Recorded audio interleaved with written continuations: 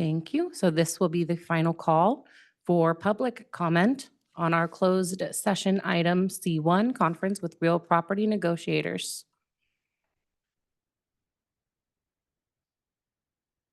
Seeing no hands for public comment on our closed session item. Mayor Combs, you may continue. All right, thank you, Clerk Heron. The City Council will now adjourn to the closed session and intends to reconvene at approximately 6 p.m. Thank you.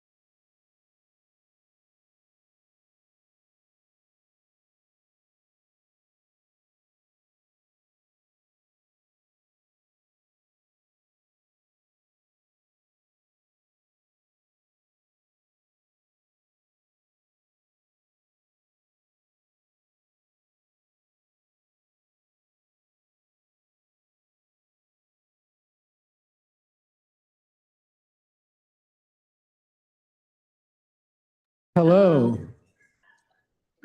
Mayor Combs, you may continue. Thank you, Clerk Karen. I'm Mayor Drew Combs, and we are reconvening the special and regular May 27th City Council meeting.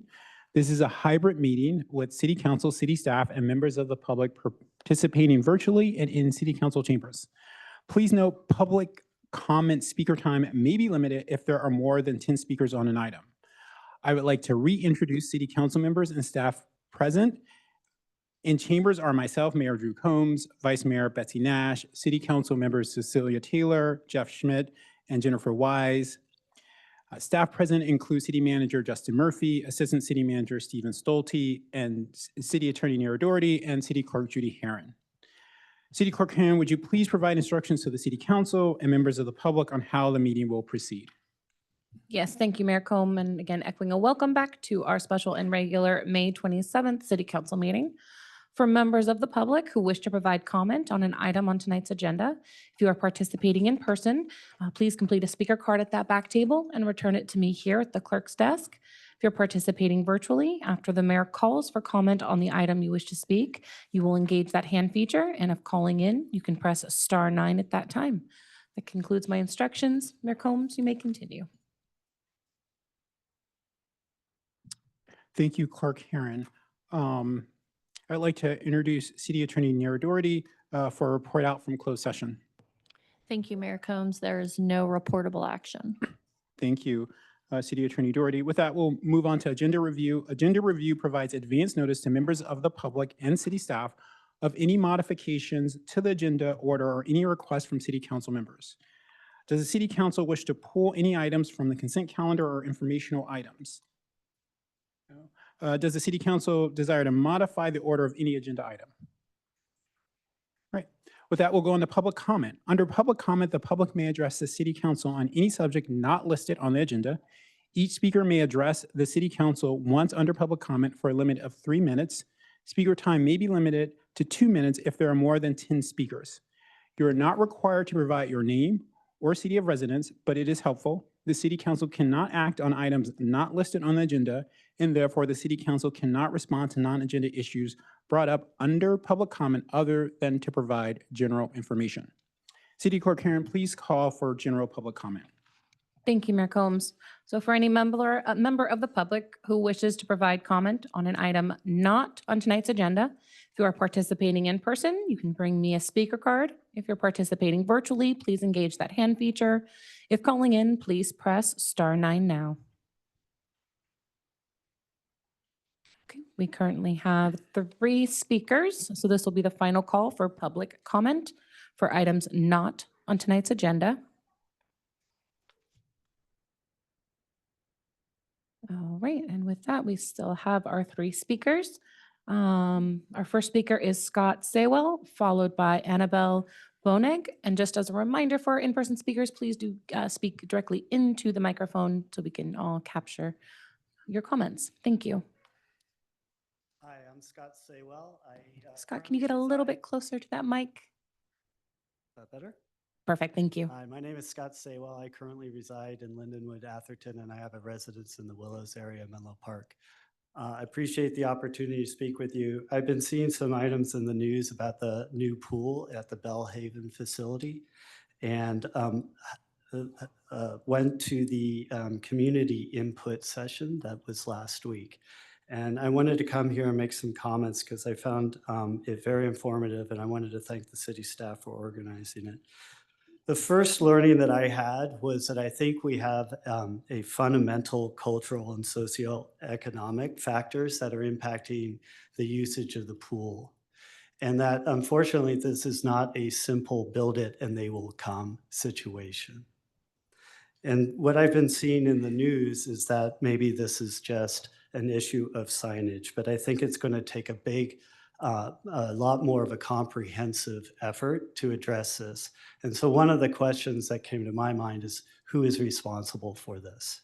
Is it the swim coach that's commuting 2 hours each way from Oakland and not taking pay from his swimmers because they can't afford it, and who's going to the different school sites and walking the neighborhood? Is it his responsibility to try and address these issues? Is it the pool operator that you've hired it? In my view, I think it's falls more to the responsibility of the city to invest in the success of the pool after you've already invested so much in just building it. The second learning that I had is that there is regarding the fundamental financial situation of the pool. Right now, there are very few users of the pool. And combined with that, so you don't have a very large volume. And then secondly, you can't raise fees because the community members over there already can afford the fees that you're charging. So this becomes a simple math problem, and there's a gap between the revenue and the expenses. And I don't think it really matters who's operating the pool. This gap is a fundamental gap that won't be overcome by any operator, even if it's the city. So the question is who's going to fill that gap? Are you going to subsidize it by users at the purchase pool? Are you going to rely on charities that are already giving tens of thousands of dollars? Or does the city need to step in and contribute to fill that gap? So in conclusion, I just want to say that I think really what I would encourage the city council to do is move away from just pointing fingers at potentially the operator or things like that. I think you've got a more fundamental issue on your hands in terms of the reasons why people aren't using the pool and the financial situation around the pool. And I think I would encourage you to really listen to the city staff about the feedback from, there was like 40 people at that community center. I know none of you had the opportunity to join, but there was some really good discussion there. And I would encourage you to listen to what the staff is bringing you to those, the notes from those sessions. Thank you. And our next speaker will be Annabella Bonig, followed by C. Latrice Taylor.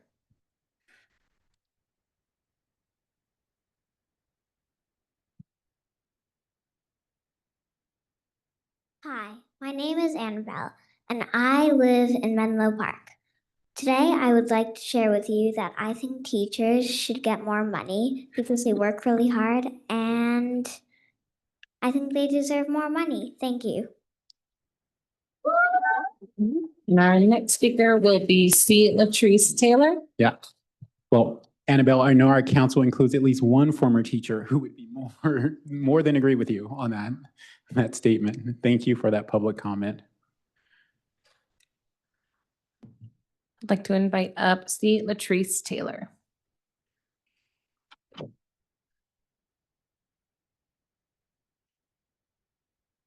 Good evening.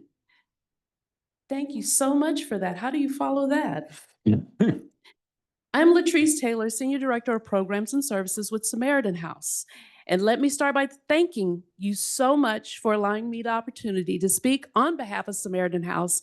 And thank you for all the support you have given us in the past. We started here in Menlo Park over 51 years ago when our founder, Dr. Cora Clemens, who first saw a need in her community. She saw the single mothers and their children were going hungry, and she started a food pantry in her home right here in Menlo Park on Terminal Avenue. From those humble beginnings, we have now flourished into an agency that with your help has served its residents all of these years. And we still provide services to Menlo Park residents such as case management, financial assistance, financial literacy. We have a kids closet, which is a store setting for kids and their parents who can shop for clothing and even get their swimsuits during the summer months, Halloween costumes, and even have a Santa's toy shop. We have shelter for the unhoused and free clinics for the uninsured, and we've come full circle with food. We now offer a drive-through food pantry in our new grocery store named for our founder, Dr. Cora Clemens Community Market. And we have even food available at our office on Fridays for anyone who needs a hot meal for themselves or anyone in their household. So how do we help in the past year? Samaritan House served 302 households of 674 residents. For healthcare, we served 154 patients at our free healthcare clinic, sheltered 10 unhoused Menlo Park residents, and diverted 70 from homelessness, and provided financial assistance for 57 households. So it seems like we've done a lot of work, but there is still so much more to do. And we know COVID hit and we thought, oh, we'll go back, everything will be fine. But there are still people coming saying that they need help. We have folks who don't have enough food, who cannot pay their rent. So what we've tried to do is be a presence in this community. We partnered with the Cummings Church. So even today, my case managers were there welcoming anyone who needed assistance. We have a promotore who's walking these streets, trying to get out information to the residents to let you know that we are here to help. We even started a LIFT program for single mothers, 15 single mothers. If they have an educational goal, we'll be providing them a stipend and case management services so they can go back to school while trying to lift their educational goals, hopefully get a better paying job, and then when this program's over, they'll be in a better position. We can't do any of this without you, without all of you.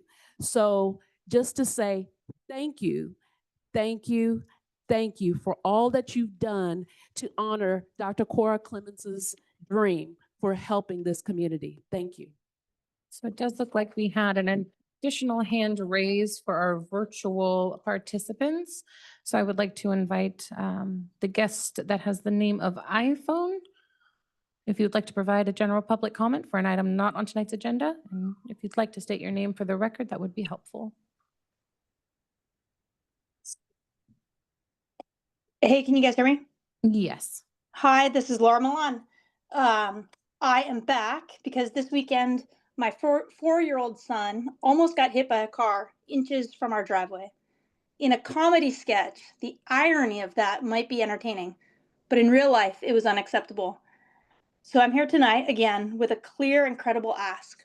Please stop blocking an in-street signage pilot that would immediately improve traffic safety for kids, bikers, and pedestrians throughout Menlo Park. In-street signs and gateway narrowing, which we're suggesting, are interventions straight out of the NACDO design guide that work by reducing the turn radius and therefore the speed of vehicles entering residential neighborhoods. Our request is aligned with the city's budget constraints, stated priorities, the Vision Zero commitments, the environmental justice element, road sign regulations, and is entirely doable at the existing staff level.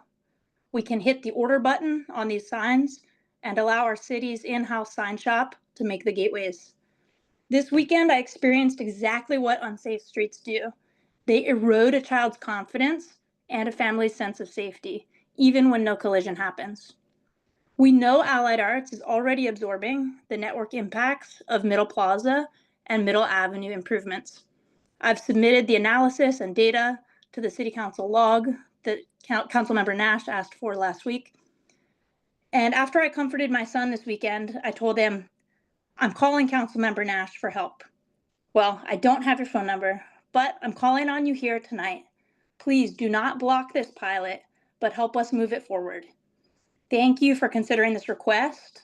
And if you need anything further from the 140 residents in Allied Arts who signed a petition begging for safety help, we are happy to contribute to making a pilot happen for Menlo Park. Appreciate the work you guys do. Okay, and that does conclude our speakers for item H. Mayor Combs, you may continue. Great, thank you, Clerk Heron. We have 3 presentations and 5 proclamations this evening. The first item is I1, proclamation for Run Club Menlo Park. Clerk Heron, can you call for public comment on this item? Yes, thank you, Mayor Combs. So for any member of the public who wishes to provide public comment on our first proclamation for Run Club Menlo Park, if you are in person, you can bring me that speaker card. If you're participating virtually, engaging that hand feature. If calling in, please press *9 now. This will be the final call for public comment on Proclamation I-1. Seeing no hands or cards, Mayor Combs, you may continue. All right, thank you, Clerk Heron. This evening, we'd like to recognize Run Club Menlo Park, a nonprofit, non-competitive running program for kids ages 7 to 14, with runners of all levels from first-time beginners to advanced level runners. For 15 seasons, Run Club has provided a safe and educational after-school athletics program that is beloved by kids, parents, and teachers alike. Coach Scott and Coach Christie create a pressure-free environment that includes running games and social emotional lessons, encouraging the kids to have fun and giving them the tools to grow as runners while also instilling lifelong skills. The value of this organization brings to the youth in our community is immeasurable and deeply appreciated. Thank you for all that you do. We'd like to invite Run Club Menlo Park founder and head coach Scott Patterson to accept this proclamation.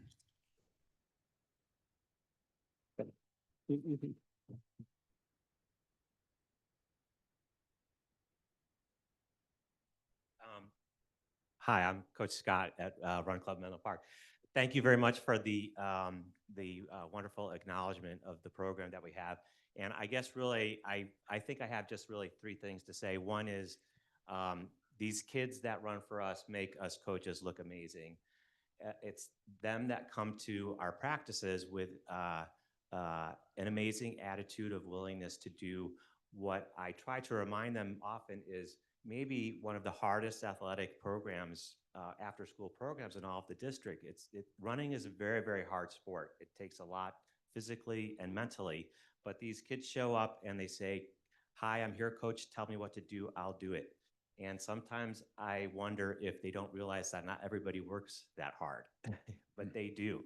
So it's a testament to also our school systems at Menlo Park, which also have a very strong social emotional foundation to foster that kind of attitude and growth in children. They come to our practice and they support each other as teammates quite encouragingly, and it's a wonderful thing to see. So we appreciate the schools providing athletes to us, student athletes to us like that. And then I just want to say Coach Christie couldn't be here today because she's traveling, but she is 70 and she just did her 6th Boston Marathon this spring, and it is quite an inspiring force on our team for these young runners. So thank you very much. Great. Yeah. Thank you, Coach Scott. Stay down. We're actually all going to come down. Can we have the runners come up and accept it with us? Runners, can you please come up and accept the award with us?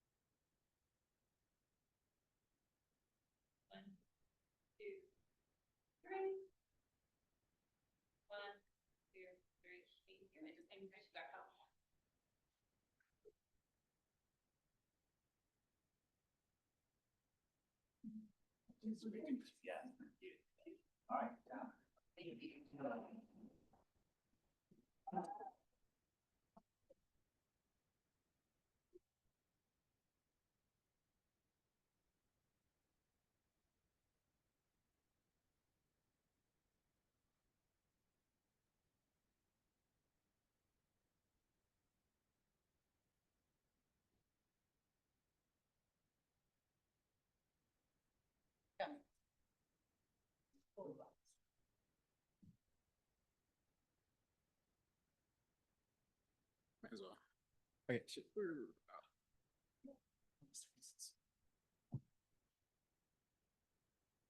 Okay, with that, we'll move on to our next item, I2, Proclamation for Schoolhouse Rock 5K. City Clerk Herron, can you please call for public comment on this item? Yes, thank you, Mayor Combs. So at this time, if any member of the public wishes to provide comment on Proclamation I2, Schoolhouse Rocks 5K, if you are in person, you can bring me that speaker card. Participating virtually, engaging that hand feature. Calling in, please press *9 now. This will be the final call for public comment on our Proclamation I2 for Schoolhouse Rocks 5K. Seeing no hands or cards, Mayor Combs, please continue. Okay, thank you, Clerk Karen. Schoolhouse 5K, started by the Menlo Park Atherton Education Foundation in 2013, is an annual fun run and festival that benefits Menlo Park students. The goal of the event is to build community through celebrating joint athletic achievement, and this year it brought together over 1,400 parents, kids, teachers, students, neighbors, volunteers, and alumni, runners and non-runners, for a fun-filled day of running, food trucks, bounce houses, karaoke, and other activities, and raised an estimated $65,000, which will benefit schools in the Menlo Park City School District. Congratulations to the Menlo Park Atherton Education Foundation and Menlo Park City School District on another successful Schoolhouse 5K. May there be many more to come.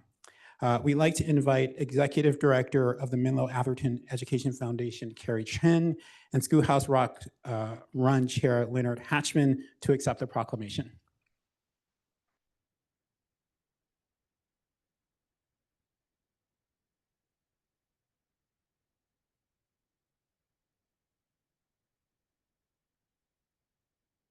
Good evening. My name is Carrie Chen. I'm the Executive Director of the Menlo Park Atherton Education Foundation, and we're just so thrilled to be here tonight. This is the largest event that the foundation puts on every year in terms of the number of people that are able to participate, and it really is all about bringing together the entire Menlo Park City School District and wider community of supporters. We work tirelessly. Our board of 65 volunteers works tirelessly all throughout the year to raise funds to donate directly back to the schools within the Menlo Park City School District. And it's so wonderful to wrap up each school year in such a celebratory fashion. And it cannot be done without the many volunteers that we have on that event day and all the planning and leadership that happens leading up to that. And so to be recognized in this way for the behind the scenes efforts that happen to make that event possible is really heartwarming. And I'm so thankful for the City of Menlo Park for inviting us here tonight for that. And just want to take a moment to recognize our amazing volunteer corps of board members and all of the other volunteers that make this event happen each year. And we really do hope that this event happens year after year after year. And with that, I will invite my co up here. Good evening. My name is Leonard Hackman. I'm a parent with kids in the Menlo Park City School District, and I am the event chair for the Schoolhouse Rocks Run for the past couple of years. Thank you so much for the honor of the proclamation. Schoolhouse Rocks Run happens once a year, but I get joy from it throughout the year because as part of the registration, every runner gets a very nice t-shirt with a very distinct logo. And kids and parents will wear it around town, and every time I see it, I get happy. They're very comfortable and warm and soft, and so we brought some for the City Council. I'll give the bag to you, Drew. You can hand out afterwards, maybe. We don't want to spend too much time, but please take a shirt, wear it with pride, and come out and join us next middle of May. Thank you.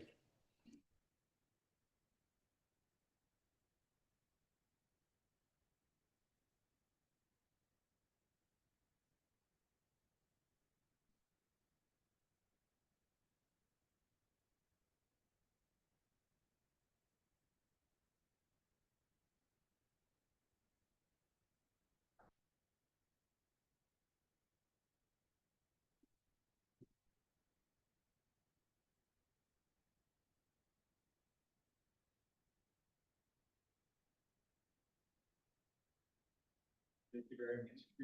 Yes, absolutely. If there's an extra.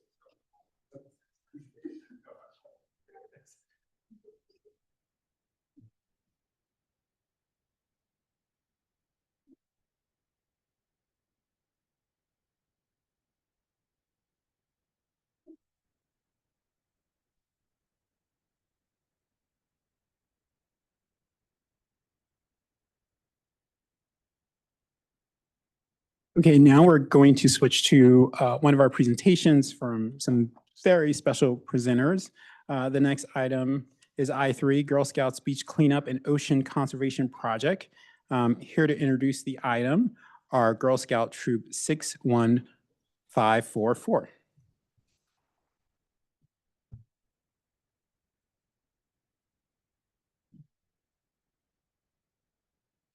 Go to the next slide, okay? Thank you. Absolutely.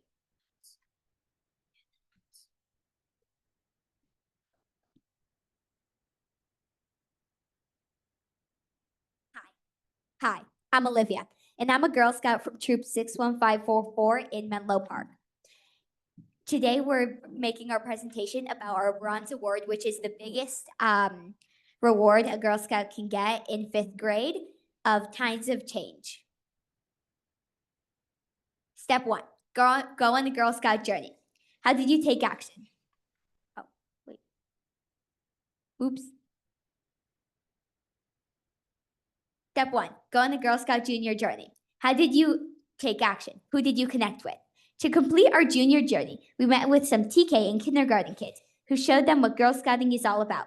We had different stations and ran multiple kinds of activities, all based on Girl Scouting, such as the law. We also worked on the Agent of Change Journey workbook. Stations. We worked on Girl Scout law bracelets, where you could unlock each color by learning the Girl Scout law. Get to know yourself worksheet. Get to know yourself on the front of Girl Scouting and fill out a fun worksheet. This is inspired off the Agent of Change workbook. Intro to Girl Scout cookie selling. We told them about change and how much money to give back, giving them some tasty treats at the end. Paper flower making. This is also a different front of learning the Girl Scout law, but in a different form. Make your own puppet. The puppets, when you are finished crafting them, they ask you questions all about Girl Scouts in different kinds of ways, shapes, or forms. And rubber band bracelets, which technically work the same as paper flower, as rubber band bracelets, but technically it's just you chat with them about their worries and doubts about Girl Scouting.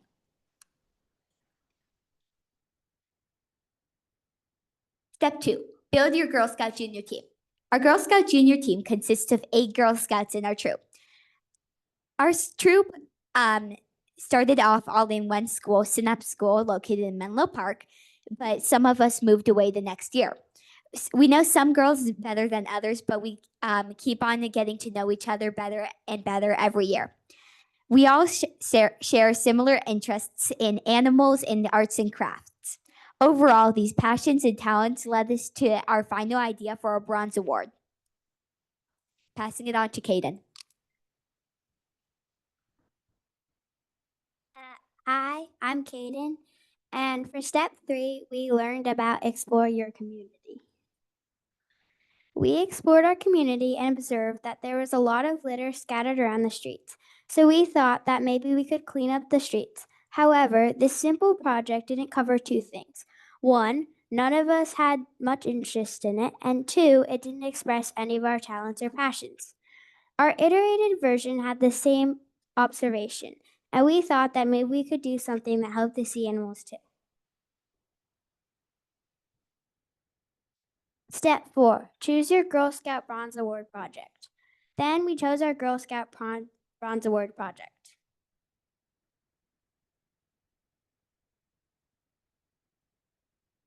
Thanks, Kaden. I'm Quinn, and I'm introducing.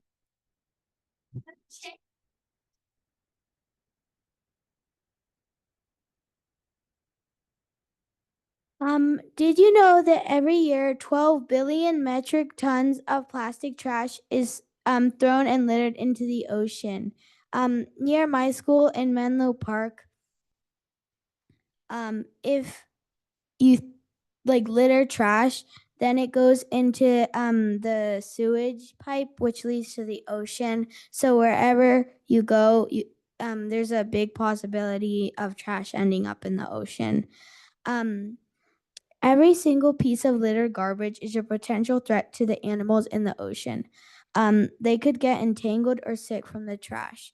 You probably heard that a lot of turtles get stuck in the bottle caps.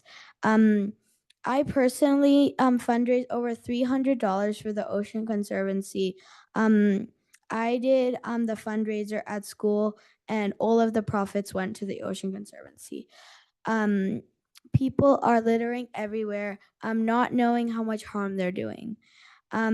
we knew that it was nearly impossible for a small troop to clean up all the trash around the world. But we thought that we could inspire the world to contribute just a little bit and pick up some trash. We instantly set our focus on helping the poor sea creatures out there, because they're in need of our help. Now passing it on to Ellie.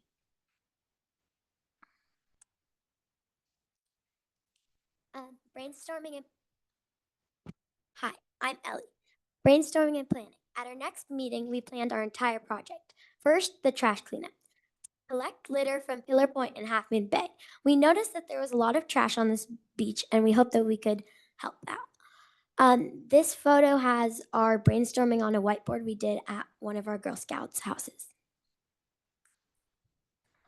Next, we decided we wanted to do a painting.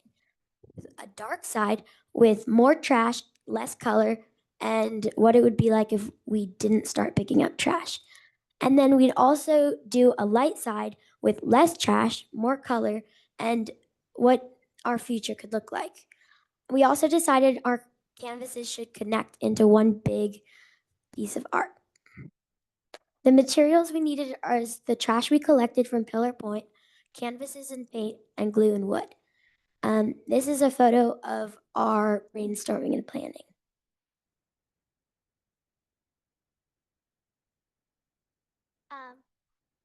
Step 5, make a plan. So the goal of our Bronze Award was to inspire people to help clean up the beaches and help save the sea creatures.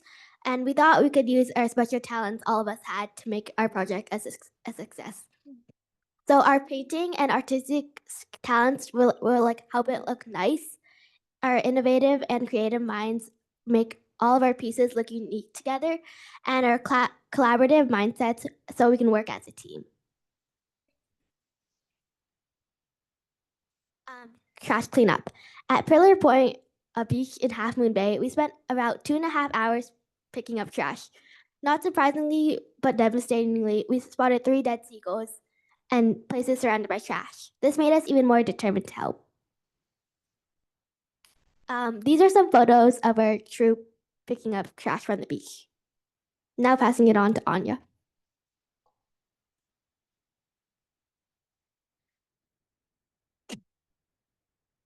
Thank you, Catherine. My name's Anya, and I'm going to be talking about the mural painting that we made at our houses. We took a few steps to paint our canvases. First, we wrote down a list of all of the trash we collected and whether we would use them in our art piece or not. On the left, you can see a list of the trash and whether we would want to use it in our piece or not. Then we glued down the trash on our canvases with a hot glue gun, and finally we painted over everything, making it look nice.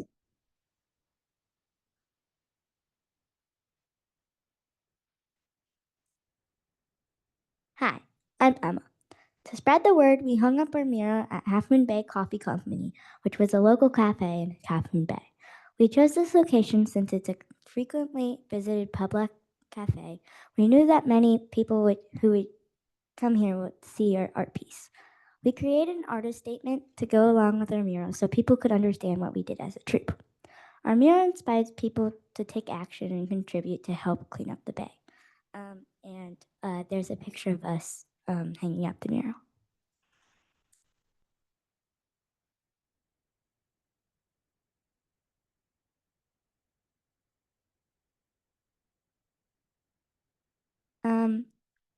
So here's more pictures of us hanging up the mural.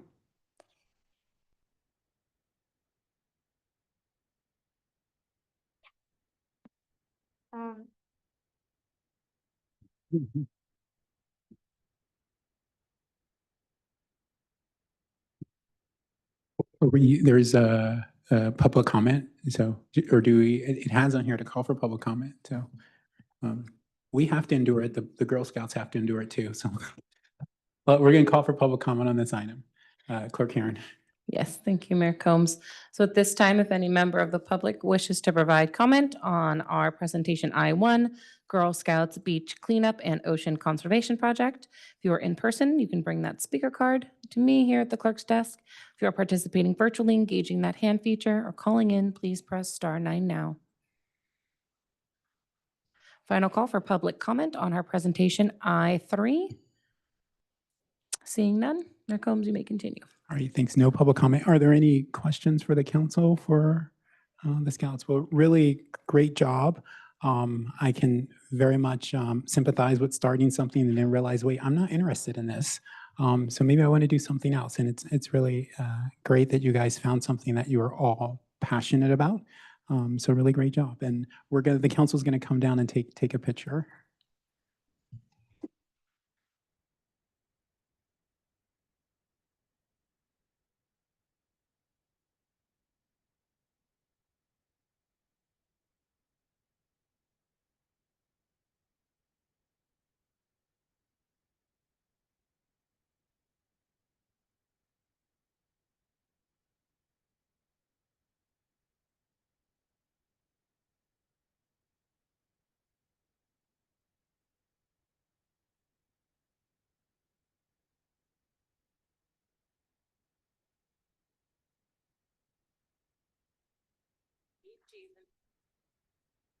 One, two, three.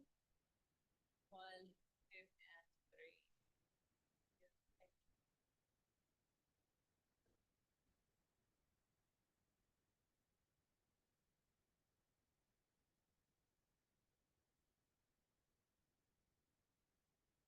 Do one of you still have the clicker? Oh, perfect. Thank you. I just couldn't see it. Thank you.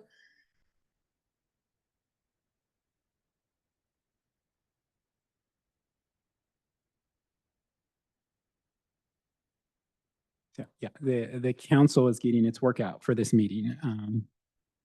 All right, with that, we'll move on to the next item, I-4, Youth Community Service Presentation. Here to introduce the item, our Youth Community Service Community Executive, Maura Oman.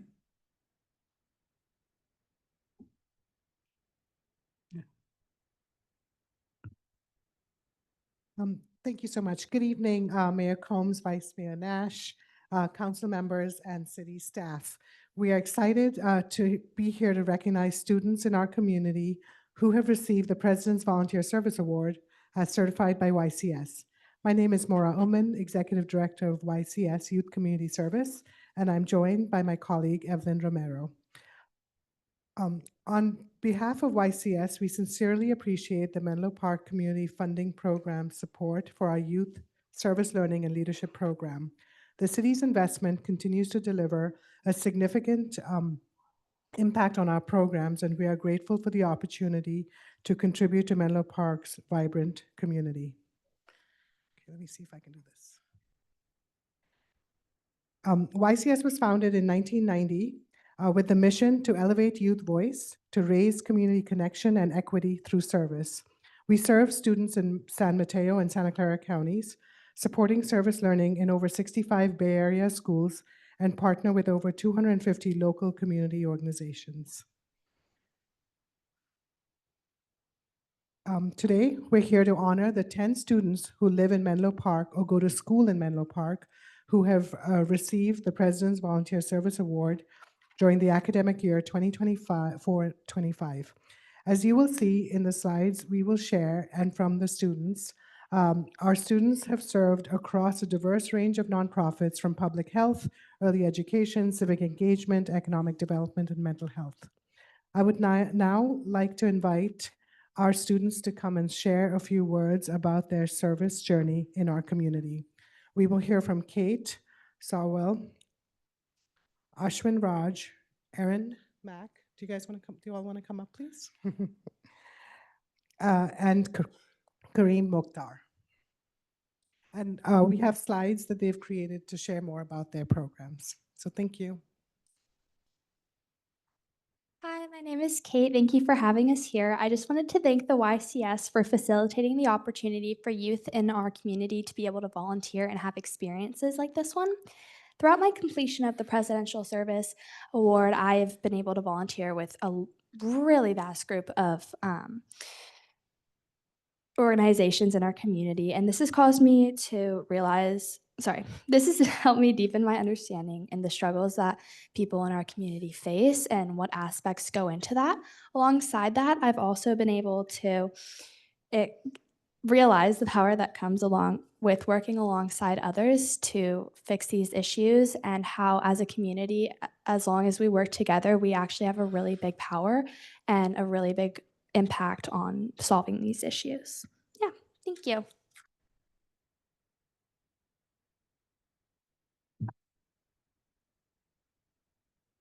Would the council mind if I turn this around to face the audience? Yeah. Okay.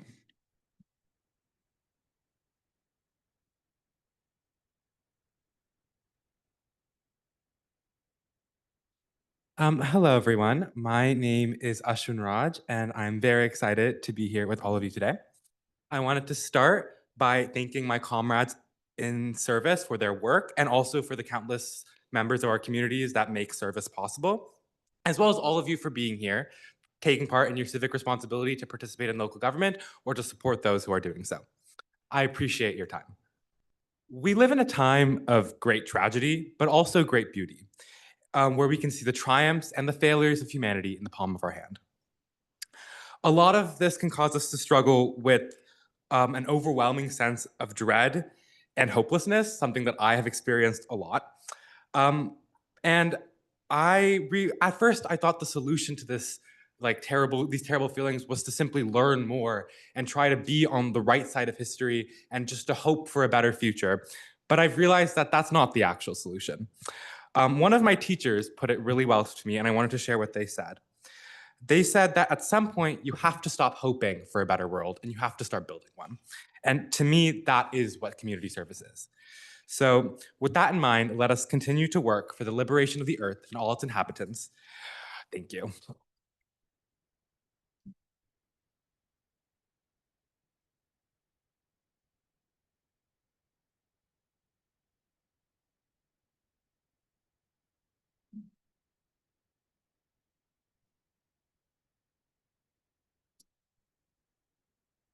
Hi, my name is Erin Mack, and I just wanted to start off by thanking you for the recognition. I first fell in love with community service in middle school when I discovered the power of helping others. There's something so special and rewarding about being there for others and contributing to making the world a better place. I believe actions, even gestures small, can make a huge impact on others' lives. And as a result, being able to make a difference through my own actions means so much to me. Cancer affects everyone. Around 1 in 5 people develop cancer in their lifetime, impacting not only them, but those surrounding them. I've been volunteering for the American Cancer Society for almost 3 years, and being able to contribute to the cause of cancer research has been really rewarding, and I am so privileged to be able to support this cause. Thank you.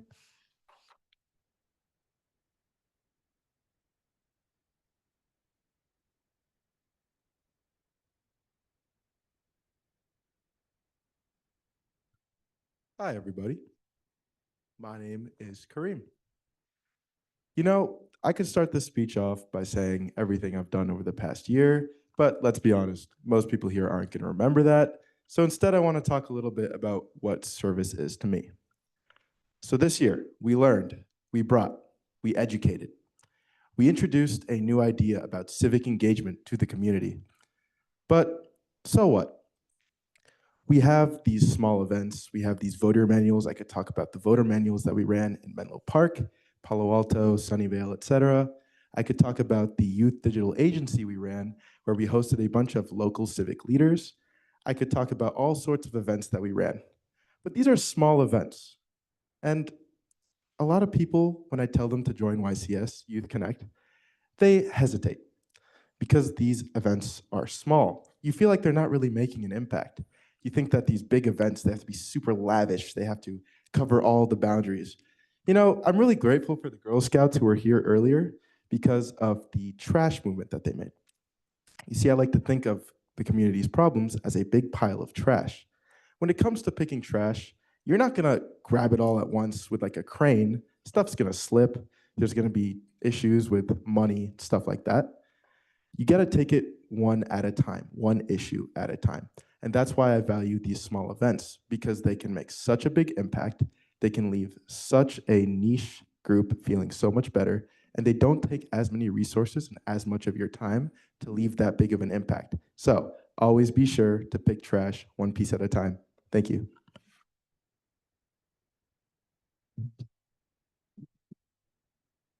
Thank you so much. That concludes our presentation. Thank you. I know your schedules are super busy, but we so appreciate that you took the time to listen to the youth today. Thank you. No, thank you very much for the presentations. Do you want to call for public comment? Thank you, Mayor Combs. So at this time, if any member of the public wishes to provide comment on item I4, a presentation on youth community service, if you are in person, you can bring that speaker card up to me here at the clerk's desk. If you're participating virtually, engaging that hand feature or calling in, please press *9 now. Okay, looks like we have one speaker on this item. All right. So this is the final call for public comment on item I4. All right, and we do have one speaker. That will be Pam Jones.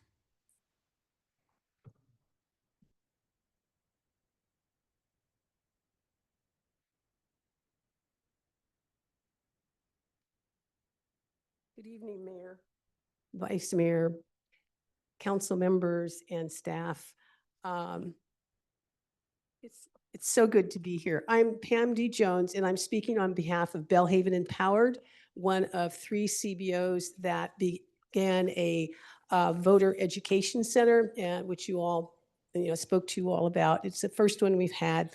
I had met Maura at a voter education and outreach committee with San Mateo County.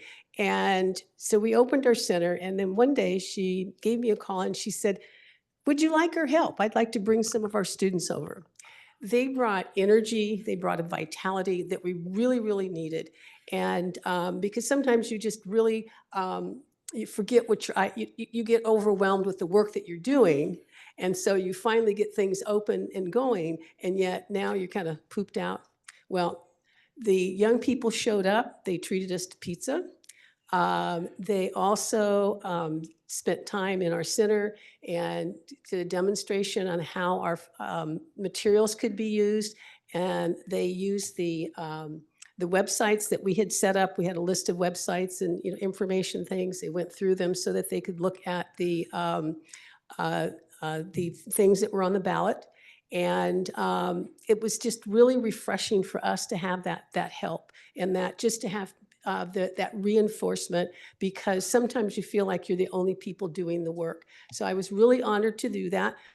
More may have forgotten, but we are going to be working with the League of Women Voters, and we're going to be doing community education around civics engagement, and also our responsibility as residents and citizens of what we're supposed to be doing. So I'm just really wanted to tell you how excited I am for having worked with her and for knowing her, and how it really bettered our organization and the community of Belhaven, the neighborhood of Belhaven. Thank you. That concludes our speakers on this item. That concludes our speakers on this item. If you'd like to come down, we can take a photo. We've also got certificates. Okay. Thank you.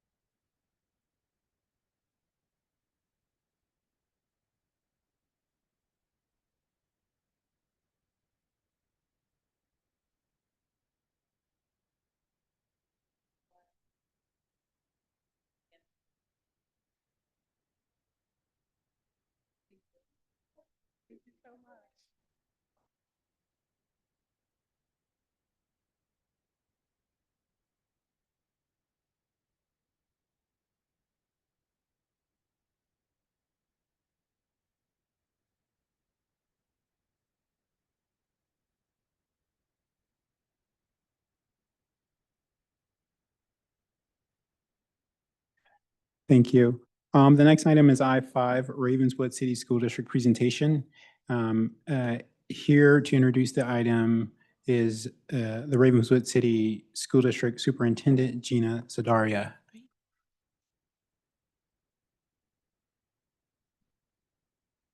Good evening, Mayor Combs, Vice Mayor Nash, and council members. I'm excited to be with you again this evening to share an update on the Ravenswood Promise Community Action Plan. As I promised during the last visit late winter when speaking from the floor, and I really appreciate having the opportunity to share our final product and our roadmap to success. This plan represents so much more than just the words on paper. It's a powerful example of what's possible when the extended community comes together, when we listen deeply, look at the data with clear eyes, and commit to taking bold collective action. As we walk through this plan together, I hope it sparks even more energy around our shared investment in youth and inspires us to keep building a stronger partnership with each other and the greater community. Because when we support strong, equitable schools, we're not just helping students. I know you all believe we're building a stronger, more vibrant community at large for everyone. So before we dive in, I just want to give a quick overview of what we'll be covering. This slide outlines the key topics I'll cover. We'll explore the Ravenswood Promise Action Plan by looking at a brief recap of the Ravenswood Promise, what it is, how it came to be, and the vision behind it. Then I'll share what the Community Action Plan actually is, its purpose, what it includes, and how we're using it to drive change. And then finally, I'll talk about how we're putting this plan into action and what's next as we continue to move forward together. And this will give you a full picture of where we've been, where we're going, and how this work connects to our shared goals for the broader community. So over the last 18 months, our entire community has come together to define the Ravenswood Promise. Over 1,000 students, families, educators, and community leaders have contributed to this effort through surveys, interviews, focus groups, working sessions, and our Parent Leadership Academy. And together, we defined the learner profile last spring. And this is our shared vision of what we want to be true for students when they leave Ravenswood schools.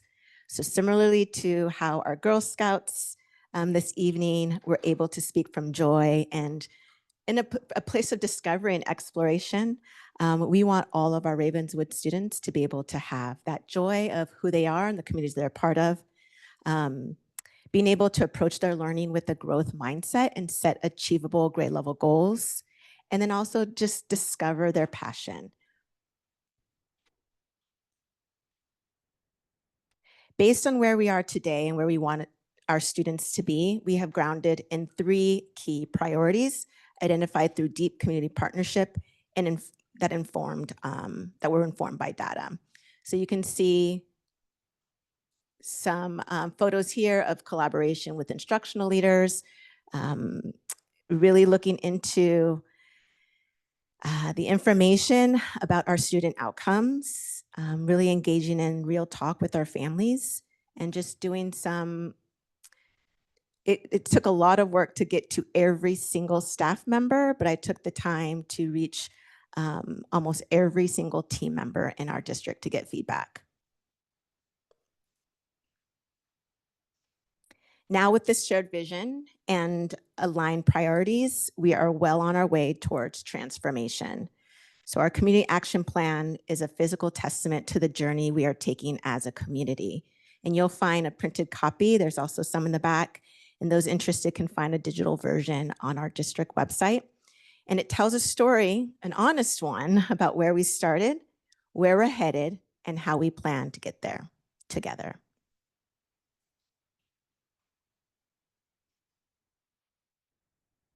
So our journey so far has taken place over 5 phases. A little delay with the click. So the first is we had to reckon with the reality that our students are not where we want them to be. And I take pride in the fact that our community wrestled with that for some time and are dealing with the fact that we cause learning. Data outcomes, student outcomes just don't happen in Ravenswood. We create those outcomes.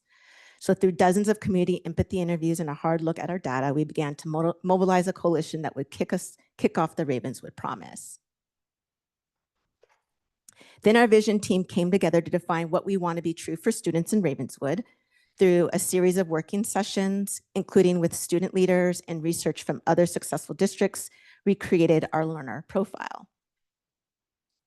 From there, we narrowed in on our 3 priorities by doing promise walks at our schools, doing root cause analysis of our data, and gathering even more community input. And to make our vision into something concrete, we then created the roadmap for our transformation with specific and measurable goals for each of our priorities.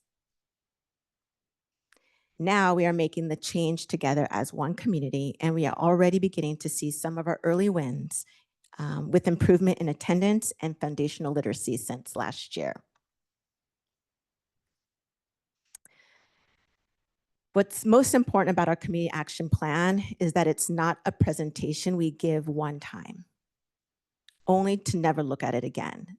It will be, in some ways, well, it is some ways an artifact of the past with photos, quotes, data snapshots from our work so far, but it is a living document that will continue to reference and refine in the future. And let me see here. An example of this is here where we have a roadmap that shows the goals across each of our 3 priorities. Working backwards from our envisioned promise, where we want our students to be ready for high school, have an overall positive experience, and have exceptional leaders. So working backwards from our envisioned promise, our action teams have set 10-year, 3-year, and 1-year goals. And these represent the collective work of our district's home office and school leaders, as well as community members who joined our public working sessions. And these are all based on evidence and best practices and benchmarks from districts like ours that have made growth in student outcomes. As I've shared before, dreams don't come true by accident. And I just heard it from Ashwin Raj, who just shared before us during the YCS presentation, that we can't just hope for a better future, we have to take action. And so that's why in order to achieve our goals for school year 25-26, we have already begun taking action and tracking key results this school year. And so, for example, to make growth on grade level proficiency in reading across let me start over. For example, to make growth on grade level proficiency in reading across all of our students, we are focusing on curriculum adoption and student mastery of foundational literacy skills. So we are, even more in layman terms, ensuring that our new curriculum based on the science of reading is being implemented with integrity. And then we are also ensuring consistent progress monitoring of students mastering their tests in our reading intervention programs.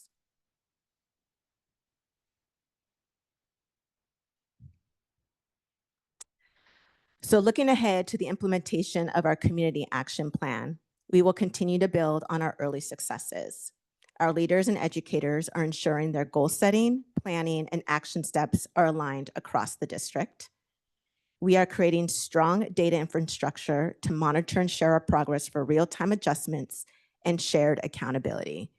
And I want to stay here for one more second in regards to how important it is that we are transparent with our academic outcomes, meaning our key results will be illustrated on our website to hold ourselves accountable and to ensure that as a community, we are reaching our goals together. And so not only are we going to have our key results posted and publicized, but things like our year at a glance, where all of our families will be able to know what unit or what topic our teachers are covering during a period of time. So we can be as public and transparent as possible about expectations that we have for our students, for our families and our educators to work together and ensure the rigorous standards that should be covered throughout the year are addressed. And if there's questions, our families should know and be equipped to be able to support their child's education. And we equip them with the questions that they can ask their educators. There's no surprise to educators about what our families may be asking and inquiring about. So when we have pre-assessments, beginning of the year, middle of the year, end of the year assessments, and those go home to families, families will be educated about where their children should be in comparison. And educators are going to be prepared to explain where their child and how their child is performing.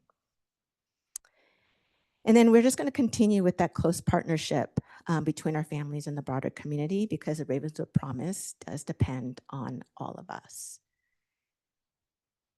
And what comes next? Well, we did have our release party of our community action plan, but now it's getting down to work. So we invite the Belhaven Menlo Park community to join us during our Ravenswood Promise Walks. And the Promise Walks is one way of seeing how well we are delivering on our promise. So together we can observe and discuss the strengths and opportunities in the Ravenswood classroom so we can continue to improve student experience. And this is just another example of how transparent we want to be and how much we value collective efficacy to elevate the school programs in our community. And we hope you join us. And the first Promise Walk is the week of October 27th. Then we have the week of February 9th and the week of April 27th. And thank you.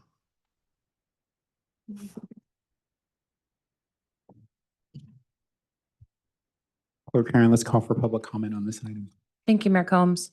So at this time, if any member of the public wishes to provide comment on our presentation I-5, Ravenswood City School District, if you are in person, you can complete a speaker card, bring that to me here at the clerk's desk. If you're participating virtually, engaging that hand feature, calling in, please press *9 now. Right, looks like we currently have one speaker, so this will be the final call for public comment on item I-5. All right, we'd like to invite up Maura Uman. Good evening. I wanted to just briefly say thank you so much to Superintendent Sudaria for her support for the importance of service at Ravenswood. We are grateful to be part of the Promise, and YCS also works with the Ravenswood City School District. In fact, 35 years ago in 1990, YCS was set up as a partnership between Ravenswood City School District, PAUSD, and the two cities of East Palo Alto and Palo Alto.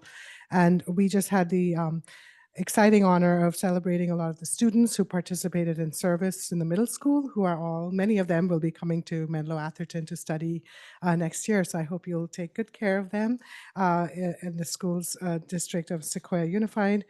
And I wanted to say that it was instrumental that the students in the leadership club and the service club and the boys and girls club all came together, worked with over 20 organizations to work on citywide events like the Cesar Chavez Day of Service, the Dr. Martin Luther King Jr. Day of Service. They put together a wellness fair, and they will also be organizing an event this Saturday that I hope everyone will come to as well, honoring Mama D, who was one of our wonderful, beloved community leaders who passed away last year.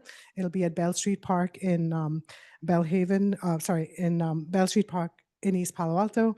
And the event's on Saturday from 12 to 8 p.m. There'll be food, there'll be music, we'll be celebrating her life, and a lot of the Ravenswood City School District students will be helping make it possible as volunteering in the event and leading the event. So thank you. All right, seeing no further hands or cards, Mayor Combs, you may continue. Great, thank you, Clerk Heron. Thank you for the public comment and Superintendent. Thank you very much for the presentation. Are there any comments or questions for the Superintendent? Councilmember Taylor. Thank you, Mayor Combs, and thank you, Superintendent Sandaria, for the presentation, all the great information. And I have one question, one comment. The Promise Walk on October 27th, does that start at all the schools or is it specific schools? Yeah, so that week we'll be able to have the opportunity for the Promise Walks to take place at all 4 schools. Typically what we've done is 2 schools on Monday and 2 schools on Thursday. The schedule is still to be determined, but usually it's been Cesar Chavez and Belhaven on Monday, and then Costaño School of the Arts and Los Robles Ronald McNair Spanish Dual Immersion on Thursday. And do you need to sign up in advance or is it anyone shows up can Yes, participate? so thank you for that question. We typically have availability to sign up on the website, and we do send out notification electronically and by flyer. But we're also exploring how else to get the word out. Thank you. And I just have a question and maybe a comment. And that is, you stated earlier about the community action plan being a working document. So I'm not sure where this may live in the document under how we will use our community action plan, but an opportunity to actually make sure that the Belhaven community has representation on the school board. So something around civic engagement and also outreach. Yes, and actually I know, 3 trustees' term end in 2026. So anybody out there in the Belhaven community who is interested in serving on our board and helping us bring to life our Ravenswood Promise and help us actualize our learner profile, please consider joining our school board or running for our school board. There's also ample opportunity throughout the year, and we'll try to get the word out for anybody in the Belhaven community to participate in these community events, whether it was in the past, it was being on the vision planning team to just get this launched, to all the other community events like the learner profile and being part of the Promise Walk. So, but yes, 3 terms are coming up at the end of 2026, and we'll get the word out. Thank you. Thank you. Councilmember Schmidt. I just want to echo the appreciation of coming and sharing this, and also say thank you for your personal leadership to make this happen. It really is best practice, and it's incredibly robust. I don't think I've seen this level of community engagement between a school and residents. So it's really pretty amazing, the outcome. I'm mostly just curious, from start to finish, what was the most challenging part to get this in the shape that it is now? I mean, what would you characterize as the big one? A challenge for any district is to narrow your focus and determine what are going to be your key priorities. And so we worked with our leadership, we worked with families, we even spoke with students.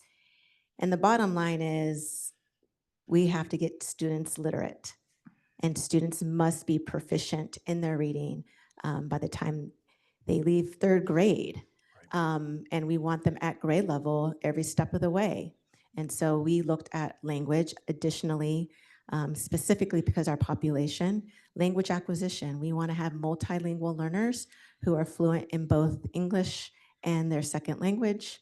And so that has also been a priority. I would say the most challenging thing was to narrow down what we want to get really good at.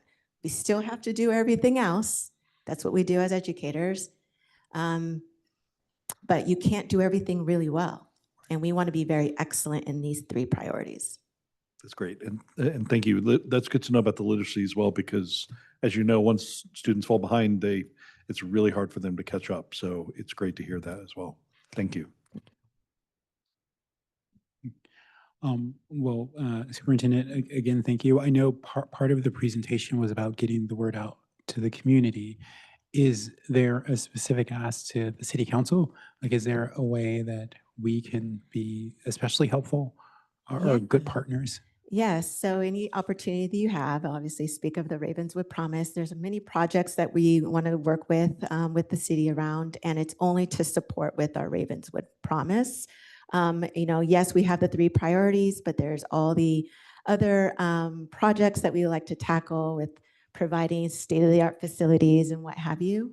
As we continue to work through improving our academic outcomes, we want to ensure that our facilities match and vice versa.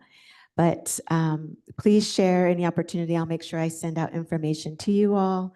If you can forward that to your constituents and the community at large, that we'd be really grateful. And especially Mayor Combs and Councilmember Taylor, as we work closely together in projects. Right. Well, thank you very much. Thank you. Thank you for the time.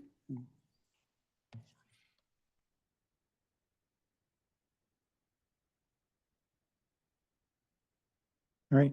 Our next item is I-6, Recognizing Affordable Housing Month.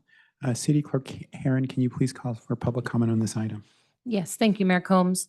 So at this time, if any member of the public wishes to provide comment on our Proclamation I-6, Affordable Housing Month, if you are in person, you can complete a speaker card, return that to me here at the clerk's desk. If you are participating remotely, engaging that hand feature, calling in, please press *9 now. Final call for public comment on our Proclamation I-6, Affordable Housing Month. Seeing no hands or cards, Mayor Combs, you may continue. All right, thank you, Clerk Heron. May is Affordable Housing Month, a time to acknowledge that all people should have access to safe, healthy, and affordable homes. At this time, housing affordability in San Mateo County and the Greater Bay Area is a critical issue that requires creative, multifaceted, and intersectional solutions.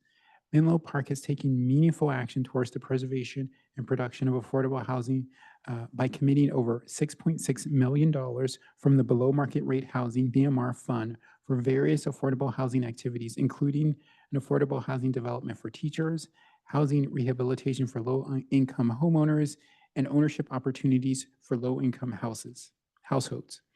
In addition, Menlo Park is dedicated to advancing key programs in the housing element and environmental justice element related to housing affordability, accessibility, and availability. Thank you to staff and to our partner organizations who work hard every day to create housing, protect housing, and implement anti-displacement strategies that ensure community members can stay in their homes and neighborhoods. We would like to invite Habitat for Humanity Greater San Francisco Vice President of Home Preservation, Pam Dorr, to accept the proclamation.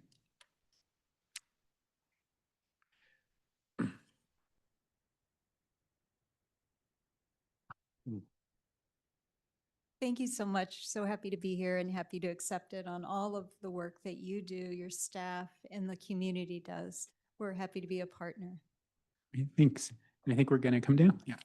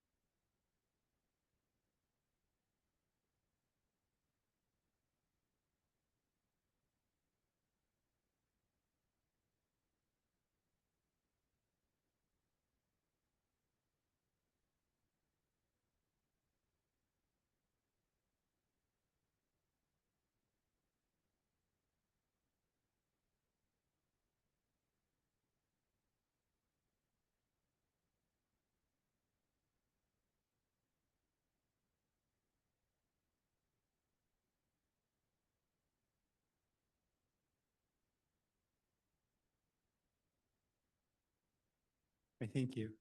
The next item is Proclamation I-7, Recognizing Asian American Pacific Islander Heritage Month.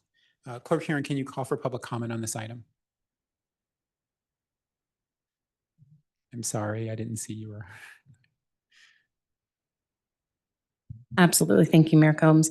So at this time, any member of the public wishing to provide comment on our proclamation I-7 for Asian American Pacific Islander Heritage Month. If you are in person, you can complete a speaker card, return that to me here at the clerk's desk. Participating virtually, engaging that hand feature. Calling in, please press *9 now. This will be the final call for public comment on Proclamation I-7.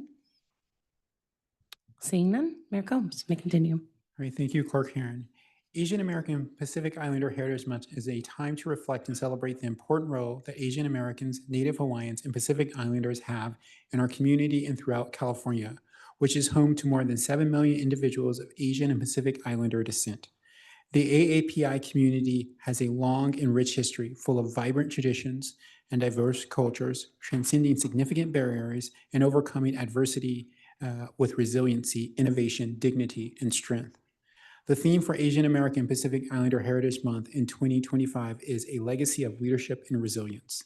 This theme acknowledges the contributions of AAPI leaders throughout history and their ability to navigate challenges and build a foundation for future generations. We would like to invite San Mateo County Asian American and Pacific Islander Alliance member Kimberly Wu and San Mateo API Caucus Board members Bill Chang and Wayne Lee to accept the proclamation.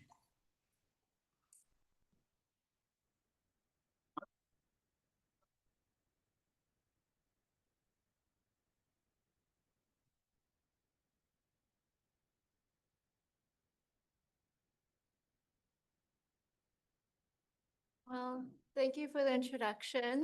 Hi, I'm Kimberly Wu, Good evening, I'm Talavo Omavai.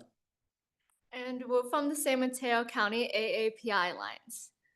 Thank you so much to Menlo Park for this wonderful honor for San Mateo County AAPI Alliance to accept the proclamation that recognizes May as Asian American and Pacific Islander Heritage Month. Hello, everyone. As I said before, I'm Kimberly Wu, and I serve as the membership co-chair for the Alliance along with Bo. But most importantly, I'm a proud Chinese-Filipina daughter of immigrants who have worked so hard for my success and happiness, and who are also here with me today. Love you, Mom and Dad. I'm beyond grateful to stand before you today to accept this honor on behalf of our organization. So deeply grateful that it might be hard for me to express in 2 words, but here's my humble attempt. Growing up, I never felt like I belonged, as my Asian stories were always told in our history textbooks in the singular context of exclusion. Around me, I saw us reduced to the punchline of the nerdy Asian stereotype or portrayed as the socially awkward, weak victims of an overly strict upbringing. And in a county that's over 1/3 AAPI, those who look like me were never in positions of power.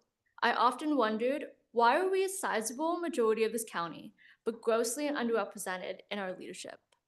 All these situations ultimately convinced me that I could never be a leader. But education and ethnic studies changed everything. It shattered the myth that our communities were passive, that we simply endured injustice in silence. I discovered that actually our ancestors were fierce, unapologetic leaders who raised their voices, organized with courage, and fought back against oppression, all while celebrating joy, resilience, and love. Our families have stared down corruption, risked everything to flee war and persecution, and stood arm in arm with Black organizers to demand justice and to protest police brutality. They were not just survivors of history. They were the authors of change, rooted in solidarity and resistance. And we continue this legacy today. I'm deeply inspired to be part of the same generation as passionate youth leaders like Uma Krishnan, whose intelligence and courage led her to reclaim political power for our 1/3 community through grassroots organizing and advocacy. She co-founded the San Mateo County AAPI Alliance alongside James Coleman, the city of South San Francisco's youngest and first openly LGBTQ+ council member, and whose environmental justice work is both well-researched and beyond impactful. I'm also equally moved by the leadership of Talavo Amavea, who brings over a decade of experience in civic engagement, nonprofit operations, and Pacific Islander advocacy, founding multiple organizations, including one of the first Pacific Islander democratic clubs in the nation. Powerful youth leaders like them have carried the lessons of our ancestors to pave the way for organizers like me to lead and be here today. And we are not the beginning nor the end, but rather a chapter in the ongoing story of intergenerational justice and equity. We are deeply grateful to cities like Menlo Park that go beyond symbolic recognition to stand in true solidarity with their communities, creating spaces that uplift our voices and translate our power into lasting policy and action. We look forward to deepening this partnership grounded in collective power, community care, and a shared vision for justice. Because when we organize together, we are not only stronger, but unstoppable in our fight for lasting change. Thank you to the City of Menlo Park for this meaningful proclamation, recognizing May as AAPI Heritage Month, and for the tremendous honor of allowing the San Mateo County AAPI Alliance to accept this recognition on behalf of our communities. May it serve not only as a celebration of our cultures and our histories, but also as a call to action, to organize, to advocate, and to build a future where our AAPI communities thrive. I'll pass it along to my co-membership chair. I'll make it quick. I think someone had mentioned Mama Dide. She is one of the first original organizers in the Pacific Islander community here in San Mateo County. And I am a product of the work that she's done and the organizing that she's done throughout the years. So I hope to carry on that work in the work that I get to do here with the Alliance. And I'd like to thank the council for honoring our AA and HPI community for this month. And we are more than honored to be here to accept this recognition. So thank you again.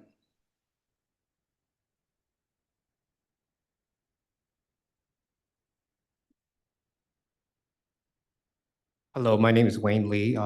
Currently a trustee at the San Mateo Community College District, and my colleague here, Bill Chang, who was staff for Adrian Tissier, former supervisor. And should I tell him where you work at now? It's not a bad word, but he's doing his best to represent Pacific Gas and Electric. And by the way, our colleges, we're reached out to Ravenswood, and we want to help. We know that we need to backfill. We're one of the few community colleges that actually has a lot of resources and guaranteed resources. So we're looking forward to helping Ravenswood succeed, as well as East Palo Alto. So, but let me just thank you for this opportunity and just recognize the amazing community you have here. Being a former mayor and council member, I can see the love and the attention that you all put into your city and how you make it a special place. And thank you for this proclamation, because what it says is that you appreciate differences. It's not like we have to appreciate the same thing, but this city appreciates differences and celebrates that. Now it's like a rope. A rope's only as strong as when they're threaded together, right? So the more threads you have, the stronger the rope. So the more cultures, the more diversity, the more ideas that come out of the different communities makes us a stronger community. So I think that Menlo Park is special in that way, and I really appreciate that. And so in that light, I represent, Bill and I represent the San Mateo County API Caucus, Asian Pacific Islander Caucus. It's made up of it's a nonpartisan group made of mayors and council members and elected officials and civic and businesses who are dedicated to promoting policies and also educating the public of being together, of working together, and recognizing that we all have a different culture. Now, the Asian culture, people haven't really thought about this, but all the way from California, I would say, all the way to India, that's the API, that's a huge group of people, and they're not the same. They all have different languages, 150 languages, And even in Chinese, there's like 20-something different languages in China. Did you know that? You know how many different cultures there are in China? I mean, just the fact that we are all different. We just have to recognize the fact that we as Americans, and which is really funny because Asians, when I go back to, they don't consider me Chinese. They consider me American. And here they don't consider me American. They think I'm Chinese. So, we're kind of stuck in a hard place. So, but I'm actually born on an Army base, so I'm Army issue. So. Anyway, again, thank you, and thank you for this lovely presentation. And I really appreciate and honor and I just can't thank and appreciate your community here.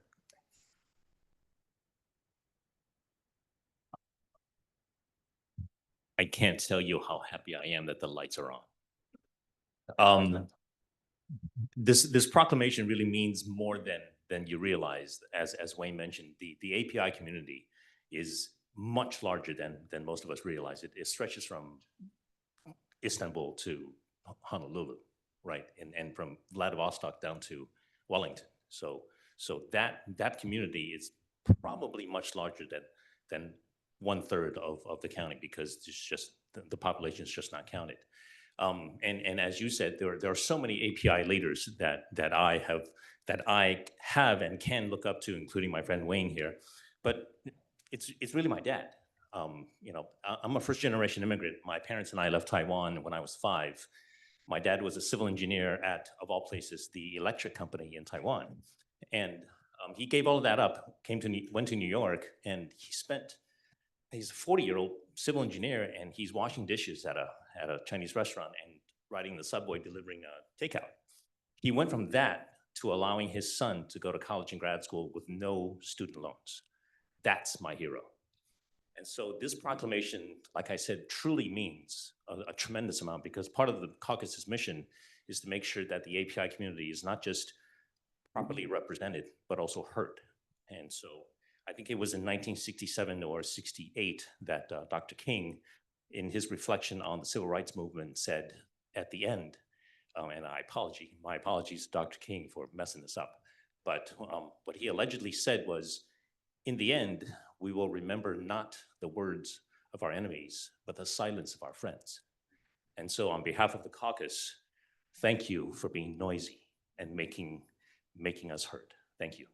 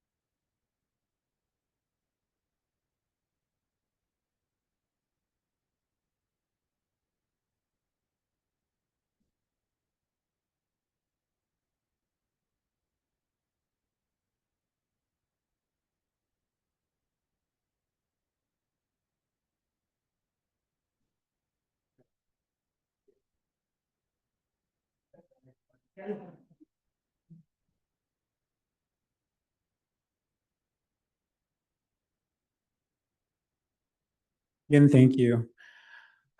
The next proclamation is our final proclamation this evening, I-6, recognizing Jewish American Heritage Month. City Clerk Karen, can you please call for public comment on this item?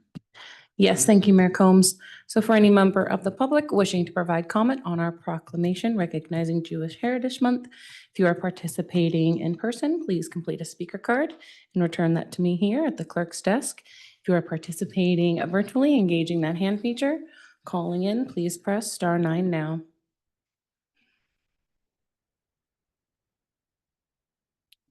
All right, this will be the final call for public comment on our proclamation, I-8. Seeing no hands or cards, Mayor Combs, you may continue. All right, thank you, Clerk Karen. Jewish American Heritage Month highlights the lived and historical experiences of Jewish Americans, who represent approximately 2% of the adult population in the United States and 0.2% of the population worldwide. This May, as we observe Jewish American Heritage Month, we recognize the deep contribution and diverse experiences of Jewish Americans throughout U.S. history. In the U.S., Jewish Americans have played vital roles in civil rights, science, literature, public services, and more, often overcoming systematic anti-Semitism and social challenges. With this proclamation, we celebrate the rich and complex identity Jewish Americans shaped by faith, culture, and history and resilience. And we acknowledge that this year, this proclamation is especially sobering given recent events in our nation's capital. We would like to invite Jewish Silicon Valley Board Member Chair Ruth Fleischer and Jewish Silicon Valley CEO Daniel Klein to accept the proclamation.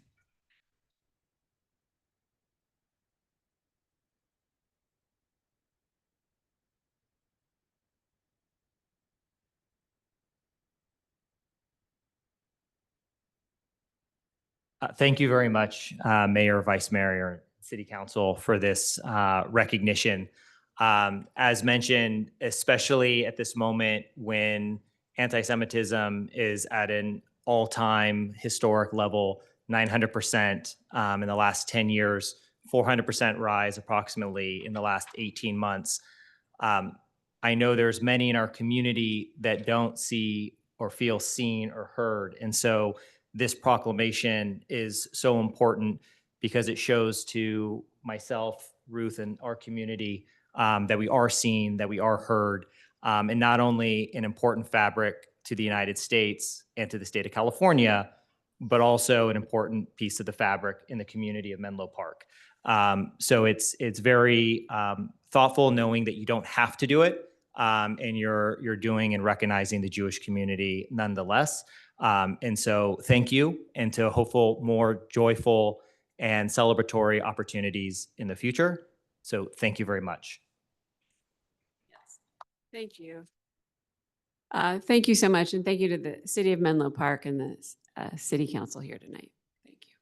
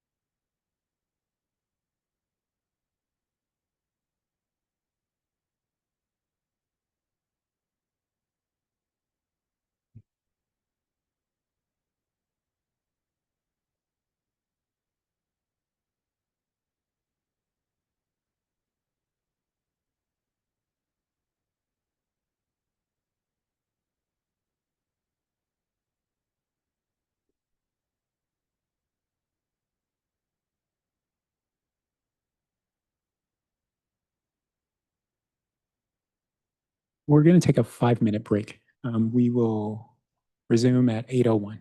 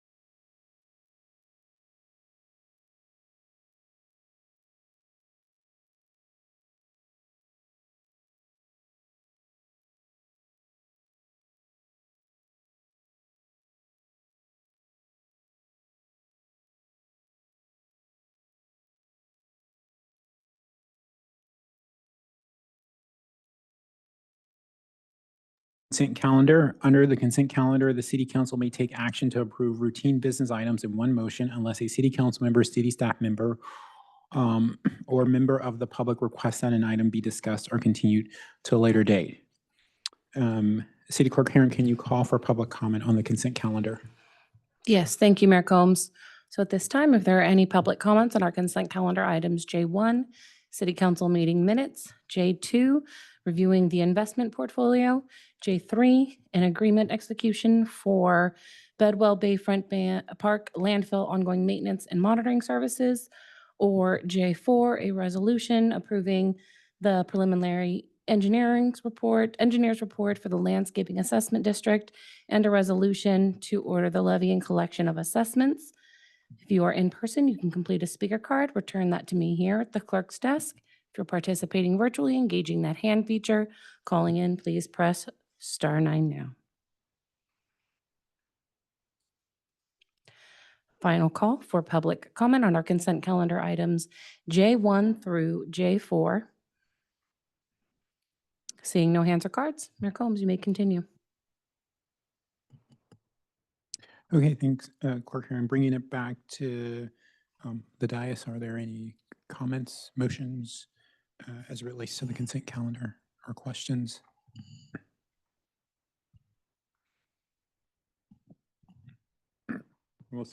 Councilmember Taylor. Motion to approve the consent calendar. Second. Thank you. So I have a motion on the floor by City Council Member Taylor and a second by Vice Mayor Nash to approve the consent calendar. Any further City Council question or discussion?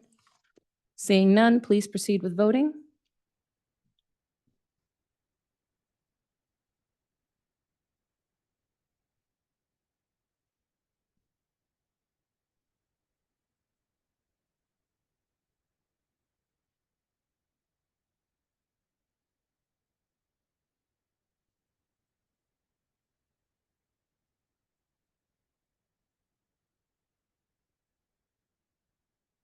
Thank you. And the motion passes unanimously. Great, thank you, Clerk Herron.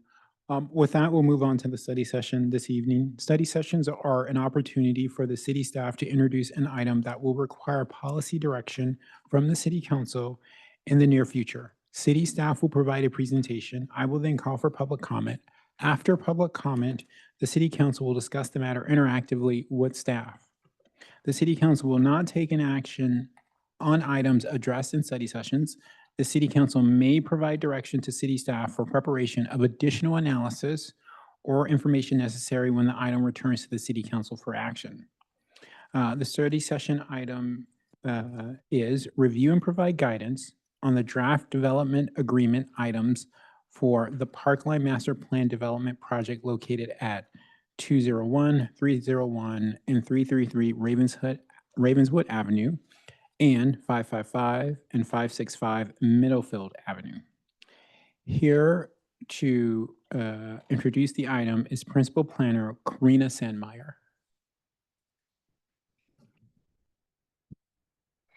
Good evening, Mayor Combs and council members. I'm Karina Sandmeyer, Principal Planner with the Community Development Department.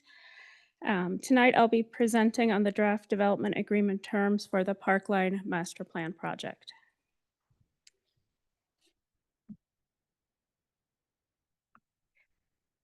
So tonight we have a study session on the draft development agreement, or DA, terms. A DA establishes vested rights to develop in exchange for community benefit. Staff requests feedback on several items.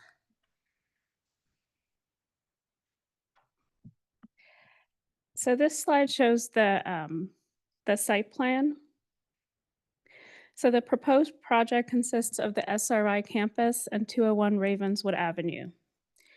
The project site is generally bound by Ravenswood Avenue to the north, Laurel Street to the west, Middlefield Road to the east, and Seminary Drive, Burgess Drive, and the USGS campus to the south. The proposed project consists of up to 800 dwelling units, and those are shown in yellow on the site plan.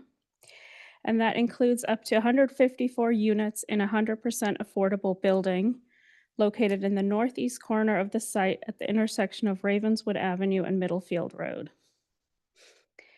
The residential also includes two 300-unit multifamily buildings, and those are located along Laurel Street and Ravenswood Avenue.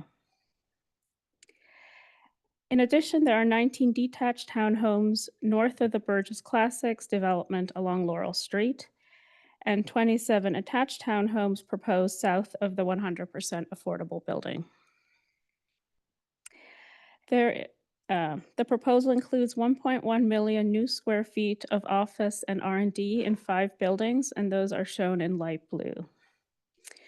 3 existing buildings would remain for SRI's continued operations, and those are shown in dark blue. No net new office or R&D square footage is proposed.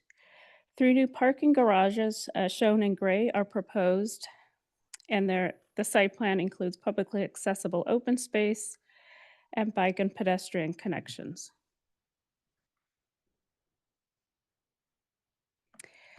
So the draft DA terms include community benefits. The first is affordable housing. So that includes dedication of a 1.6 acre parcel to an affordable housing developer for up to 154 units. And that would be in addition to the 15% below market rate units that are required for the residential component. The next community benefit would be a city recreation area and park. And that would be a 2.6 acre park along Ravenswood. And there would also be public restrooms and parking garage 1, which is closest to the park. The financial contributions to the park are still under negotiation, but could potentially include $100,000 for community outreach, $5 million for design and construction costs, and an annual reimbursement amount for maintenance up to a fixed amount that has not been agreed upon yet. The next item is publicly accessible open space, and so that would be over 10 acres of programmed open space. And there will be additional open space, including bike and pedestrian connections. The sustainability benefits include recycled water infrastructure, all-electric new buildings, non-diesel backup generators if reliable technology is available and it's not cost prohibitive. Transportation benefits include $2 million for transportation-related improvements within a half mile of the project site. A potential financial commitment towards the city's shuttle program is also possible. The pilot agreement stands for payment in lieu of property taxes, and that requires continued payment of property taxes if tax-exempt entities own or lease the new buildings, with some exceptions that are described in the staff report. Other benefits include union labor for non-residential components and potential future abandonment of water and sewer line easements.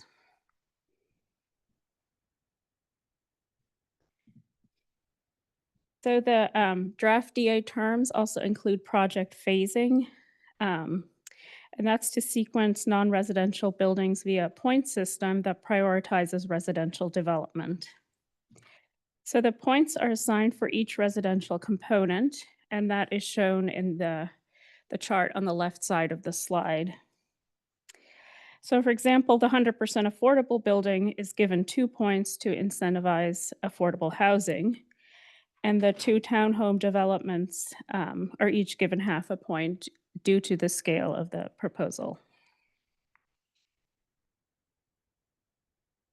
So a certain number of points are required before issuance of a non-residential building permit, with some exceptions described in the staff report. So that chart on the right side explains that a little bit. So for example, for the first non-residential building, 1 point is required, and that could be earned by commencement of construction for one of the 300-unit apartment buildings or half of the 100% affordable building.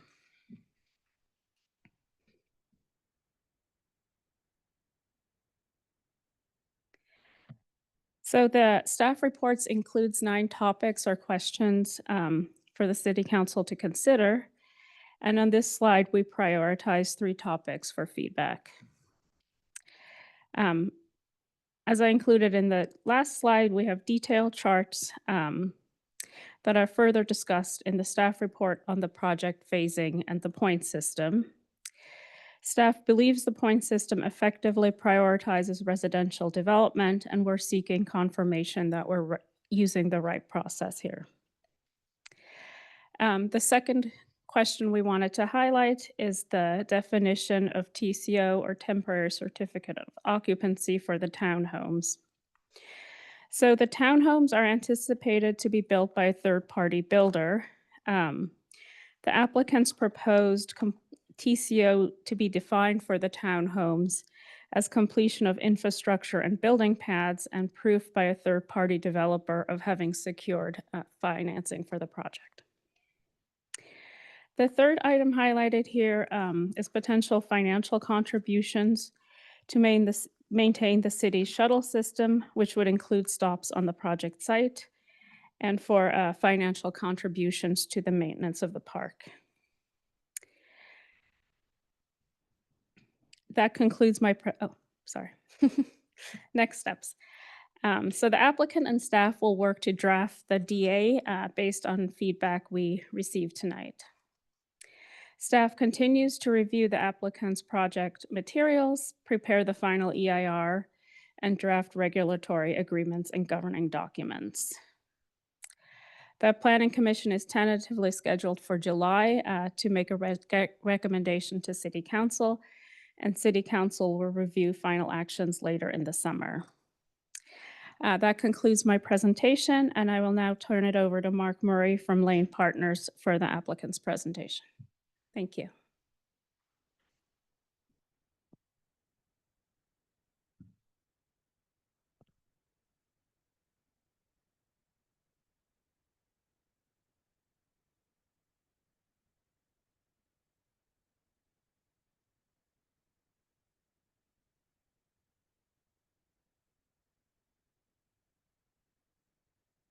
Rena, are you able to put up the our presentation?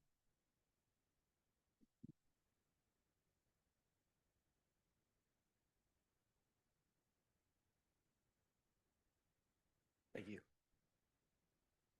Good evening, members of City Council, City staff, and residents of Menlo Park. I'm Mark Murray with Lane Partners. Our firm has been based in Menlo Park since it was founded 20 years ago, and I've been with the company for 18 years.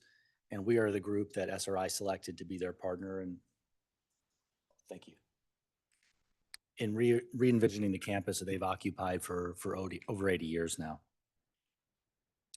And just to provide some history and context from where we started, about 5 years ago with SRI, our foundational assignment from SRI was to create a new, sustainable, world-class commercial research and development facility that could house SRI into the foreseeable future, but also to create space for other like-minded, best-in-class organizations to cohabitate with them as well. And one of the challenges we had here is that SRI has to maintain continuous operations throughout this project. So we worked with them for a long time before even coming into the public process about how do we do that. And we're able to come up with a plan to consolidate them into 3 of the existing buildings, which is in the plan now. But just to remind some of the challenges that we have of this is not just a blank canvas about you can kind of start over. So we have a little more challenges than you normally do on a typical development site.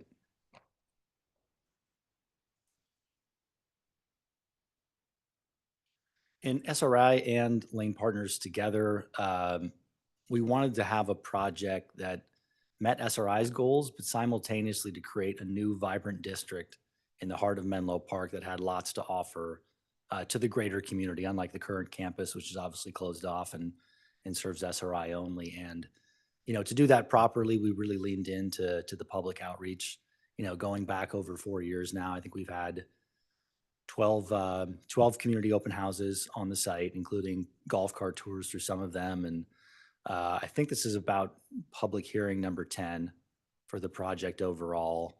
And I'm not the only one who conducts outreach for our organization, but I would say I've had, through open houses, and we had study sessions and office hours in my office meeting with residents. And I've had hundreds of conversations with residents and community stakeholders. And that's been really invaluable to us. I think it's really helped and it's really impacted the project evolution over time.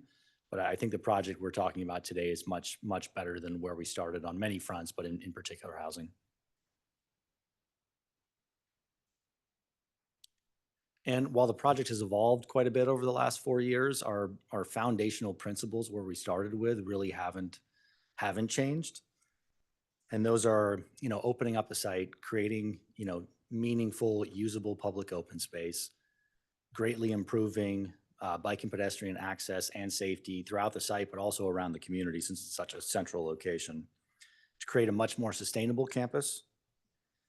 And then to try to, and obviously housing, adding housing and affordable housing, but also trying to accomplish all these goals with taking into account community concerns, neighborhood aesthetics, people who live really nearby, and making all those things happen. And the biggest single evolution in our project has been the change in housing since we started. Again, we had public outreach sessions before we made our initial submittal, and the goal there with the housing was, let's try to make a very impactful housing project, but we got to find the right balance where you're not upsetting the community with this is too much, too fast. And so we started out with 400 units. And then over time that evolved. I think we had our first study sessions with Commission and Council in the summer of 2022. And the guidance there was to study up to 600 units. We made our next submittal at about 550 units. And then over the course of a series of hearings, including the scoping session for the EIR in late 2022 and early 2023, that guidance went up to 700 units and ultimately 800 units. And so that is the maximum being studied in the EIR that will be a part of our final approvals. But we really took from that the community really wanted to see us strive for 800. It wasn't just a goal to study, that we should try to get as close to that as we can, which was a big design challenge. Just to go back a second, we looked at different iterations of getting to 800 in the initial housing zone was going to essentially result in doing 6-story kind of podium construction all over that zone, including all the way to Burgess Classics. So you'd have kind of a very large wall of, meaningfully tall buildings, it worked from a policy standpoint, but ultimately that was not what we were hearing. It definitely contravened a lot of the concerns we heard about neighborhood edges, about traffic on Laurel, about aesthetics, about what height and massing is appropriate. And so we were able to, really the thing that helped us was being able to go into contract to have an option to purchase the Church of Christ the Scientist at the corner of Ravenswood and Middlefield. That site's only an acre, but the church also owns rights to have a meaningful surface parking lot next door. They have ingress and egress rights across SRI's site. So that 1 acre was really kind of stopping about 4 or even 5 acres from being potentially developed. So we were able to go into contract with them and thank them for working with us on that. But that really freed up that whole corner. We were able to create a secondary, not secondary, but an additional housing district there with about 180 units. And all the same time, we're trying to maintain like the recreation space, maintain a potential sports field and things like that. So that was really what helped us meet that challenge. And just starting to go into our community benefits, I think staff did a great job kind of laying those out. So I'll try to be relatively brief, but the campus will have lots of amenities, like 2.5 miles of bike trails within the campus, a pavilion for community events like concerts, dog park, children's playground, and then we'll have food and beverage amenities on campus that will be open to the public as well as residents and office occupants of the campus.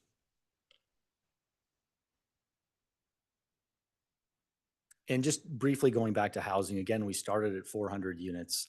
We're now at 800, the maximum being studied by the EIR. So there's a double in the aggregate amount of housing, but more importantly, we started with 60 affordable units. We're now at 251 affordable units, which is more than quadruple of the amount we started with. But it also blends to a rate of 31% of total units in our proposal are BMR, which I think is the highest ever proposed in Menlo Park. Bike and pedestrian safety is very important in this community. That was one of the things we started with is, how do we take something that's kind of a big blockage in the middle of town that you have to kind of bike around and make it highly permeable. So you can have transit, particularly thinking about, school-aged children. We wanted to have, there's bike lanes in the streets now. We're actually going to redo a lot of those, improve a lot of those bike lanes. But we wanted to give paths of travel, particularly for bicycles, kids going to MA or going down Laurel to Encinal or going the other direction to Hillview, have them safe routes where they can kind of cut through our campus, away from cars in a really safe and enjoyable way to get there. And again, we're improving the bike lanes within the roads as well, in particular on Laurel Avenue, where I think that's one of the main arteries for younger kids going to Encinal School. We're adding class 4 bike lanes on both sides of that road, going all the way from Ravenswood down to Burgess Drive. And class 4, just to remind everyone, is the highest level of safety. You actually have a physical curb between the bike lane and the and vehicle traffic. And then within the campus, obviously, we have all those bike paths. We're also going to have abundant parking, not just for our residents, but for the public as well. We'll have bike repair kiosks throughout the bike trails. So if you just have a flat tire or need to do a basic repair, you'll have the tools there. In addition to that, we'll have a, more of a full retail bike repair and potentially sales shop as well on site that we will have as well. And then I think as the staff report mentioned, we're also making a $2 million contribution to other alternative transportation work the city needs to do around the community, around the site. The Middle Avenue Tunnel is one of those, right, where that money could go to that. That's an important part of our thesis is, as people come from West Menlo through that tunnel, we would be the next place they go in terms of bike transit. In terms of sustainability, we're making a huge impact with this project. We are decommissioning and removing the existing cogeneration plant. It's been there for decades, but that accounts for about 11% of the carbon that's produced annually in Menlo Park, which equates to removing about 61 million miles of travel in a typical internal combustion vehicle every year. All buildings will be fully electric with the exception of emergency generators. We're providing space on site in the land dedication for the emergency potable water reservoir. We will have dual plumbing for recycled water in all buildings, commercial and residential. And then we're also bringing the infrastructure. Our understanding is West Bay's plan right now for Purple Pipe is to bring their infrastructure down Ringwood to Middlefield, so kind of the far edge of our site. We will traverse our entire site, not only to feed Parkline, but we'll have connection points for the city. So for the city superblock can tie into that recycled water when and if it's appropriate to redo that infrastructure as well.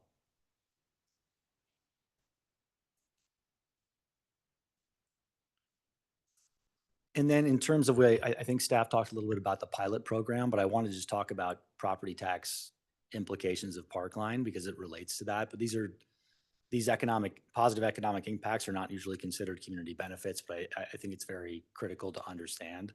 So SRI, you know how Prop 13 works. If you have a very old land basis, it tends to stay well below market value. SRI has obviously been there for 80 years. They're also a nonprofit, so they receive a discount for their nonprofit status over that. But the net result of that is they're paying, and this is based off the tax roll for 2024 and 25, they're paying based on a assessed value of essentially $43.4 million.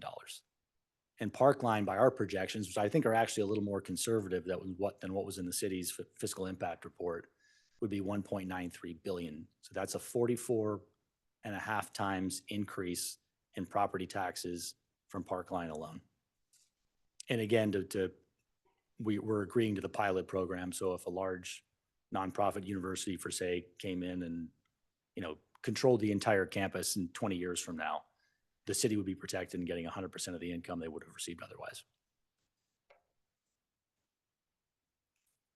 And just to touch on what's to come, again, this isn't the council isn't deciding anything tonight. This is a chance for us to get feedback on the DA terms and other components of the project as well. But we're hopefully coming back to commission and council in the near future to, get our initial approvals on the master plan. There's still architectural reviews to follow from there.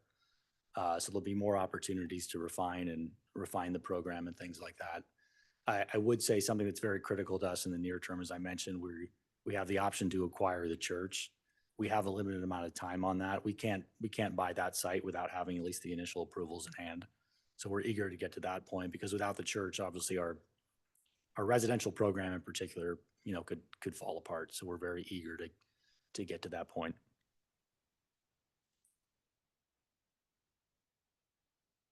And just one more thing I wanted to add, because I noticed it came up in public comments. There's concerns with BSL3 use today or in the future on the site. So we've communicated this to staff, I think, some time ago, but this might be new as a public proclamation, but we are not seeking the right to do any BSL3 lab work in any of the new buildings.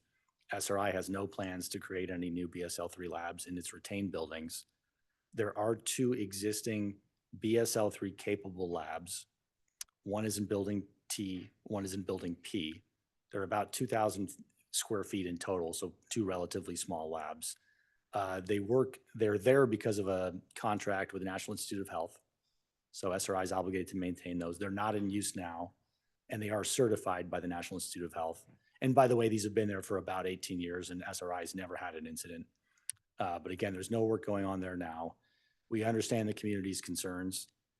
We are working with SRI for a plan to kind of sunset those. Again, they're not in use now, but we're trying to get to a place where we can say there'll never be any BSL3 use now, but that does take some work. They have to find a relocation site, because it's NIH work. You have to have NIH sign off or certified, whatever your alternative plan is there. So we don't have hard dates for you now, but we'd like to get, by the time we get to final approvals, to be able to say the one in building T will be closed no later than X and the one in building P no later than Y.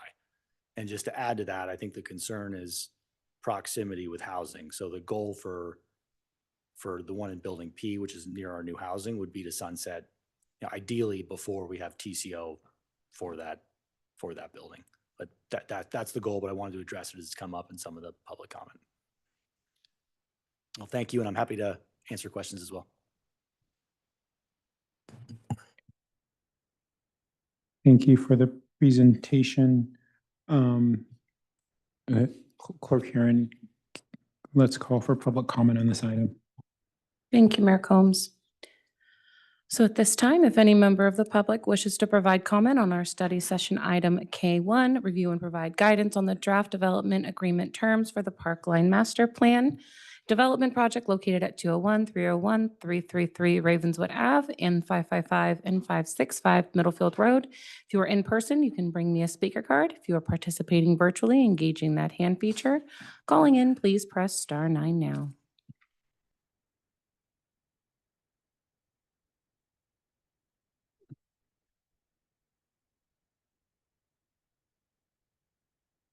All right, we're currently at about 17 speakers. So this will be the final call to get in queue for comment on our study session item K1 related to the Parkline Master Plan Development Project.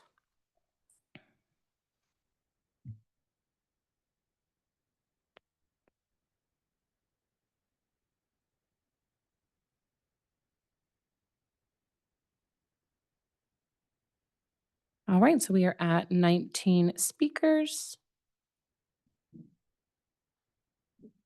Mayor Combs, are we going to go with the allotted 2 minutes per speaker? Yeah, we'll do 2 minutes. Thank you. All right, and so our first speaker will be Peter Lizak, followed by Brett Simon.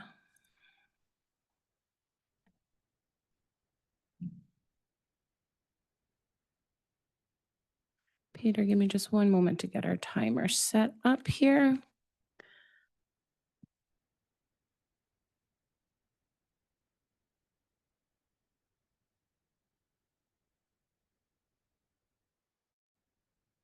Okay, go right ahead. Good evening, Honorable Mayor and members of the City Council.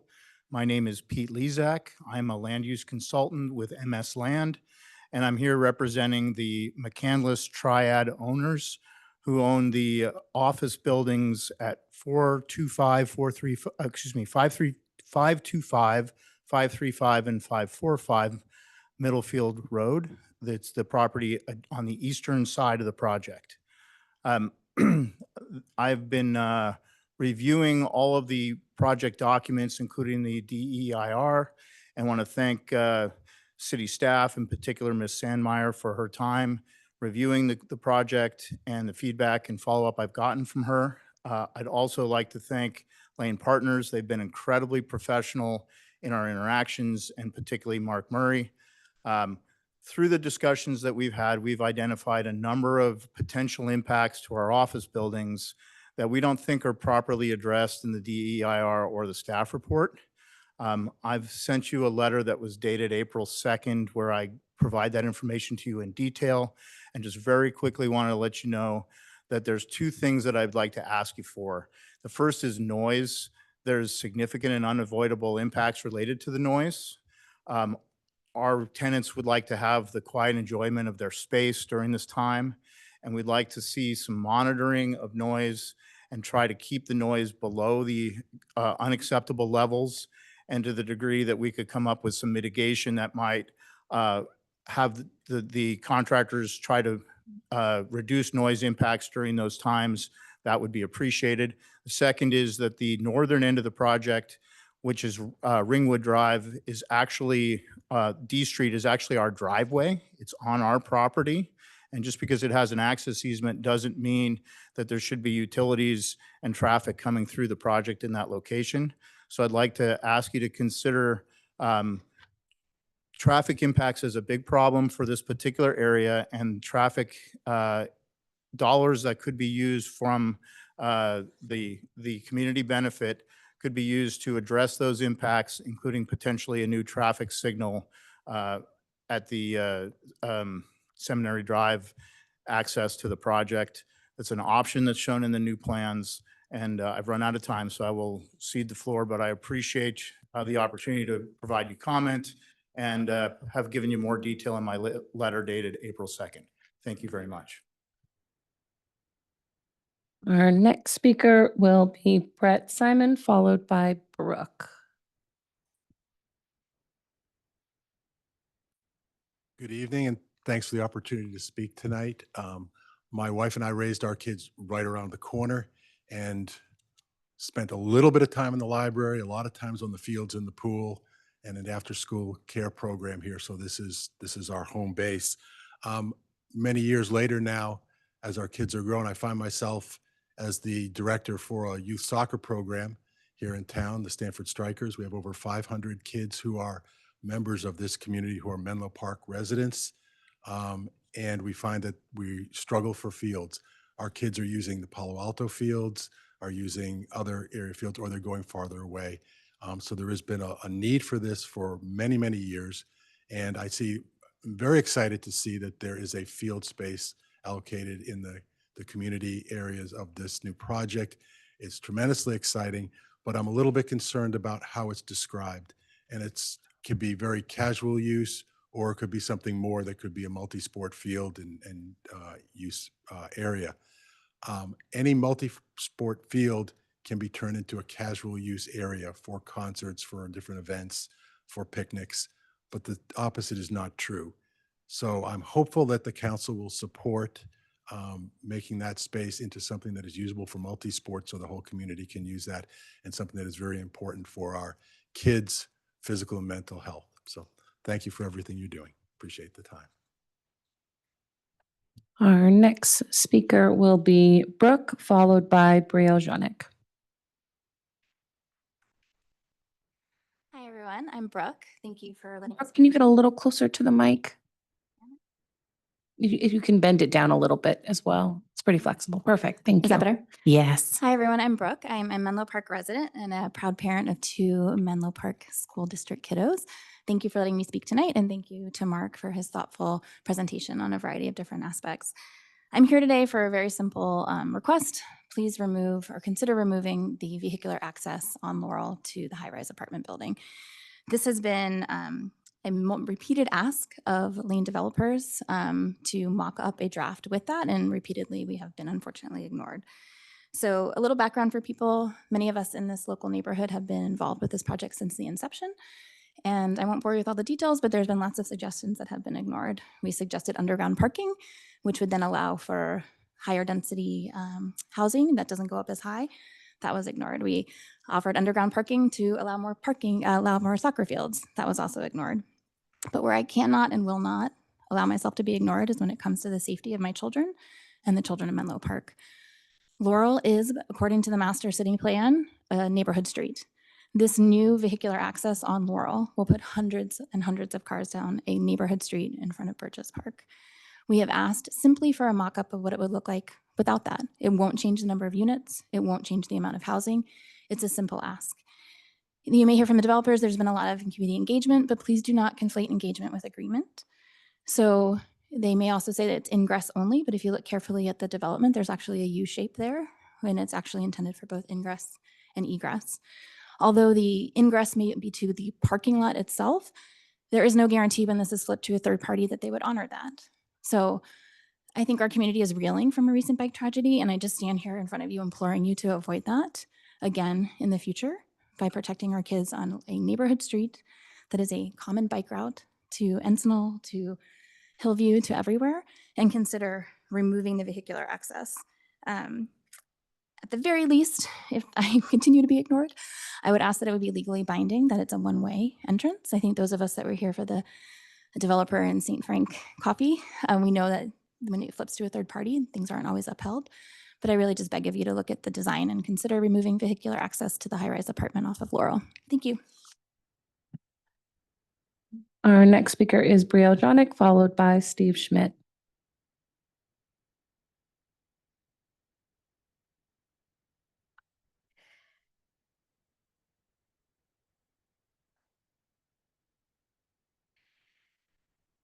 I'm glad we're having a study session, but I'm not pleased that it's about the development agreement.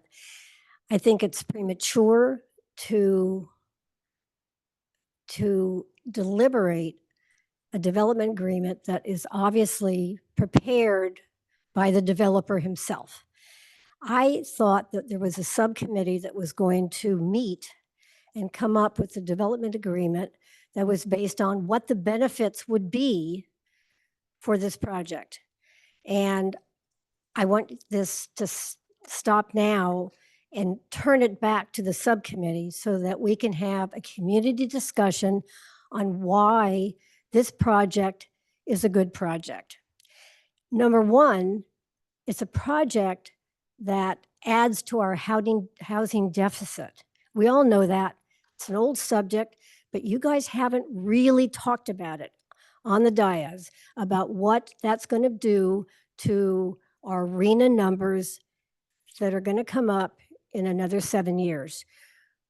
We've already have Facebook that has created a housing deficit, and now this is going to add to it. And that number is about 2,500 homes. And I feel that the site plan needs an in-depth revision. You've got housing that is spread about and it's on busy streets and there's no connection. You've got complete affordable housing on one end of the property and you've got this massive apartment house on another. And when it comes to the so-called soccer fields or those are not soccer fields. That recreation area belongs to the residents that are going to live on this project. And most of them are down at the corner of Laurel and Ravenswood. And they deserve to have that recreation center near them. And the property that is being given to the city by the developer should be grouped together with the rest of the housing. We don't do low-cost housing separate. There's something that just doesn't feel right about that. The last thing I'd like to say is that you guys have power, authority. You've got a cap that sets the number of employees that can be on this parcel at 3,308. That cap is in an agreement you have with SRI. It's been revised 4 times, 5 times, and never was that cap ever dropped. It's still there and you have it. So you've got a housing development that doesn't balance between the jobs and the housing. You've got housing buildings that are spread all over with the the low-income people at the edge of your property. And in the middle, you've got this beautiful office park, okay? They're taking up about 45 acres in the middle of the parcel where it's quiet, where there's paths, where there's beautiful vegetation. And on the street, on one corner, you've got 600 people, 600 families that are right there on Ravenswood. This site plan needs to be reviewed, and you've got to talk about the jobs housing imbalance that you're creating and that we as residents are going to suffer from. Please do not talk about this development agreement tonight. Our next speaker is Steve Schmidt, followed by Will Ausler.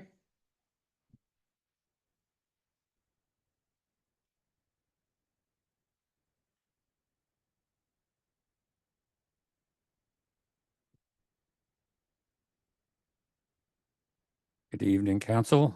Thanks for letting me speak. I couldn't agree with more with what Brielle said before me. So you've got a work in progress here with this development agreement. And one thing that seems to have been missing in the discussions about this project is what kind of non-commercial use is going to be in these 5 what look like office buildings in the middle of the site. As was said earlier, the city's under a lot of pressure from the state to permit housing to balance job growth. And this proposal looks to me like an office park surrounded by housing and a park as kind of an afterthought. And I'm just thinking of the ease at which Lane Properties or partners increase the housing from 500 to 800 units without really batting an eye. The housing stayed on the perimeter of the site, and the non-commercial or the commercial buildings in the middle of the site did not change at all. They occupy the prime part of the site. And when R&D was mentioned, we were trying to figure out how many square feet per employee is required for R&D. So if it's 250 square feet, it's 4,400 employees. If it's 400, it's 2,100, I believe, employees. And the 800 housing units still create a deficit in housing to jobs. So I think as you discuss this more, you've really got to nail down Lane and their partners on how many jobs are going to be created on this site. So this is a work in progress. Good luck. We'll be watching. Thanks. The next speaker is Will Ausler, followed by Patty Fry. Good evening, City Council. Will Osler, District 3 resident. I serve on the Housing Commission, but tonight I'm speaking only as a private resident. If the project comes before the Housing Commission again, I'll consider the facts and public input given at that time. This development is very close to my home. I walk my dog along Laurel Street across from Bridges Park nearly every day, and I'm very excited to see it moving forward. The empty lots and buildings have felt like a missed opportunity each time I walk past. I'm glad that this land can be used for much more housing than it is today. I think this is the right kind of housing in the right place. I really appreciate how responsive the developer has been to city and community feedback throughout this process, and I'm enthusiastic about the added public space, which will make my day better. I also really value their fairly aggressive approach to below market rate housing, and I'm looking forward to hearing a lot more details about the plans for the 100% affordable portion. I think it's very difficult to get projects like that to come along, so I'm excited to see an opportunity here. I think in speaking with my neighbors, I primarily heard concerns about traffic on this site. I think that the actual impacts will need to be studied, but I honestly think the design is very thoughtful on this point. I like that the housing has been put primarily near walkable areas of the city. And I think that the street connections as designed do a good job of splitting the traffic impact without creating new cut-through routes. So I guess in summary, I think this is a really well-planned project. I hope it moves forward. As a new neighbor, I'm really excited to see it take shape. The next speaker will be Patty Fry, followed by Peter Colby.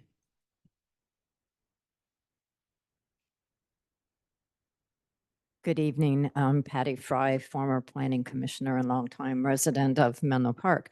I'm hoping that you'll focus on the bigger picture tonight, not the details of a draft development agreement, because you haven't even heard what the final EIR is yet. And I think the development agreement needs to take into account all the impacts, financial and otherwise. The development agreement is a tool to make sure a project's good for the community, not just for the developer and the landowner. And it's a place to memorialize agreements that have been stated, but that they'll hold over time. You hear that this is a housing project. It's not. 80% of the site is an office park. It is an office park, and it's out of balance. There are so many jobs that are coming that it does cause, according to the EIR, it causes a deficit of housing. And half of that deficit of 1,400 homes is hitting the moderate to low income range of households. The number of workers is projected to increase fourfold. Why?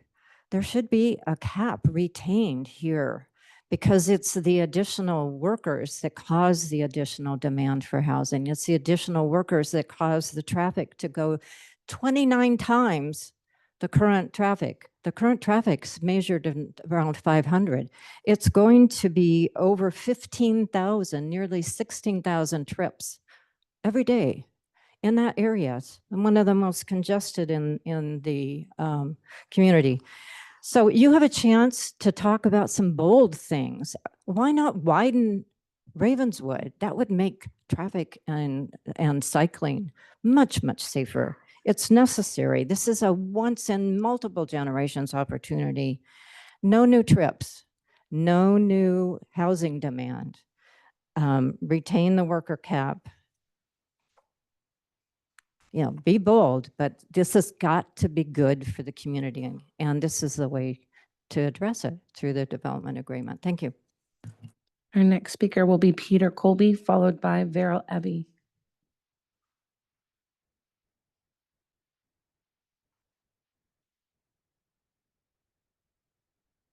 Good evening. Good evening. I kind of want to just second what I've been hearing. It was my opinion that there'll be more. Peter, could you get a little closer to the microphone? It's Thank my you. opinion there'll be more workers coming to this campus because it's a beautifully accessible transportation spot in the city.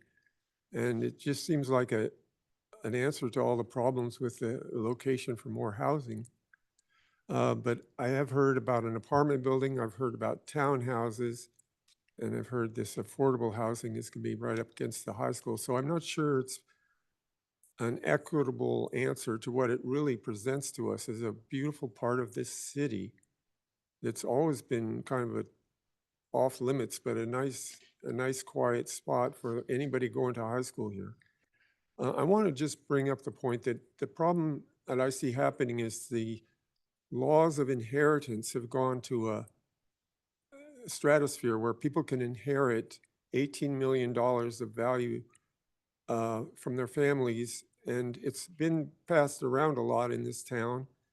And I just think developers aren't thinking of what it would feel like to own your own home over in that kind of a neighborhood. So I'm opposed to any more housing, any more employment spaces like the rest of the speakers before me, where you're not providing housing, more housing. You know, that's what the state wants from all of us. And we used to require parking for everybody that was in an apartment. Now, like you heard on Coleman, they're only allowed one parking space per apartment. That's hard for people that are just moving into the town or trying to move their way up. Thank you. Next speaker is Middlefield Ave, followed by Sue Conley. Good evening. Thank you for allowing me to speak tonight. I agree with a lot of the strategic, I would call, comments that came earlier in terms of what the council should consider in terms of this development agreement. But I'm going to talk a little bit about maybe a tactical thing that would be an outcome of this development. And I thought I would start by just quoting the description of what Laurel Street is from the circulation element of the general plan. It's a neighborhood collector. It's supposed to have bicycle and pedestrian use as the high priority, vehicle use as a medium priority. And it says it's supposed to prioritize walking and bicycling. And I've lived on Laurel Street. I don't currently, I've moved to another part of Menlo Park, but I lived on Laurel Street for about 35 years. And the traffic has increased year after year. And I would say in the last 2 years, it's increased dramatically. I don't know why, but the example I would give is that at the signal at Ravenswood and Laurel Street, typically you have to wait for it to cycle 2 or 3 times to get down towards the railroad track and towards downtown Menlo Park. And that wasn't the case up until the last 2 or 3 years. That's without this development. And so I would just like you to think about what Brooke said. I think we should, if this goes forward as it's presently drawn out, that we shouldn't have any more vehicular access on the Laurel Street from this project. You know, and I think the idea of widening Ravenswood that someone mentioned, those are interesting ideas to try to get the traffic off of our neighborhood streets and onto the major streets if it's going to go forward as planned. You know, now's the time to consider those. I don't really see any transportation benefits as was stated in the slides from this plan as it stands right now. So, thank you. Next speaker will be Sue Connolly, followed by Catherine Dumont.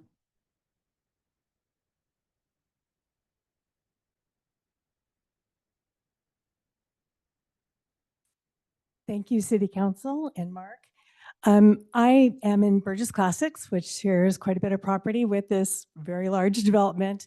And we've been trying to work on a lot of these issues that will have not only a significant impact on the immediate neighbors, but on our community. What I'd like to do is to ensure that some of the requests that we've had verbal agreements about or discussions do get enshrined permanently in the developer agreement, because if lane properties very likely won't be managing this going forward after they develop it. So we really need to have a safeguard to make sure that the things that are so vital to our community, particularly to the residents, children, students, everything, that there are protections built in place regardless of who is developing it or managing it. Just for example, and I concur with everyone who's spoken prior, and with something of this scale, there are so many key points that it's really hard to even talk about in 2 minutes, but I'm representing a lot of my neighbors in Burgess Classics, Linfield Oaks. There's a lot of concern about the impact, you know, traffic just being the least of it, with a fatality that we tragically had so recently. So this shows I don't even ride a bike anymore. I don't feel safe, and I'm an adult and I'm worried about the kids. But here's some important examples of safeguards that we need to build into the developer agreement to enshrine it for safety. For example, privacy and safety for residents who share the property line with Parkline, and we are going to have a multi-story parking garage looking right into our bedrooms and into our kitchens. So we want to make sure, as we discussed with Mark, that that remains office use only, so we don't have 24/7 people peering into our bedrooms, and also have safety issues and also pollution and traffic. The other key point is adequate parking for both the housing and the offices that are planned. And the company that had done the EIR previously spoke and said that it was a fallacy that removing parking forced people into public transit. That's categorically incorrect. What they said is it forces people into the adjacent streets around with traffic and also into the residential areas to park. So it's going to create a quagmire in what is already gridlocked already between the trains and Laurel and Ravenswood. The other thing too is the biohazard level, which Mark brought up. 1 and 2 are not a risk to human life. 3 and 4, significant risk to human life. And we really need, and actually it's incorrect, Mark, there was a shelter in place. SRI, with all their safeguards, still had a shelter in place some years back. So with all the best intentions, we need to make sure that we have enshrined in the developer agreement that we only have levels 1 and 2. This is because we're in the middle of 4 schools, 2 churches, and thousands of residents of children and everybody. And we've got earthquakes here, guys. So even the best protections and best policies and procedures can't guarantee against a natural disaster. So thank you very much. There's so many other things we all have, but I do think it's premature to approve the developer agreement now. We really need to look at the IR and also get more community impact information incorporated so it really is a benefit to the community rather than some very significant detriments. Thank you very much.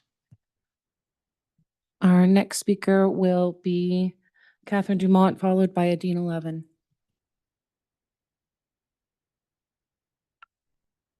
Good evening, Mayor and Council. Catherine Dumont. I am on the Housing Committee, but tonight I'm speaking as a resident of Menlo Park on my own behalf.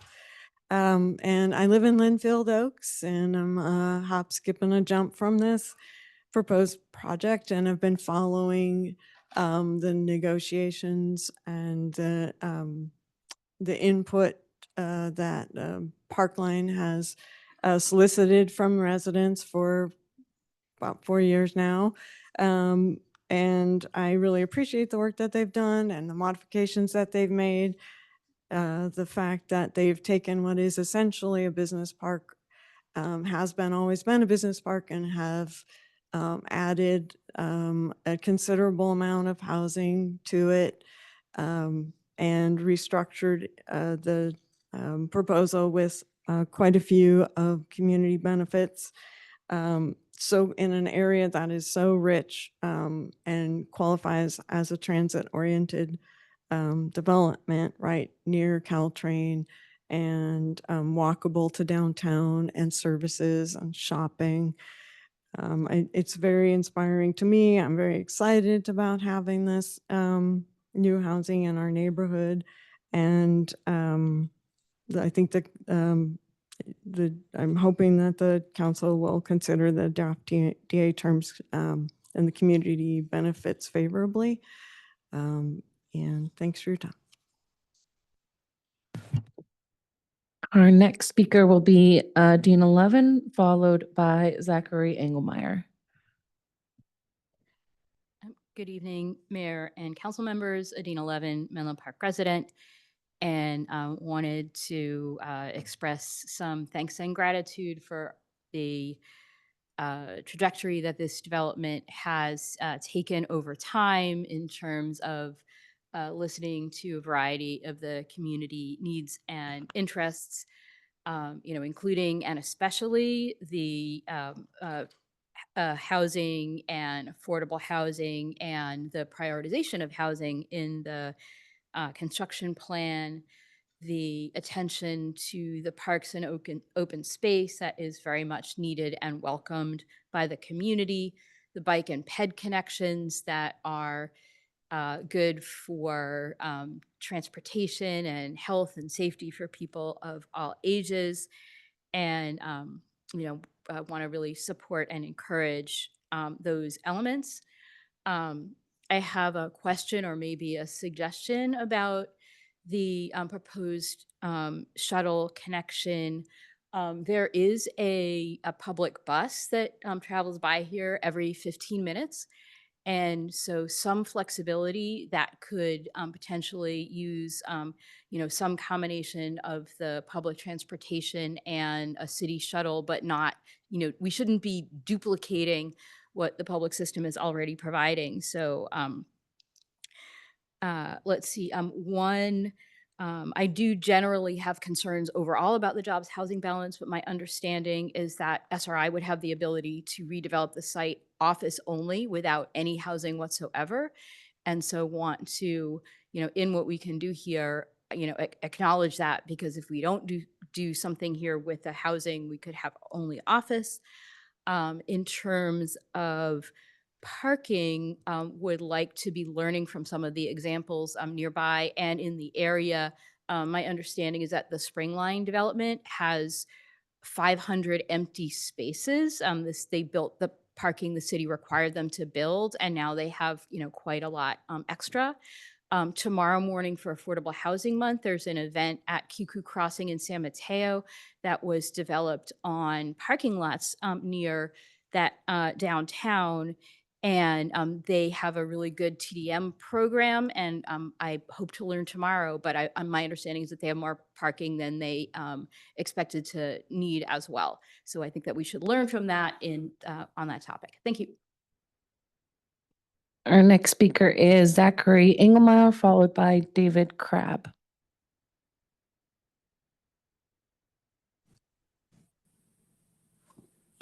Hello.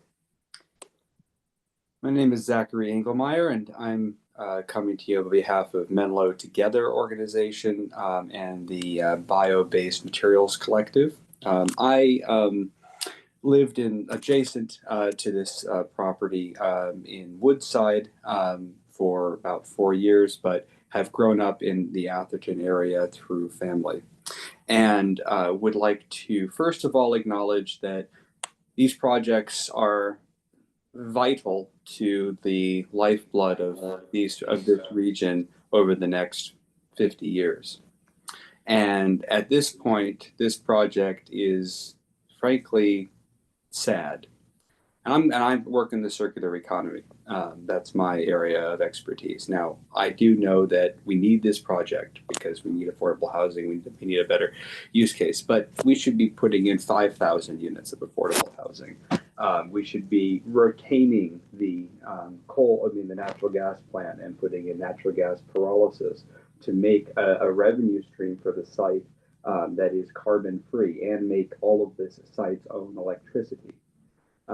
Because the cost on the environment to remove that plant is greater than repurposing it. So I just have to say that this project needs to be looked at again. I would personally love to bring together a group of wonderful people to make that happen. Many of these people are associated with Stanford University as well, and the local community.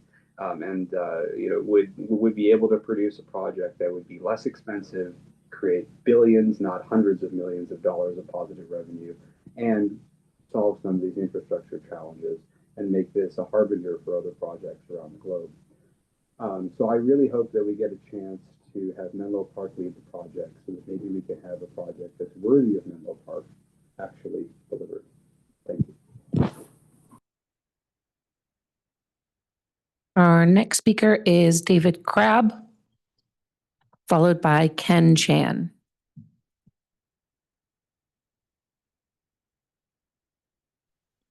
Good evening, members of the council. I'm speaking as a member of the Sierra Club Sustainable Land Use Committee. We have previously sent you 2 letters on biotech laboratories. One, a general overview of the overall health issues involved there. And second one's very specific to SRI's master plan on Building P. Building P is smack in the middle of this development. And the lane presenter said that SRI is not planning to do any level 3 or 4 laboratories on campus, but they're holding their options open that Building P could at some point be a BSL 3 or BSL 4. And it appears that Lane cannot negotiate that down. And so I say that the city as part of this development agreement, has to make it mandatory that SRI either agrees to remove or relocate the existing biotech functions of existing building P, or remove all the proposed new housing located immediately adjacent to the building. Because you've heard already, housing and a BSL 3 or 4 biotech lab are just not compatible neighbors. Because there's a biohazard or a biopollution issue that could escape from the lab and could have serious health impacts on the residents. This could open up both the city and SRI for a lawsuit. So please put in the development agreement that some solution needs to be made between building P and the adjacent housing, so that there will be in no way in the future will there ever be a BSL 3 or 4 lab in that building. Thank you very much.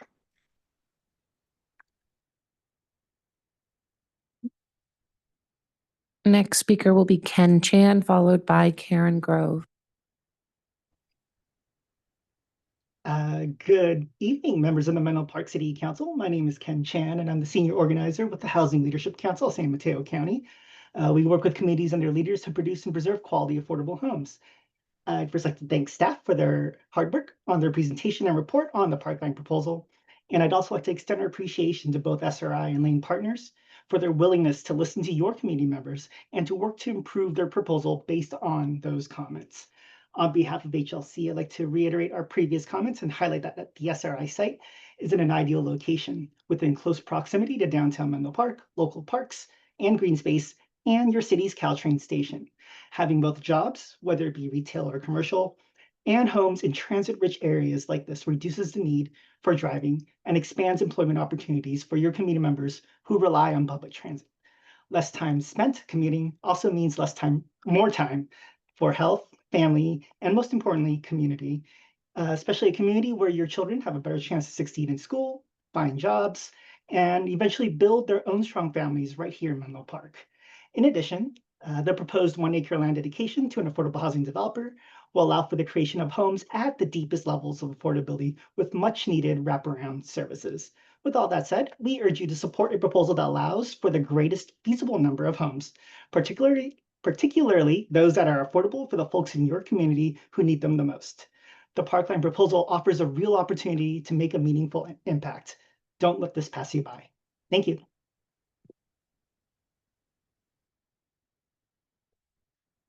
Next speaker is Karen Grove, followed by Geeta Dev.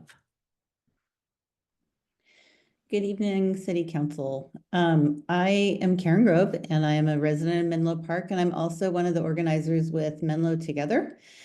We submitted a letter in support of this project, in strong support of this project.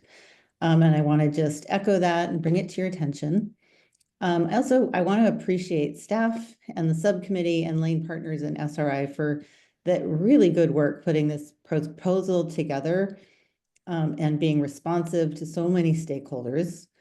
It's been a really special experience to watch the proposal evolve and meet incredibly apparently contradictory requirements and just get better and better over time.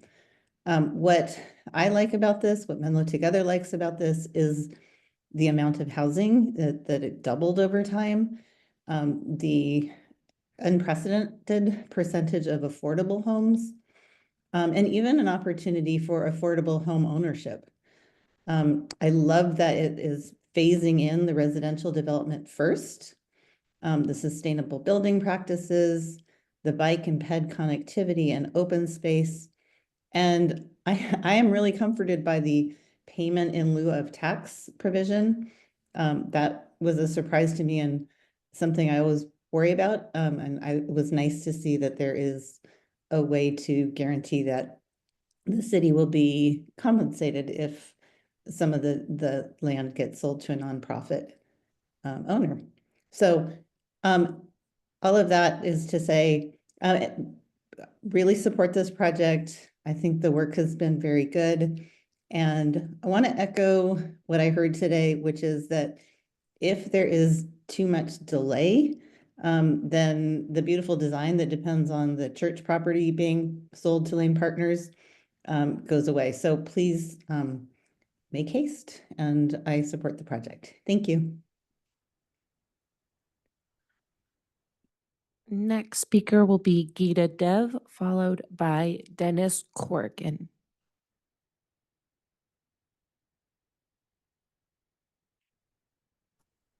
Thank you.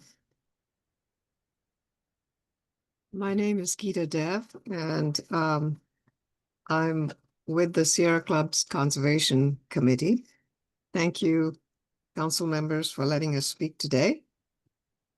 I want to follow up with what David Crabb had spoken to earlier regarding the BSL3 labs in SRI. And I understand from Mark's presentation that Lane Partners feels they do not have direct control over that, and that there is some effort being made to have these labs, in fact, closed by SRI, but that it's taking time. Now, we know that federal negotiations about these labs would be private and they may be complex. We also know that BSL3 level labs have to be certified and then they have to be decertified. So what we would suggest is that this is a session about the development agreement. What we'd really like to see is some kind of contingency built into the development agreement to make sure that the labs are actually decertified and moved before anybody moves into the housing developments. That should be an element that should be easy to incorporate into a development agreement. And it's a public safety issue, which I think all of us can relate to. Thank you very much.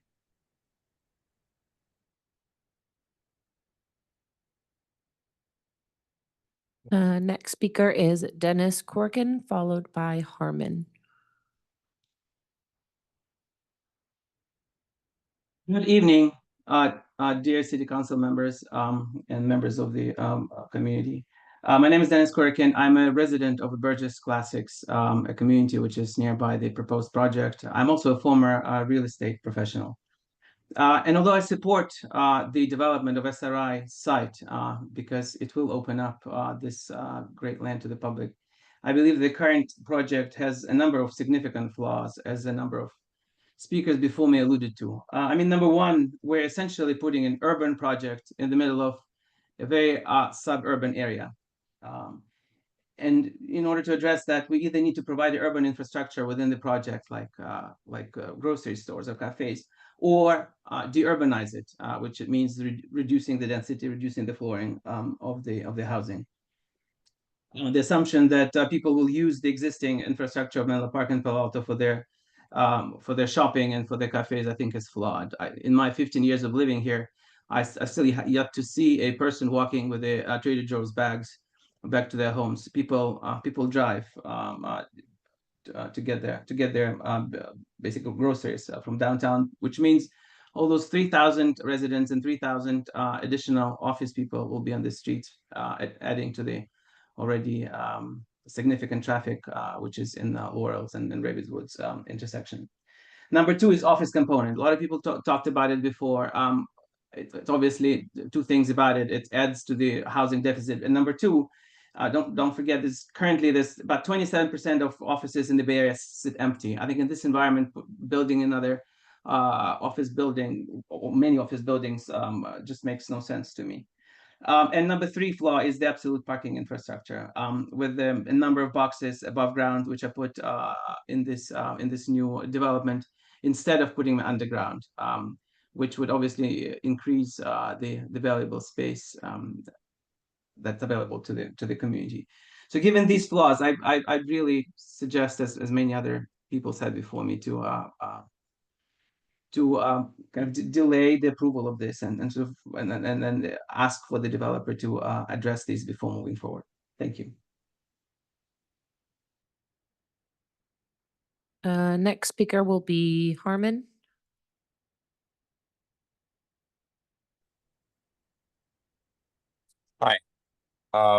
My name's Harman, and I recognize the competing interests and mandates that need to be managed and balanced for this very, very complex project.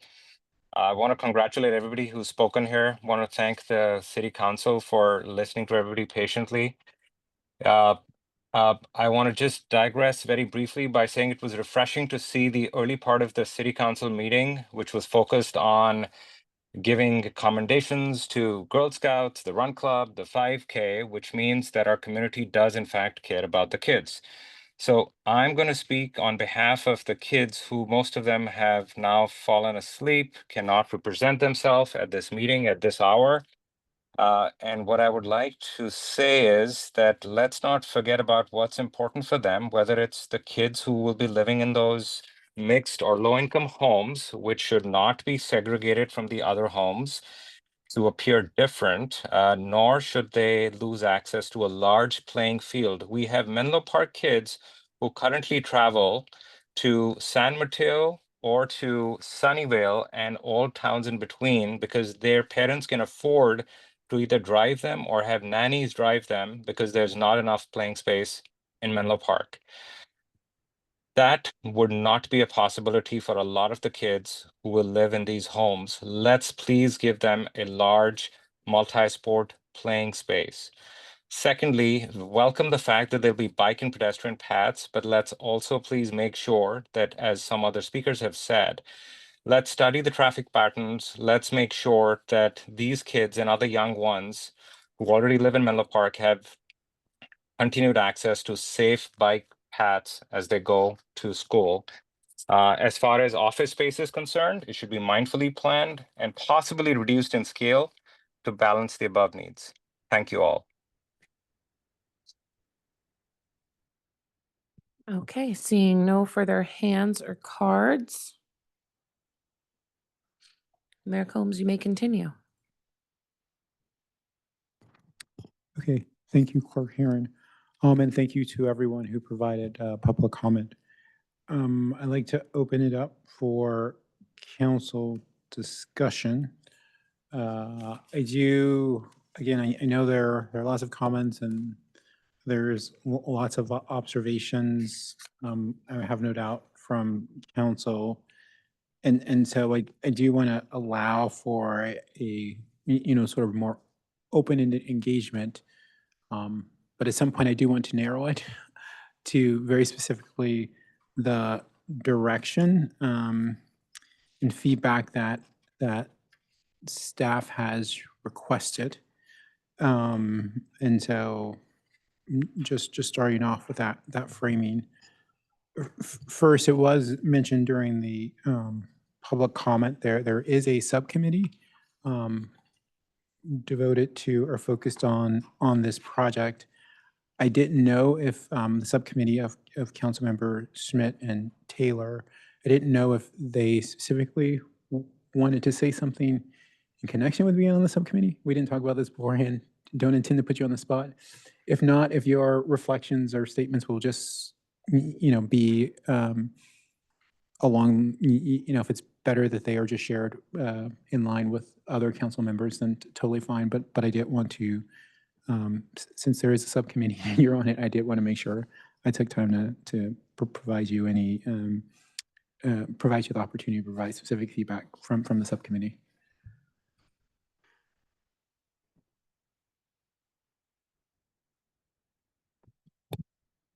Through the mayor. Just wanted to say that, well, at this time, I don't have any specific input. I know that Councilmember Smith and I have had the opportunity to work with the staff and with the applicant, the developer here. Very interested in hearing you all's opinion. I've actually been waiting quite some time to have this study session. So thank you. Okay, so one of the ways I was going to approach this is, again, like I say, just go down the dais and give every council member an opportunity to explore for a period what's top of mind for them, whether it's comments or questions or some combination of the vote, which is usual. And once we've done that, cycle through the council to then, like I say, hone in on on the specific feedback and direction that that the staff has requested. So now with that, is there anyone who wants to volunteer to go first? I won't look at anyone in case. Go ahead. Okay, Councilmember Taylor, thank you. Thank you. Since it's 9:25. If I don't take the opportunity now, it might be 10 o'clock. One thing that I wanted to find out from, if it's possible, through staff, is this idea, I heard a public comment, compare the Springline project to this one. And so is there a way to clearly define luxury housing, moderate, BMR, and affordable? Because I see them all in separate buckets.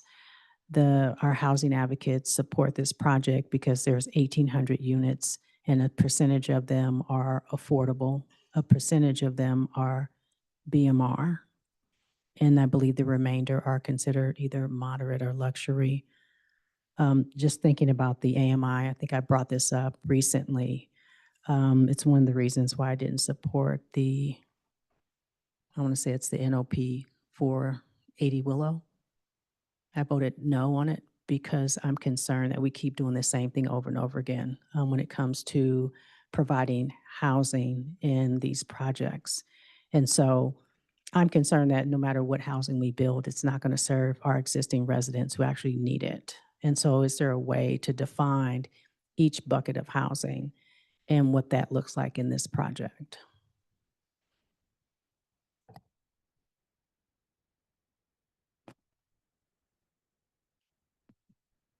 Yeah, thank you for the question. I think, so the moderate housing is defined by our below market rate ordinance. So the for sale townhomes could be sold at the moderate income level. I think for market rate units, we don't have a distinction of moderate or luxury. It's just market, whatever the market rate price is, which can go up and down. I don't have all the data for the Springline project, but we can provide that separately if it's helpful.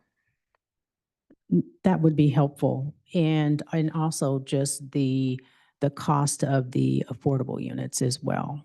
And then I believe there was a comment made as far as how many parking spaces are available at Springline.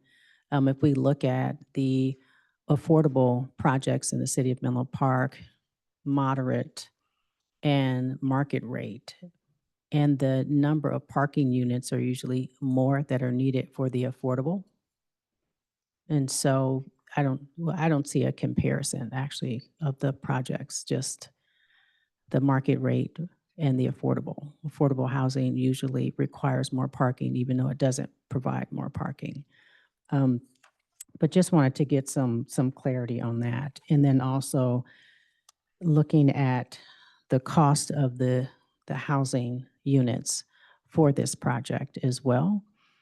I don't believe that the average Menlo Park resident can afford it. A studio at just a little over $3,000 a month. I don't remember the exact, if there's a way actually to put the chart up there on the screen so that we can see what the cost of the units are. Is there a chart? Or maybe it was a resident that emailed me one. It was a resident.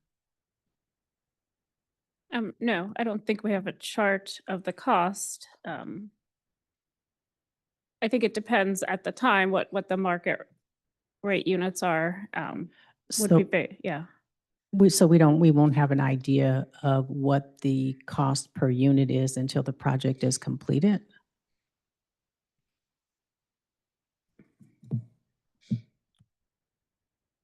Through the mayor, so good evening, Deanna Chow, Community Development Director. So thank you, Councilmember Taylor. Are you looking specifically for the cost of construction or the cost of the rental for the various?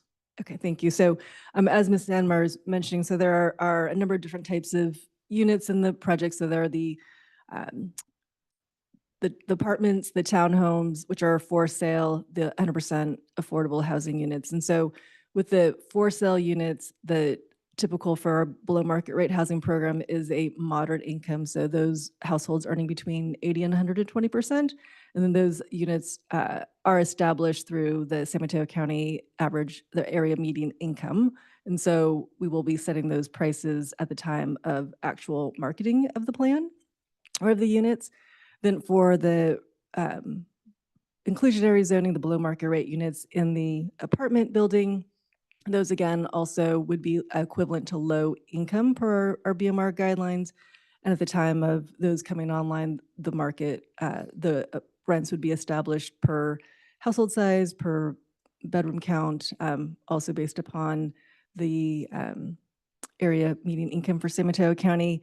The one difference is potentially for the 100% affordable building, those units may have a lower established AMI. I believe the applicant may be able to clarify, but it might be 60% AMI. It might be dependent upon the type of funding that is provided for the construction. So they may have a lower established AMI at 60%, whereas it typically might be 80% for the low income equivalent. Thank you. I appreciate that information. Is there a way to mimic what is happening in the 100% affordable with the remainder of the project as far as the AMI? This is to ensure that the vacancy rate is low to make it more affordable. I think that could be part of the conversation this evening. I know that is a comment that we have heard and something that we will be considering as part of a larger citywide effort as part of our below market rate housing program guidelines updates.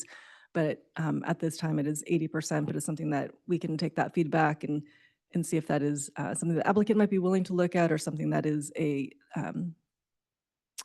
negotiated benefit as part of the development agreement. Thank you. That is definitely something that I'm interested in. And if anybody else has something around housing that they'd like to ask at the moment, I can pass the mic. Well, I only have to chime in. That's not the process that we're following. Clarifying question. Okay, sure. So clarifying question, can you, how many affordable units are we getting from this project? And can you, I believe it's 154 from the 100% affordable. How many others are we getting? Thank you. Yeah, it would be 15%, so 97, unless the total of the market rate units changes. But so it'd be 97 plus the 150, up to 154 in the 100% affordable. That was my understanding, which is 251. I thought I heard the number 244 thrown out, and that's why I was curious. I don't think that would be accurate based on the Okay, current. very good. Thank you.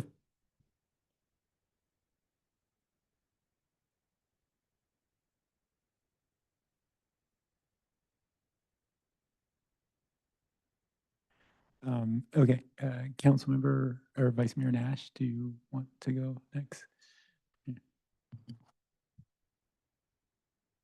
So the proposed 63-acre Parkline project looks fabulous at first glance.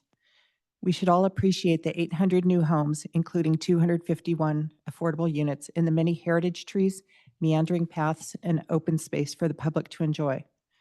Most of the outdated existing buildings and a lot of asphalt will be replaced with 5 modern commercial buildings with landscaping, and no new commercial space will be added.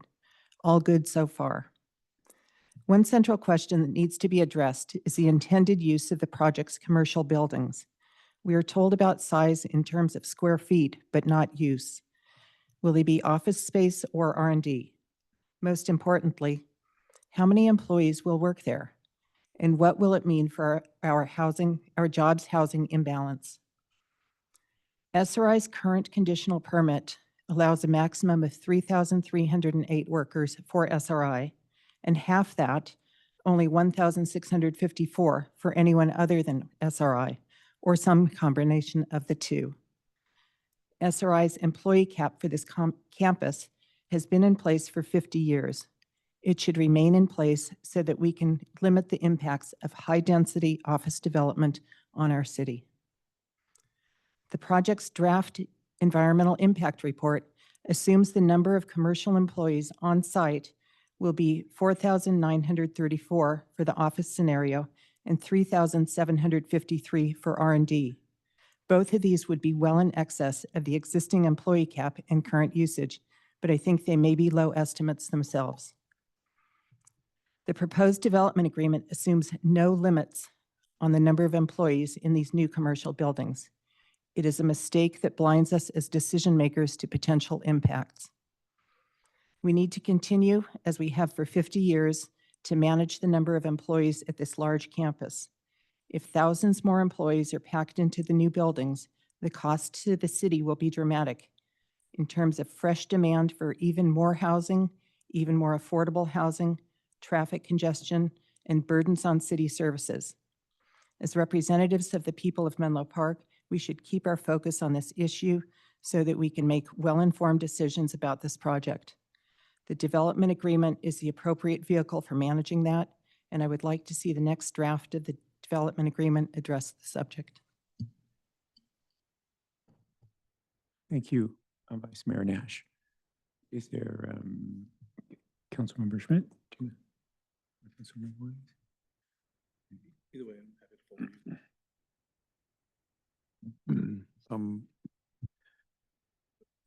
Thanks. Just a few comments. I just want to start out by expressing appreciation to staff and Councilmember Taylor as part of the subcommittee, just the multiple iterations of the work that's been done so far, and also with Lane Partners. I've been to some of the outreach sessions, not all 10 or 11 or 12 of them, but the evolution on the project, I think by me is really appreciated. It's been one of the most community responsive projects that I've seen. A couple of points I just want to clarify, and then a few questions. I'm really not a fan of endlessly going back to the start of a project. I know that that's tempting and to rethink it, but Lane Partners has done a ton of engagement and evolution. I mean, no project is perfect, and honestly, we don't need 10 years of tweaking the plan. It'll clearly fall apart if we go down that route. So I understand that's a temptation, but it's not a temptation I think we should succumb to. I had a couple of questions about the development agreement step, just because I'm hearing people say we should put certain things in the development agreement or not. One is making sunset of the labs mandatory with more certainty. I've appreciated we're trying to get more clarity on that issue. I also feel strongly that that's something where we need more certainty. I would be curious if, well, to me, it doesn't seem like the development agreement is a place to do that. But I would be curious in what other step that might happen to build that certainty in. And actually, secondary, I didn't have this initially on my list, but to Vice Mayor Nash's point, is the DA the place to also address the jobs housing imbalance? I have some concerns about that, just because it feels like that might throw us back to the drawing board again. So regardless of whether we agree on that or not, I'm just curious if the development agreement is the place to get more certainty with the biolabs, or do we do that somewhere else and address the jobs housing imbalance? Is that the DA's place to address that? And then the last thing, just so I can follow the rules and kind of get it all out on the table, is being the representative for District 3, I think I want to sort of finally go on the record with what I think is one of my biggest concerns about everything together, which is SRI is the sort of the first domino in what I think is going to be pretty massive problems with circulation and traffic. When I look forward to basically SRI, whatever happens at 80 Willow, USGS is now property in play, the fire station, the current traffic around MA, I'm really concerned that beyond just minor improvements to public transportation, we're going to have a real Bermuda Triangle of traffic and circulation. So I don't know what we can do in this process to start to address that, but this is definitely from a timeline point of view, the first domino to fall there. And I think those are very legitimate concerns taken in aggregate. I'd even forgotten about the fire station coming online. And so within a 5-year period, that's going to be pretty nightmarish, I think, from a traffic and circulation point of view. So anyway, the two questions were for the development agreement. Is that the place to address the certainty around the sunsetting of the labs? And is that the place to address the jobs housing imbalance? Thanks.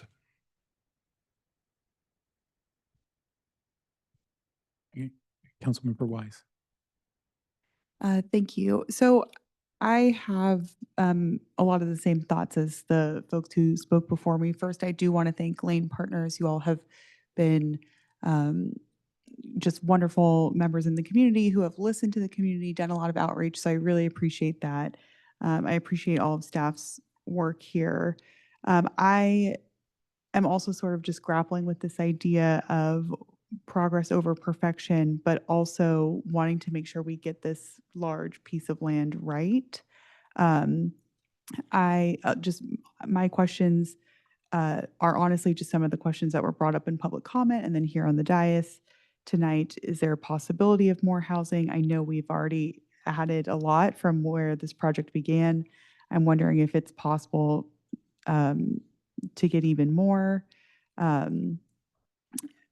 And again, I think the employment cap and the number of jobs created on this site would be really great to know, as well as the biohazard levels. I know that that was a major concern of the neighbors. So yes, yeah, not too much to add. That's new, but just wanted to share that I'm having the same concerns as some of my fellow council members. Thank you, Councilmember Wise. I'll attempt to follow a process, add my own sort of general comments, and then we can sort of decide where we go from there. I want to, acknowledge, I hear there are a number of details that still need to be worked out, whether it's like sort of impact to neighboring parcels, specifically other some of the office buildings on Middlefield, whether it's egress ingress on Laurel, and to the extent what that looks like, and what makes sense, whether it's the lab sunsetting, the office worker cap, or what that population looks like going forward, and also the community benefit in the form of the field, like the extent to which that meets the regulation size for certain sports that will be most interested in it. Though my overall take here is that the project that we are seeing today is in large part a response to the direction and guidance that the developer got from council. And in which the project changed from, mainly a whether it's R&D or just regular office, project with some housing to, what is now what I would consider a large housing project. And that came from council's direction, to my understanding now, that the housing is capped out at what the EIRs said. And so maybe there can be more, but I think you might have to go back to the EIR. I don't know. I'll leave that to the experts to decide. But in theory, we have a project that is now capped out at its housing on EIR. So I would have concerns of going back and sort of, and this all in light of that there were going to be certain trade-offs, that that cap was going to go away, that this office space would be redeveloped, and it would, could be R&D, could be office. And so I would just be concerned that now we're going and renegotiating all of these things. And to be fair, I was not a fan. I was the one who initially described this as like a 1950s office park with some housing on the edges. And so it's not as if I'm in love with the project, but I do understand that like the developer has been very, very responsive to the majority sentiment of council.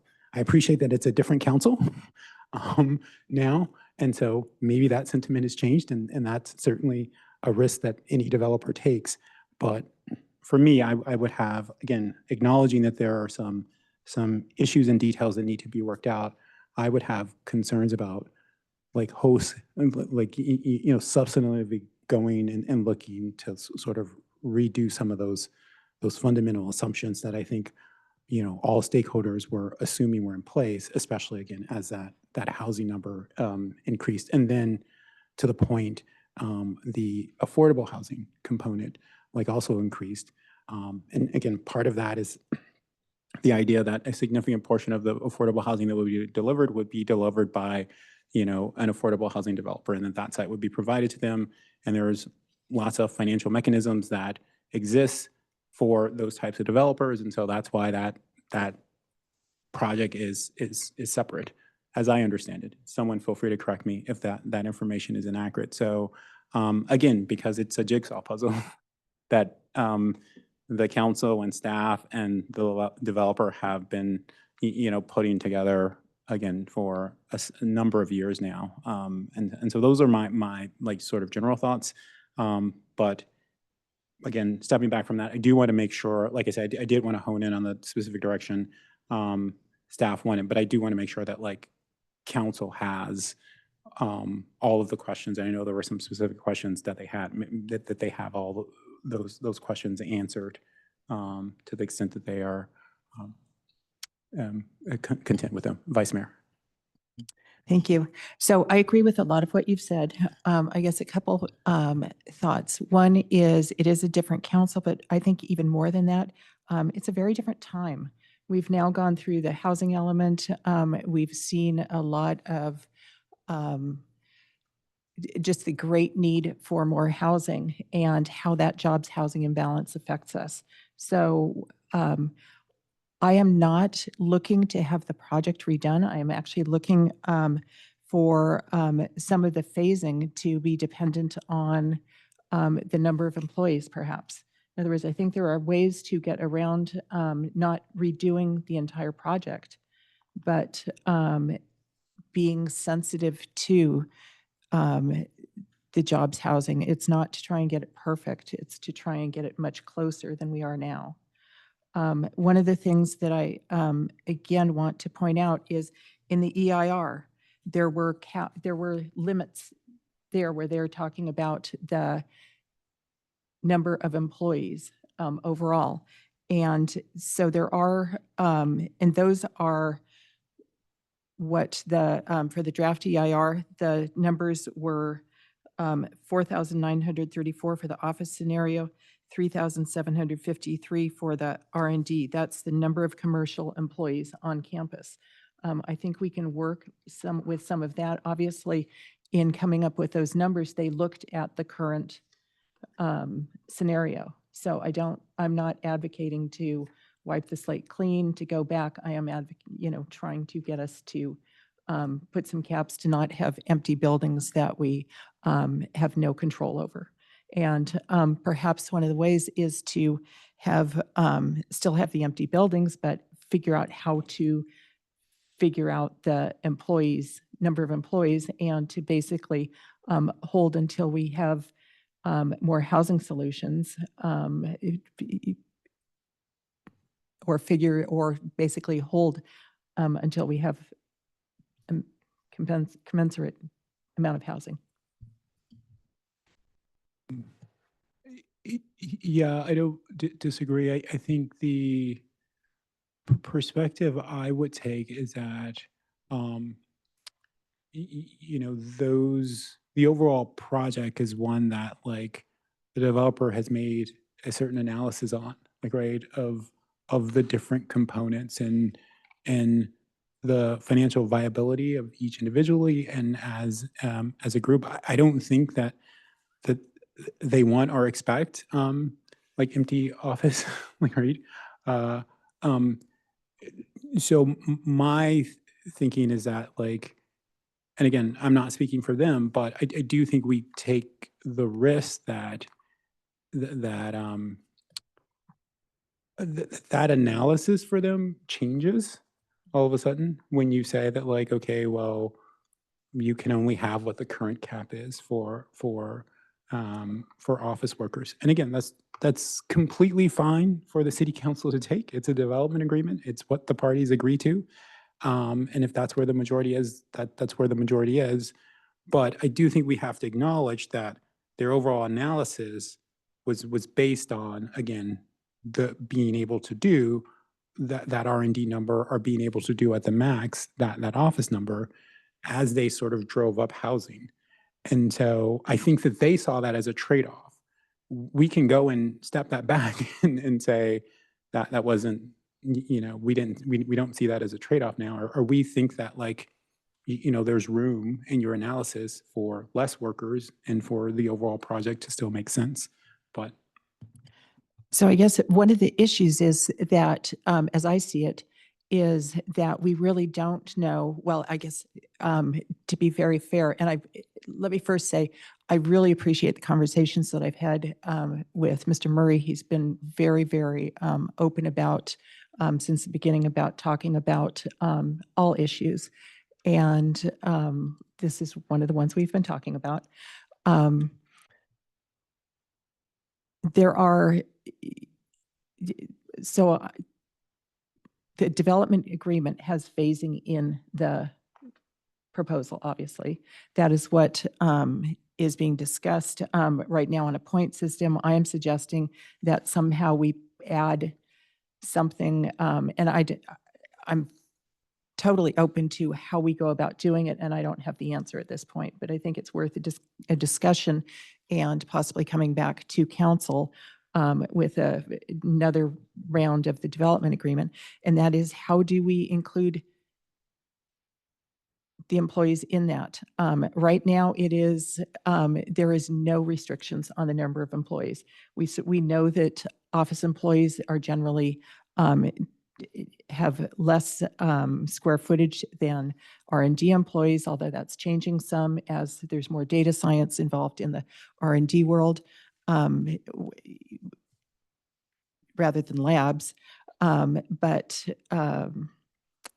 just how can we creatively use this and not leave us wide open for any number of employees that could possibly fit in a building?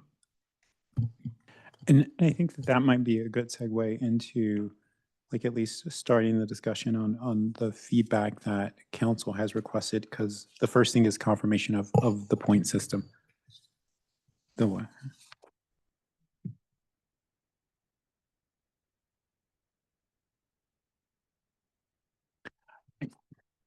Fine.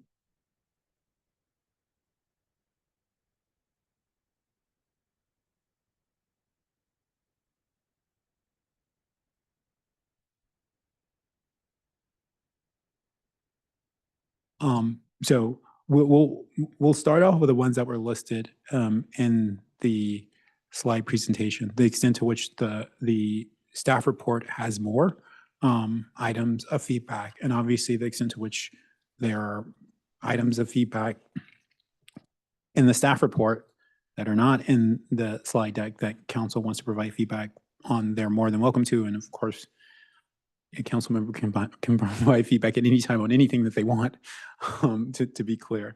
But I'll start it off with the point system, because to, I think, the vice mayor's point, like, I will say my own, like, I'm in theory fine with the point system, but it is, as I was reading through it, I was like, oh, this is one of those scenarios where they took something simple and made it complicated, and I'm not quite sure I'm following, like, how it all gets accomplished. Again, I know the overarching goal is to prioritize the production of the housing and to make sure that that is an incentivized element to ultimately allowing the developer to develop the office commercial. And again, if this point system is legitimate, I think I can spend some time and get over and sort of grok it a little bit better. But it to me, I would have also liked just a normal sort of phasing kind of approach. But I understand, I'm sure that this provides some value. So that's my sort of feedback as it relates to the point system. If council members have some specific feedback as it relates to the point system. Yeah. Happy to jump in.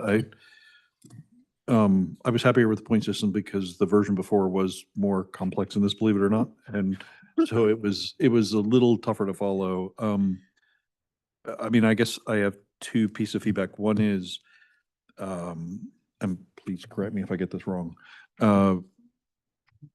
It's almost this idea that the residential has to come first in whatever form we see on the chart at the left. And obviously the affordable units give a little more value to those coming first.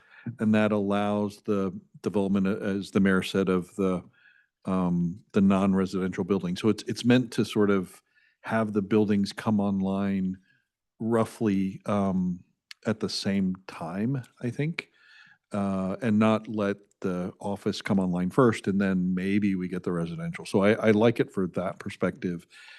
The concern or question I have is to the vice mayor's point about the number of employees per non-residential building. I don't think we went into that depth, and I would be curious to hear more about what that could look like and what that might do to the plans of the developer if we've thought about that, because my interpretation was, are we talking about kind of whacking away one of the non-residential buildings to get to a population cap? And I don't think that would be too amenable in our agreement with them. So I'm trying to figure out how we get to a population cap without squashing one of the buildings and adding more residential. And that feels like a little bit of going back to the drawing board. So I'm curious about, how would we get there? If that makes sense. You mean get there as in a workforce population cap? Well, I think if we instituted a population cap as one of the criteria, that would mean fewer employees per building, per office building, or it would mean one less office building. So both of those feel pretty fundamental to rewiring the whole plan, and that's what I'm kind of curious about. So, and I know the vice mayor is she's gonna go, like, I would say that, like, if that's the route we go down, then we just this is the worker cap. Right? I think the problem becomes when the city council then says, okay, so this is exactly how you implement that cap. The thing is that's his problem. If the majority of council decides to implement some cap, how he achieves that is whether it's okay, I'm going to lean more heavily in R&D, or I'm going to sort of, not do one of the office buildings, totally his problem. Your problem or our problem is this desire to limit the office population, and the ripple on effects that provides. If that's your approach, that's your approach. And I'm curious to hear about what the ripple on effects that would be, because it feels like a little bit going back to the drawing board. So that's why I'm asking the question. Do you want the developer to come up and give his thoughts on that?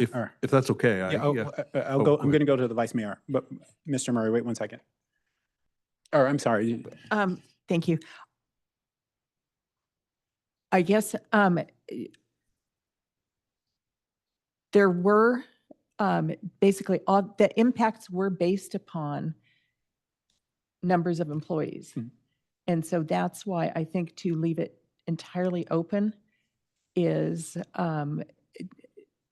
not prudent. So, but then would you say then just defaulting to the EIR numbers? Are you seeing some other number? I have not, I don't have an opinion at this point, but I think that we need to have some numbers. I think, the conservative number is to stay with the CDP cap. And more reasonable number is to go with the draft EIR cap. Yeah. Or not cap, but analysis. Yeah. And Mr. Murray, you can come up, but I think my first question would be to you. Did you view the EIR numbers as, again, not actual caps, but essentially the limit of what you saw as the worker population there? Or was it just like an idea? No, I think those are relatively good estimates, but ultimately we don't know who's going to occupy those buildings. And Mhm. again, we're seeking approvals for everything from kind of office use to R&D. I don't think you're seeing post-COVID really high densities that people talk about in tech workforces and things like that. You've heard, very low square footage per person. I don't think that's what you're seeing coming out of COVID. I don't think it's likely. That being said, we have to finance these buildings in the first place. We might have to do it before we have a tenant or after we have a tenant. Caps on, I appreciate the irony that there is one from 20 some years ago, but that was a, single tenant occupied campus that they control and they know who comes in and who gets hired.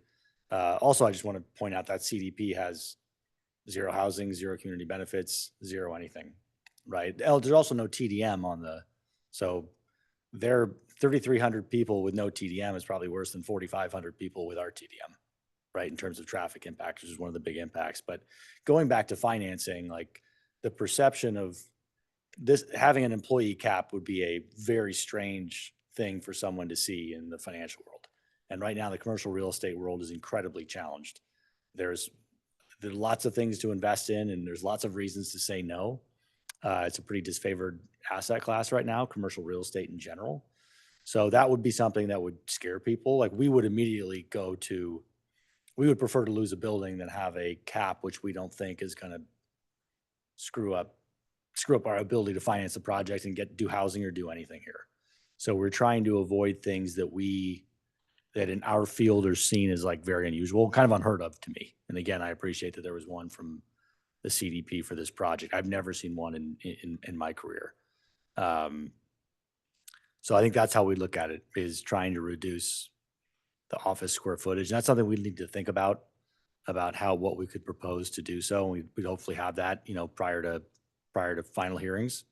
But the caps are bad, is what I would say, in terms of having the ability to finance that. Individual caps on buildings is even worse because we'd like the ability to say, hey, we have a really dense client. They want 100,000 feet. Let's put them in there. That'll obviously reduce our ability to do something on a future building. But I think that's how we would look at it, is we would have to reduce the square footage to a point where, someone financing the project is going to be confident they're going to be able to lease it. So that's really how we would approach it, reducing office square footage. I totally agree that it would be, I don't think the council could come up with a reasonable approach to putting employee caps on different buildings. I think it would be something more where we present that this is, well, for example, the EIR has this number of employees. That's what as we've said, that's what all the impacts were measured upon. So it's sort of up to you to figure out how that goes. But with the phasing of the office buildings, presumably you'll be gaining information along the way. And yes, if you have a less dense, although I guess these are not leases forever. So I don't know how we figure that out. But yeah, we will evaluate this. We will look at the caps. I don't think that's an unreasonable starting point. Again, I think we generally prefer to just have square footage. But that being said, I want to, like all the community benefits we've based things on has been based on 1.1 million square feet of new space. So if we lose a meaningful amount of their square footage, we would expect pro rata reductions and everything we've been kind of promising, right? I think if you look at the residential as a standalone, there shouldn't be any special community benefits related to that. We've always approached this as all these things we're providing the community is really about compensating for, potential impacts and concerns related to the office. But it's also a big, incredibly important part of how we finance this project. Like this is not a normal project where, you're building an apartment building and you plug utilities into the street and kind of do normal construction. We have just demolishing the site, demolishing the existing buildings, all the underground utility tunnels, things like that, regrading the site after that is about $30 million. So that's just to get back to kind of a normal starting point. And then from there, you have tremendous utility work. We're essentially building out utilities for the neighborhood. You have the very unsightly substation that's on Laurel here that we're all very happy to to be removing, but that's how the power comes into the site now. So that infrastructure goes away. We build all new infrastructure. Basically, that entire site is being redone and new infrastructure and roads putting in there. So the kind of, upfront unusual costs that aren't standard in just a typical development. If you're building an office building or building the residential cannot carry those costs alone. So we're already in a balancing act here of how do we have a project that's financially viable, because we have to pay all those upfront costs for any one component, housing or commercial, to be feasible going forward. So, pressure on the office puts more pressure on the project, in general, from a financeability standpoint. I think I would also chime in when it comes to, the possibility of worker cap. It's like, what is the actual problem we're trying to solve for? Like if we're trying to solve for, the single occupancy vehicle, then there's a TDM program, right? But to me, if you're saying just generally an office worker cap, then it's like, well, we don't want to see swarms of people coming from the Caltrain station to the site. For the actual, but isn't that done on just the office space number, or the actual population of the office? That job housing imbalance, what? I have not heard anyone come up with an explanation of how they figure out the RENA numbers.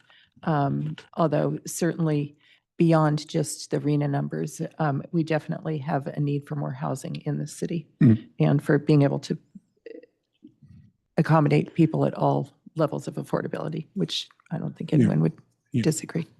But it's, I believe we do have I haven't seen the details, but I've heard that we have a very robust TDM plan here. I believe Mr. Murray told me about this. And so it really is, it is about traffic, but it's more so about the housing. And that's totally fine. And again, the council can take any position it wants. It just seems late in the day for me. What I heard from council, again, time and time again, or from the council majority, and it may be different, was more housing, more housing, more housing, more housing, more housing. That's all of what I heard. And so now, if at this moment we're more housing, less workers, that is a change. And again, that may be Mr. Murray's problem to deal with, but that to me is a change. I will tell you that at least two of us have been discussing this with Mr. Murray for quite a while. One question I know I'm going to go to Councilmember Schmidt, but just on the point system, and obviously I don't have was not on the council in a decision-making body, but did we also employ a point system with regards to Willow Village? Because I know there was another scenario where we wanted to incentivize the phasing in a way that housing came online first. And so was that accomplished with a point system or something else? The city attorney will chime in. No, it wasn't. It was accomplished sort of as a step-by-step. For this, you get this, for this, you get this, and then they could decide to go on whichever component they wanted to go in whatever order. Thank you. And then, so my question to staff, no, please go. Excuse me. Just for Willow Village, there was much more certainty as to what each building was. So this point system is an interesting way of accommodating these more of the empty shells where you really don't know. Well, I think I would disagree. It's the only thing is there was an R&D versus a standard office, right? But you for all the things that are office, is going to be either office or R&D, right? It's not as if there is a housing building that may be an office building. So I don't know that there's as much fungibility or variability as you're calling out. And so I think my question would be to staff is what do you think is achieved by this point system that was not as achievable with the phasing process that was used for Willow Village? Yes, please go.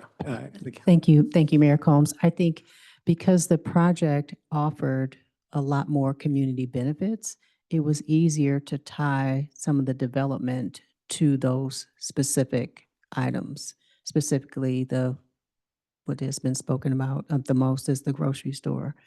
It was also the park. So some of the phasing was tied to something physically being provided for in addition to the housing. Now I'm going to ask a question that I don't know the answer to, which you're never supposed to do, but like, what was the housing total though for Willow Village? Right. 34, was it? And then, and what 1735. was the affordable housing component? Because I think here we have overall more housing and overall more affordable housing. I don't think so, because there's separate buildings for seniors, and then there were additional. Okay, so maybe it's the same or close. Oh, that was Willow Village was 1,700. Okay, I'm sorry. So we're then yeah, I should never ask a question I don't know the answer to. So that was actually more housing. So yeah. And the efforts for Councilmember Smith and myself was to do something similar, but what made sense to that project was to have something similar, a process. Okay. Yeah, Councilmember Schmidt. Yeah, sorry, Mark, I had another question. I didn't mean to have you get up and down. I think I'm going to ask something hard and real, and but only with the best of intentions, right? So I just want to understand some of the implications in a more direct way.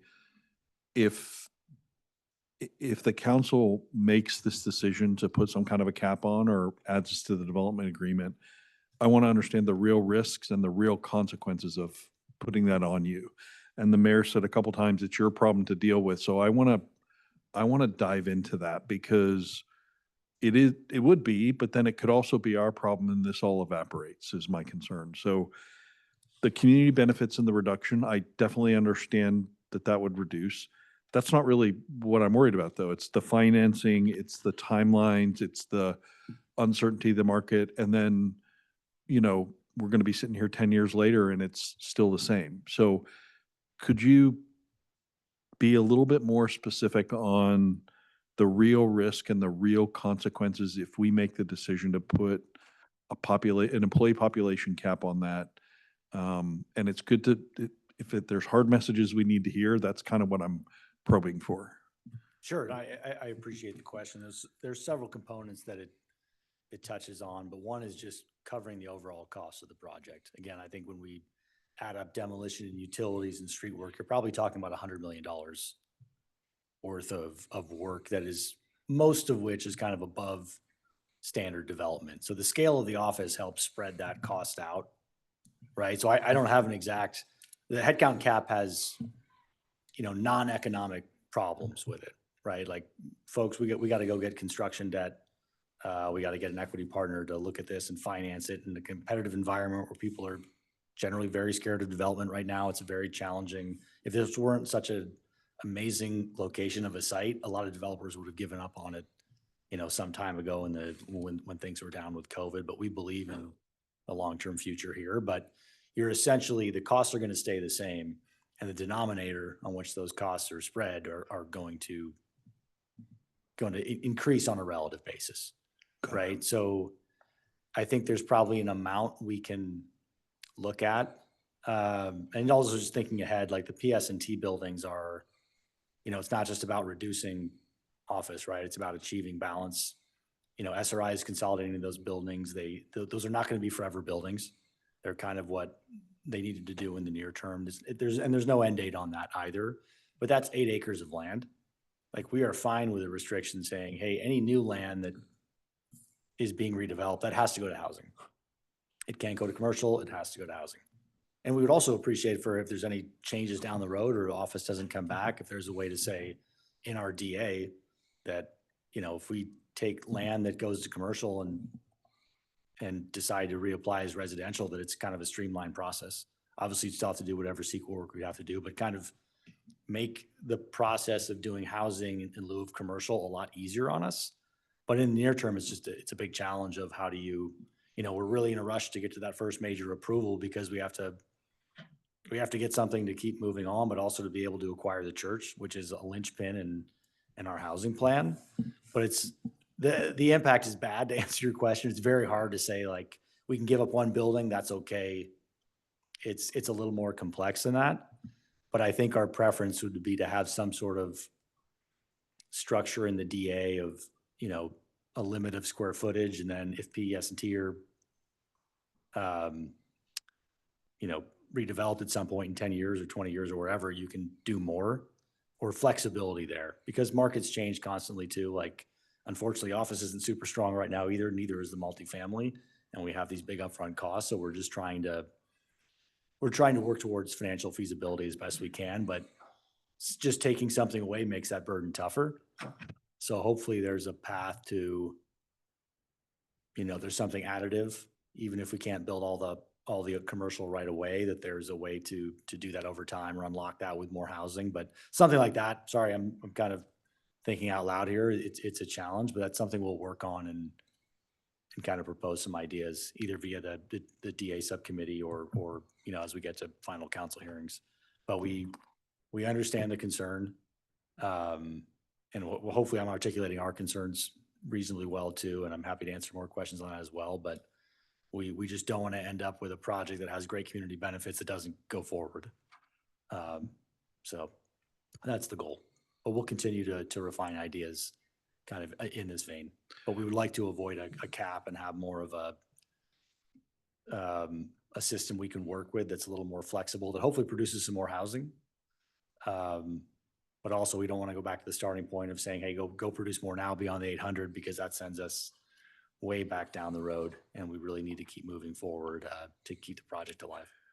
And just and way back down the road also means the chance that we would lose the church, and that then that would puts be us back. definite. Yeah. Yeah. So that's why I'm trying to get to specifics. No, Is exactly. anything that takes us 4 steps back or Yeah. 2 steps back puts at risk not only pressure on the financing side, but we lose the church and then we lose the related housing. And I can see pillars crumbling if we make the wrong choices or the riskier choices, and that's what I'm trying to ease out. That's So, exactly right. okay. Thanks.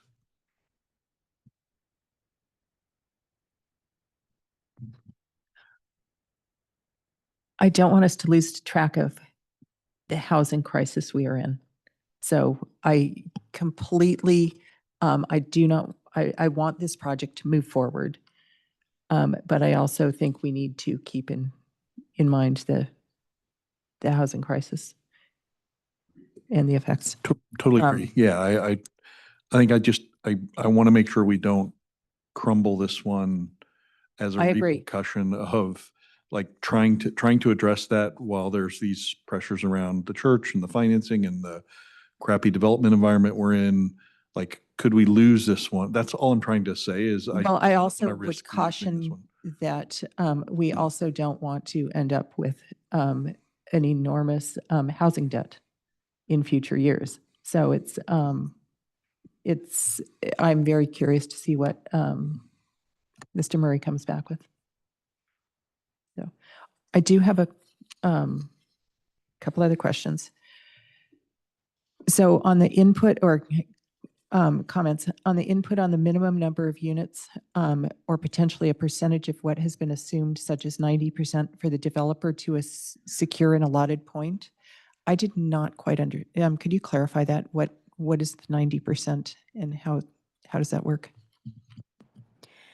Yeah, so for example, for one of the apartment buildings, we assume 300 units.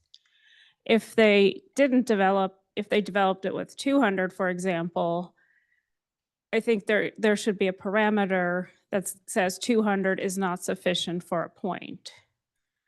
So I think the feedback we're looking for there is at a certain percentage of 300 that would allow them to earn the point.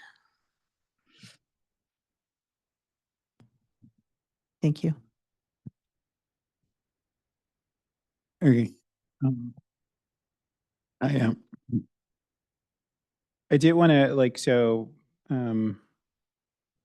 we've provided some feedback on the point system. I think we've provided some feedback on the idea of overall some sort of limits as it relates to the commercial office usages. There's also this request for some feedback on the definition of temporary certificate of occupancy for the townhomes. Did someone specifically want to provide feedback on that item? Vice Mayor. It is not sufficient in my mind. Okay. So just to have the finances in shape is not sufficient to call it a TCO. I'm happy to, I understand the, okay.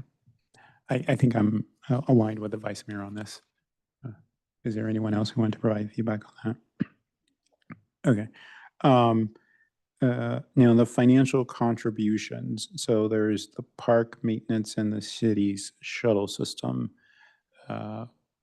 Was there a desire to provide specific feedback on that? Thank you, Mayor Combs. And just going back to some of the public comment about the location of the field and who has access to it and making it more accessible for the residents as opposed to public use. Wait, so you're saying that it should be more exclusive to the residents of? Well, not necessarily exclusive, but it's for the residents, or is it for public use as far as folks who don't live in the project? As I see it, it's like a community benefit, and so would be for larger public use, like, right, the extent to which it was something that was used mostly exclusively by their residents, then it's just like it's an amenity for their residents. So I wouldn't want the city to give them any credit for it, as I see it. But I do understand, especially to the extent to which the housing that's closest to it is the affordable housing. And so is there a way where those residents don't see this field as something that is not something they should use? I do think that is a valid point. Yes, and just making sure that it's accessible to the rest of the residential there. Yeah. I think that's a fair call out. Could you summarize what? Just looking at the map, if you look at the map, the residential on the far corner has access to the field, but looking at the rest of the residential, they have less access. So what's the? And so would it be like pathways? Because of the design of the project, the accessibility is more from one area of residential than the rest. And so what if is the this is a- suggestion? if this is a benefit for the entire residential area, but it's more accessible to one area. So that's what I'm making my comment about. It's just about accessibility. Yeah, I think that they see it as something for the Menlo Park community as a whole.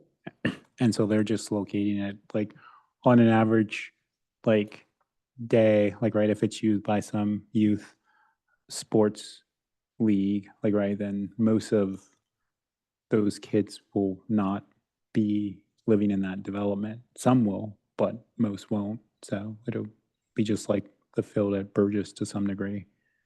And so, which is, as I understand it, responses of, again, back to the developer responding to feedback. I think this is responsive to some of the feedback that they've heard about what the community would like to see. Again, council can change that. It's completely within its authority, but I do know that that field and specifically it, meeting certain regulation, has been feedback that the developer has been provided by council and by the community at large.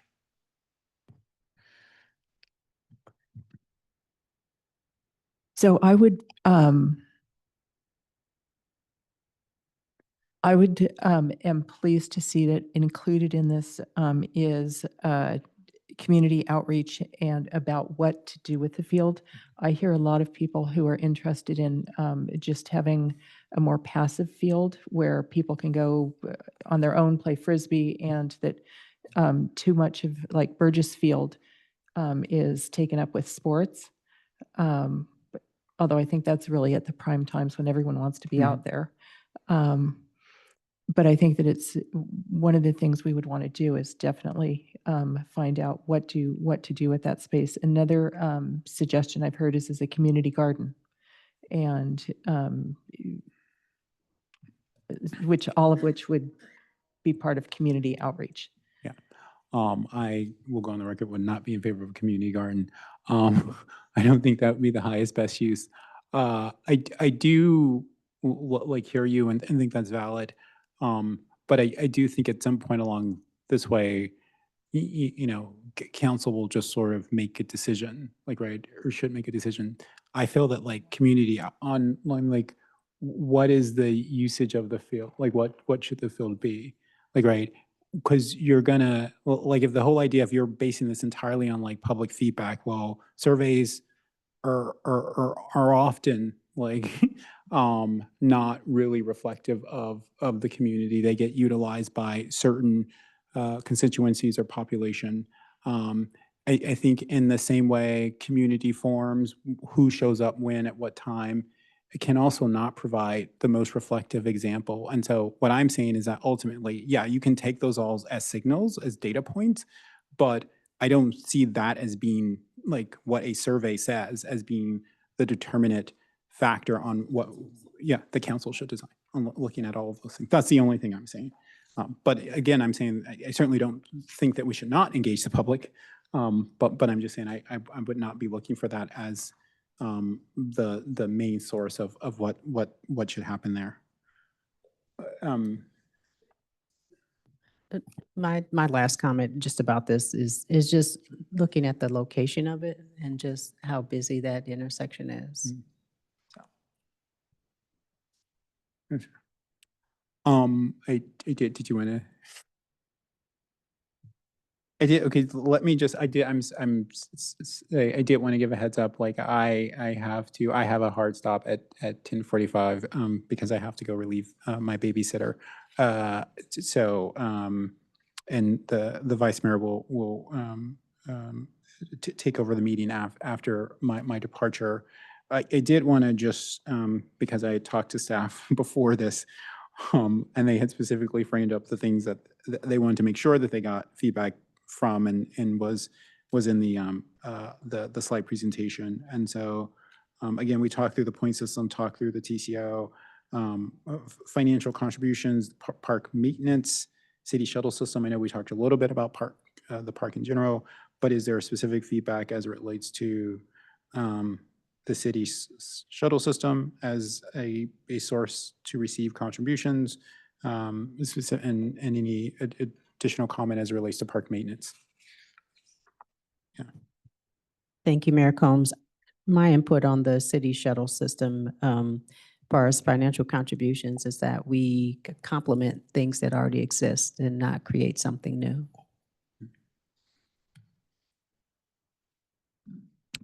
Yeah. Yeah, and I agree on the point system and the TCO feedback so far. Definitely agree with Councilmember Taylor's point about not creating something new. On the city shuttle system,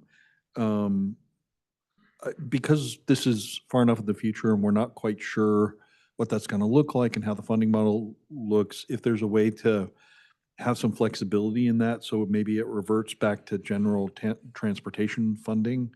Because what if the shuttle system isn't feasible 3 years from now? So just being able to add some flexibility into that, becoming more general transportation funds, depending on what the shape of the shuttle system is. Park maintenance as well. I wasn't 100% clear on the wording. Due to the rising so it's very focused on the maintenance instead of the construction, but due to rising cost, is that a percentage calculation, or I see in here it's a fixed amount, and is that per year fixed amount or a total fixed amount? So just a little more clarity on the way the maintenance number is calculated and how do we address the potential rising cost of that maintenance over a period of time? And then the last thing I'll say is, having lived in a country for 10 years that had community gardens, I would probably also not be supportive because that turns into 3 years in, that turns into 4 or 5 enthusiasts out there, and it's not really as public as it feels. You know, and this is where in a country where it was very social to do that, but you could see the people who never turned up, and you could see the people who turned up, and so I think I'd probably lean more toward the sports field than a community garden. So, my feedback. Okay. Now because I know the vice mayor wants to go to other things, and so if we feel that we've provided all the feedback as it relates to the things that were called out in the slide presentation, I'll turn it over to the vice mayor to walk us through. Okay. Go. So the point system, I think, is a clever way to address the distribution between residential and non-residential. What I'm concerned about is that it is building permits. For the most part, there's 3 TCOs, temporary certificates of occupancies, but I'm worried that we still may get out of sync with the residential not completing for whatever reason as we are charging ahead with the non-residential, even with the best intentions of everyone. Just I'd like more thought if possible as to whether 3 TCOs for the building 5 is appropriate. And I know that this other discussion about employees will also go into it. So, but it made me slightly uncomfortable that there was still so much up in the air, especially with the townhomes probably being done by another developer, and just making sure that we are really, everything is staying in sync to the extent possible. I also had a question about, is the landscaping going to be with recycled water, or is that just that the recycled water pipes will be available?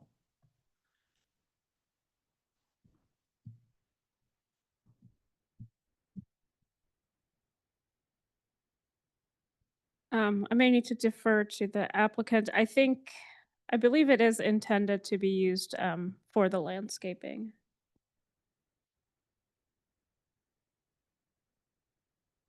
Yeah, so just to reiterate some of the things I mentioned earlier, we'll be bringing infrastructure through the site, but then having everything kind of ready to go. This is all contingent upon West Bay Sanitary bringing their infrastructure from their plant to the foot of the site at Ringwood and Middlefield. But we should have everything ready to go as each component comes online. We will use recycled water wherever it's allowed to be used. Like, for example, right now for residential buildings, you're not allowed to use it within the interior of the building. We're dual plumbing those buildings preemptively to future-proof it. So if those regulations change, we can do that. But basically, assuming recycled water is at our site, we should be able to use it for all allowed uses as things go forward.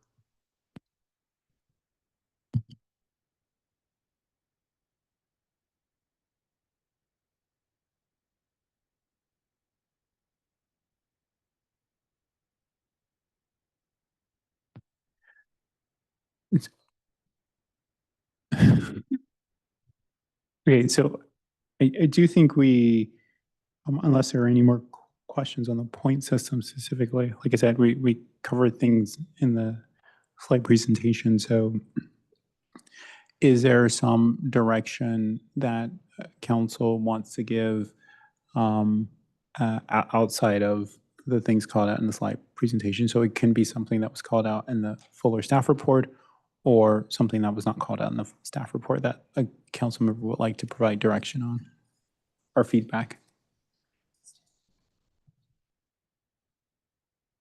Okay. That's a good, actually, that's a good quote. Is there something where staff feels that it needs some additional clarity or feedback. Thank you. I think we've received good feedback on those items we requested. One thing I want to point out about the point system is that the points are assigned at commencement of construction. So it's not just pulling a building permit. I suppose that a construction could commence and not be completed. So that's a potential there.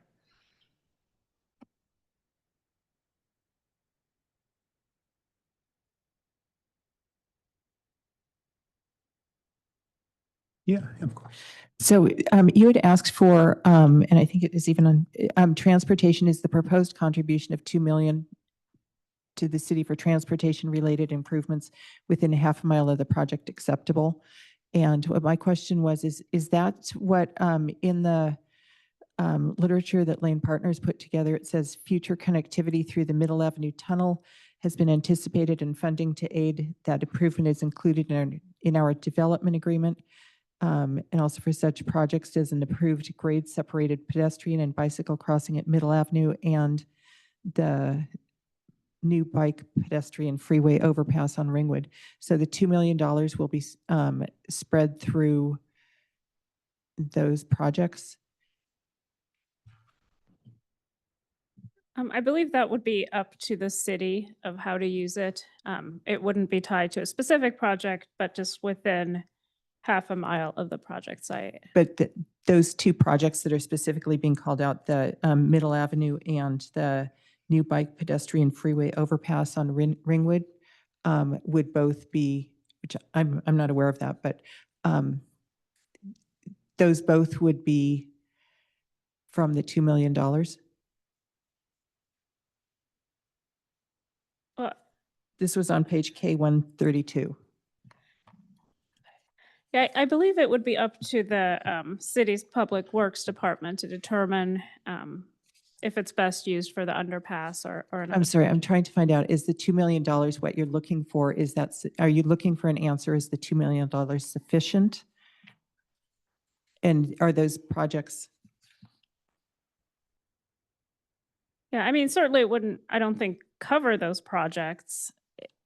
So the question is more, is it sufficient as a public benefit for Correct. what Right. the applicant is getting in exchange? Yes.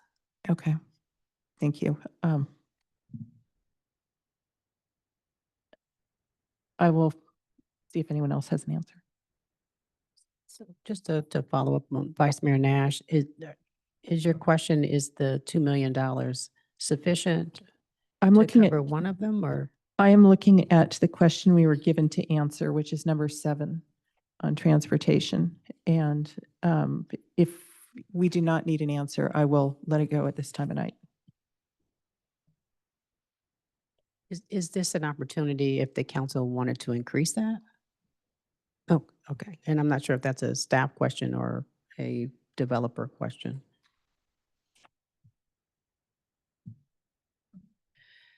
Do we want more money?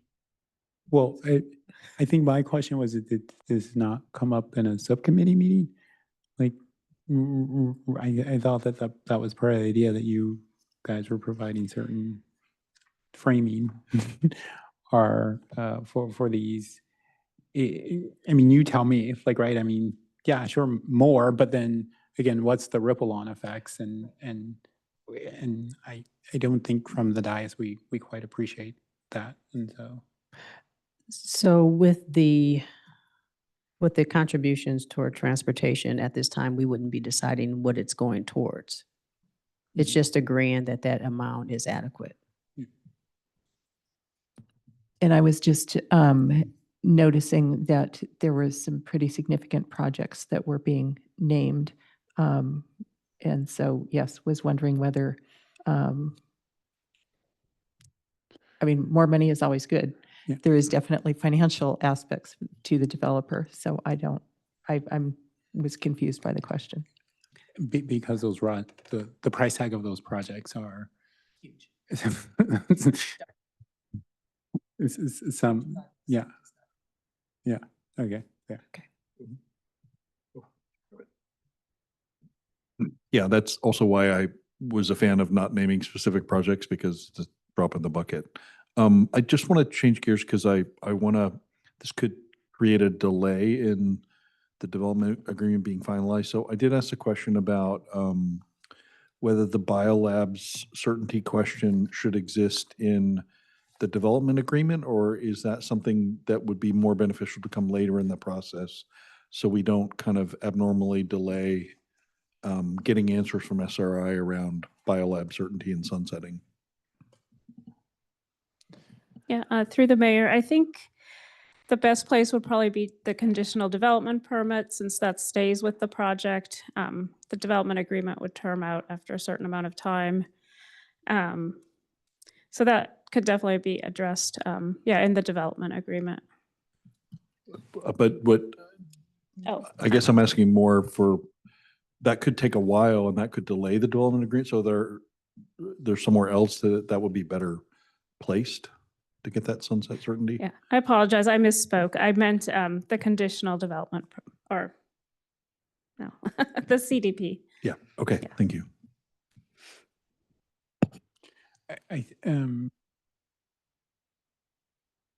The question I would have with the labs, did this not come up as an issue during the development of Burgess Classics? I mean, they're in some cases as close, or they are certainly close. And so the city let that be developed into housing. So I'm trying to understand, like, we can go down this prohibition that like the labs can't be used, like, right, at a certain level, but again, there is housing already there that's close. Yeah, I wasn't involved in that project, but as far as I know, I never heard about the concern of BSL levels, I guess till the pandemic. Yeah, again, I don't want to, again, I think again that this is a project that will have like massive impacts and for this section of the city. And I think to Councilmember Schmidt's point, it will come possibly as the first of a series of developments. And so if someone's opposed to that, then that's fine. You can be opposed. You're entitled to your position. But I do think I have concerns about what can seem like pretextual reasons to be opposed that don't square with logic as you pan it out. Again, there are some risks. There are risks with everything. But if there's housing already there, I think I have to understand like why we should draw the line with this housing at this moment in time. And again, maybe there's something I'm missing. I'm open to someone sharing that with me, but that would be my, my concern that this, the labs certainly represent a risk, but does that risk rise to the level of that? And again, that they're not being used currently at that highest level or higher level, but does that? I think the council has to first decide, like, is that definitely a deal breaker? Like, right before you even decide that whether it is an element or a condition in some sort of agreement, is it very much a deal breaker that like if those labs aren't sunsetted to our, to the extent we think is appropriate, then we don't think that the project should proceed. I think it's a really good point. I mean, it's partially why I was asking the question, if we could buy a little more time to think through that, but I wouldn't want it to hold up the development agreement process as we sort of wrestle with that question and how certain SRI is that they even want to do that and what their time frame is. So it's a little bit of a buying time strategy to put it in the CDP, I think. Mayor. Yeah. I think Councilmember Schmidt, the timing on it is going to be essentially the same. Am I not coming through? Sorry. Because the CDP, if that's where we were to put any sort of restrictions, that's going to come forward essentially at the same time as the development agreement. Okay. But I think to Colonel Sandmeyer's point is the fact that the development agreement is going to have a shelf life of, however many years the term of that is, whereas the CDP conditions will live with the project. So that's likely where you would want to have that sort of restriction, if that's the will of the council. So how do we have that? Clearly, we don't want to do that tonight, but how do we have that discussion about the labs? I do think the proximity with the residential right next to the labs, whether they're functioning or not, is the source of some of that concern. And I'm sure many of you have heard from some of the same people I'm hearing from. So it really is proximity. And the pandemic, I'm sure, caused that awareness and that concern to rise to a new level. I would want more certainty, but I'm not sure how to, given that the timelines are the same. I thought we were buying a little more time, but I'm not sure how to put that into the process. Again, I would say, and I really do have to go, like, the proximity already exists to some degree.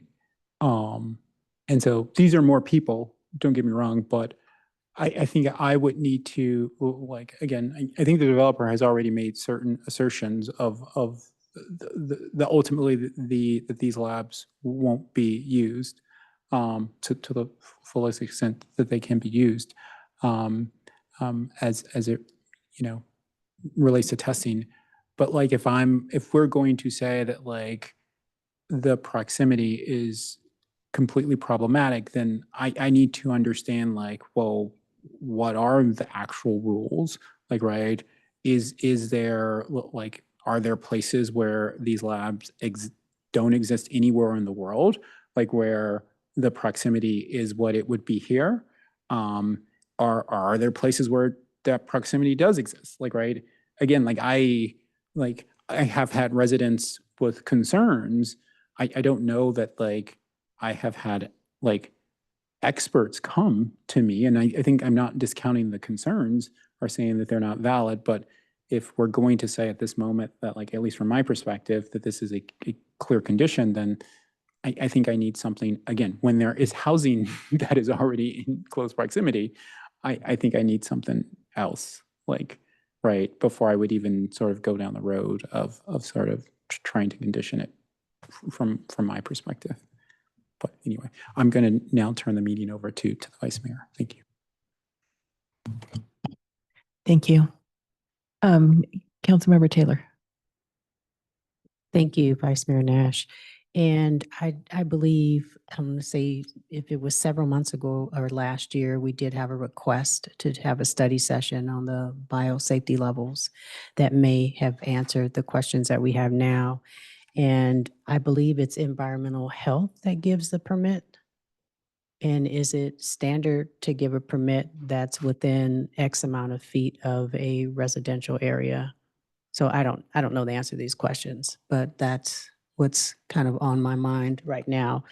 And then also, how do you reveal to potential future residents that you have a biosafety lab 3 next door to where you will be living? I don't know what the rules are on that, but I'm definitely concerned about the impact of whether it would limit how many folks would actually apply for the apartment or vice versa, being able to even get permits. So, thank you. Thank you.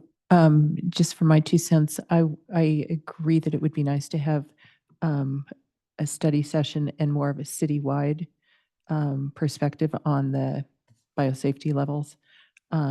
We know that in District 1, there's a strong scientific bioscience community there, and it seems like it would be something that would be worthwhile for the city to have, or at least have a discussion whether we want to have some sort of rules there.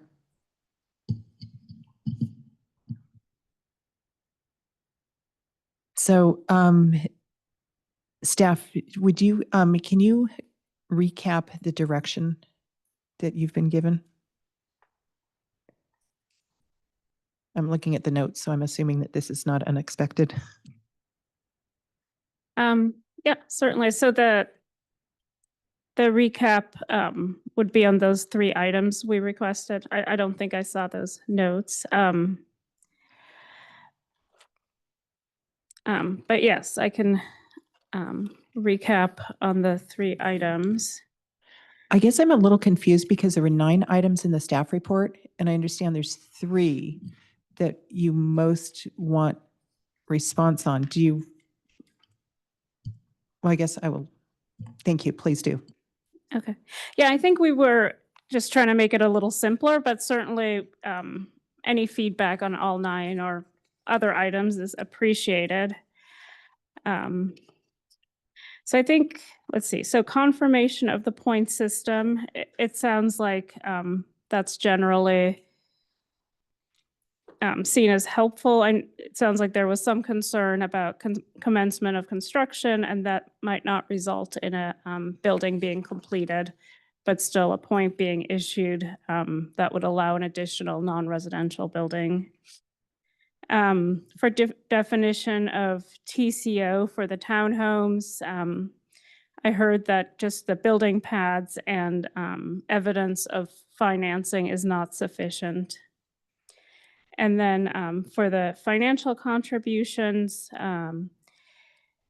it sounds like there is interest in contributions towards the city shuttle program instead of creating a new system. For the park maintenance,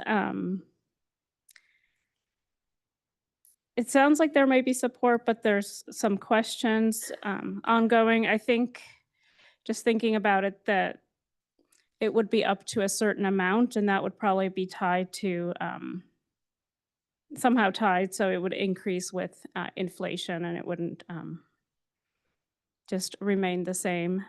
But yeah, I suppose that the park maintenance, if there's more feedback on that, that would probably be helpful.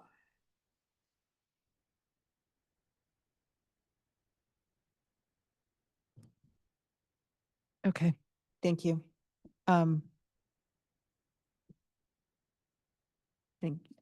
Councilmember Taylor. Thank you, Vice Mayor Nash. So on number, I think it's number 6, park funding, I am actually would like to request that there's an increase in the amount that's spent for community outreach, because I think that's the area where we do, I won't say we do the least work, but the timing of when we do the work, I think is important. It should be at the beginning.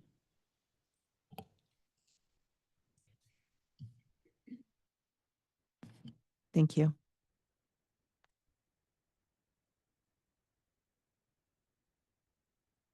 And I guess the one that I didn't hear discussed at all was number 9, which is the pilot. Is the city council supportive of allowing SRI to occupy one of the replacement office buildings without that building being subject to the terms of the pilot? And I would just add, assuming that it's for SRI's nonprofit use, I would be supportive of that, along the lines that the other buildings. I guess I'm a little bit confused by the question. Any? Yeah, so there we go. Can you hear me? Yeah.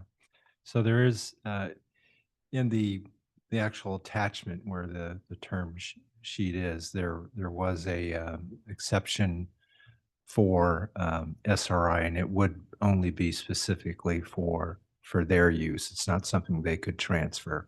So it'd be a one-time building that they could occupy and utilize, and therefore their tax exempt status would apply to it, and the developer would not be obligated to sort of backfill that lost tax revenue.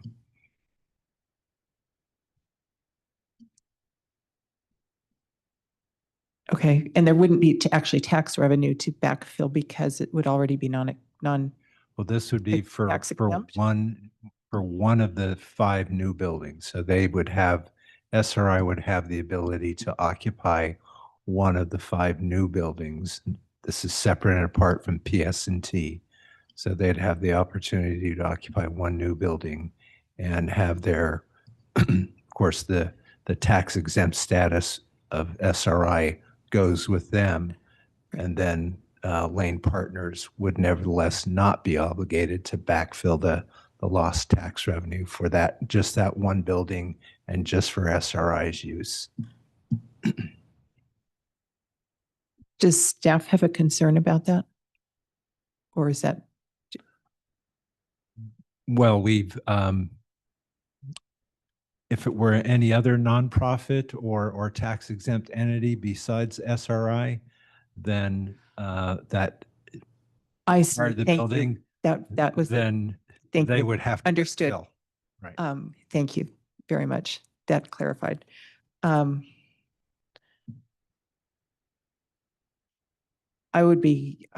think that would be reasonable. Yeah. So you're okay with SRI having the exemption? Only SRI. Yes, correct. Thank you. All right. Anything else, Councilmember Schmidt? Just on the shuttle, I just don't want to lose the nuance of the comment earlier about if the shuttle system looks different in the future, that the money that would go toward that reverts back toward a general transportation fund as well. So just want to make sure that was captured in the feedback. Thanks. I guess along that line, I would just like to hear from the developer whether they have a concern about the shuttle, using the city shuttle system as opposed to a private shuttle. I think really the only concern is, we have a really restrictive TDM program with, monetary fines if we miss it. So our preference is to kind of control your own destiny. So it kind of depends on how what does the shuttle system look like? Ours was really just kind of looping back from our commercial project straight to Caltrain and being incredibly efficient. You kind of get an app and you can see when it's coming out of your building. I like the concept of having, more of a shared system. I think particularly when USGS comes online, like they would need our private property to kind of traverse to Caltrain without just getting on the roads, right? I think that's a really beneficial thing we'd like to participate in. So, I mean, the primary downside is it's not as efficient and, or we're doing both and paying for both, or we're not meeting our TDM standards. But I like the concept. I'm concerned about the penalties if it's not as efficient as we could be.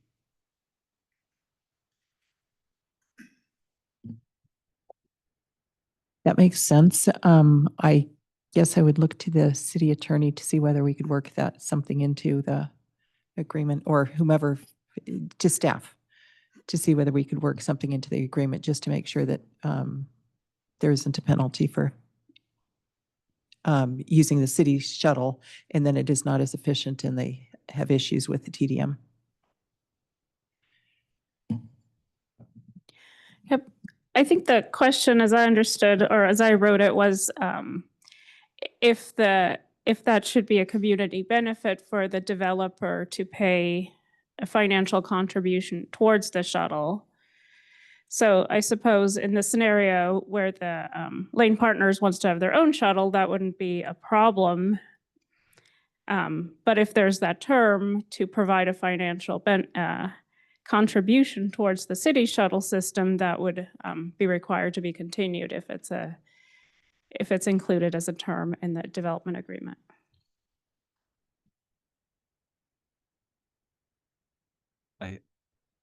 I think the financial contribution was intended as an alternative to running their own shuttle.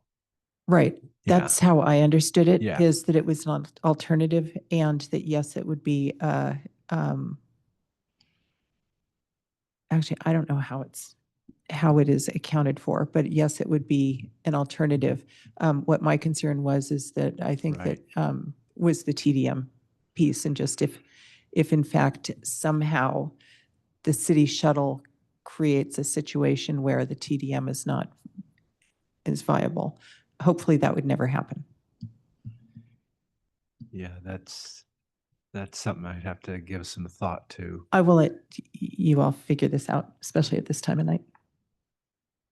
Thank you. Okay, are we now going on to regular business? Or, oh, Councilmember Taylor. Thank you, Vice Mayor Nash. Just wanted to ask a process question. The timing of this coming back to council, the final EIR, those kinds of things. Yes, so the plan is to release the final EIR about a month before the project goes to Planning Commission, along with noticing requirements. I think as far as bringing back development agreement terms, I suppose that would potentially take some negotiation, of course, between the subcommittee, staff, and the developer. I think we could just see how quickly that evolves and then schedule another study session. Does that work? That works well for me. Thank you. If I may, weren't quite fully expecting that question. So with a lot of what I'm hearing this evening, it may be best for the entire project to be coming to the city council in the kind of the steps outlined in the staff report. So I wouldn't mind looking to the developer in terms of whether they would prefer a study session or having everything kind of on the table in front of the city council, because I think some of the challenges that we're experiencing is indeed kind of the that this was one aspect, and it might be better for the council and the community to have everything in front of them. So I'm seeing some head nods. It might be a good opportunity for the developer to weigh in, and then happy to circle back on what the council would prefer as the next steps. And Yeah, thank you, Jeff. real quick, just giving a time check here. The city council, are we going to, by acclamation, extend the meeting beyond 11? Okay, thank you. Please proceed. Thanks. Yeah, just out of necessity of schedule and timing, we really want to keep the project moving forward. We're at your disposal as far as staff and the DA subcommittee. I think we got a lot of feedback on DA specific items, which is really what the scope of this hearing was about. So we're really eager, and I think we got to get a sense of the last 4 years of, where the concerns are, and we learn a little more and more nuance as we go forward. But it's really critical for the project to stay on course to be moving to final approvals. And I'm confident we can work and make a lot of headway prior to that, but ultimately, be in a position where we can figure out these items, at final hearing as well. But avoiding another study session is I think, kind of mission critical to staying on track for timing with things like the church and otherwise.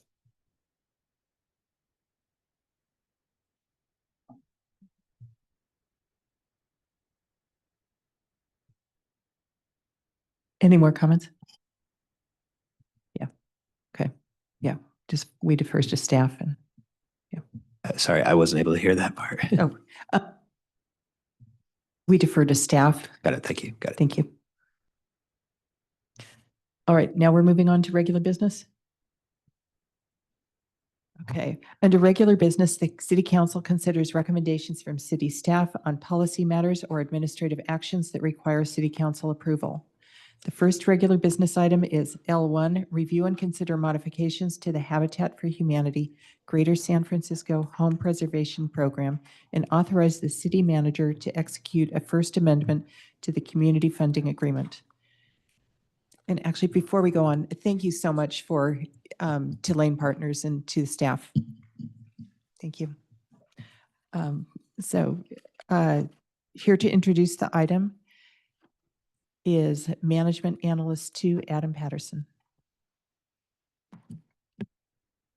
Thank you, Vice Mayor Nash and members of the City Council. My name is Adam Patterson, and I'm a management analyst in the city's housing team. I will be presenting tonight on proposed modifications to the Habitat for Humanity Greater San Francisco's Home Preservation Program. In May 2023, the City Council adopted a resolution to authorize the execution of a community funding agreement with Habitat for a home preservation program in the Bellhaven neighborhood.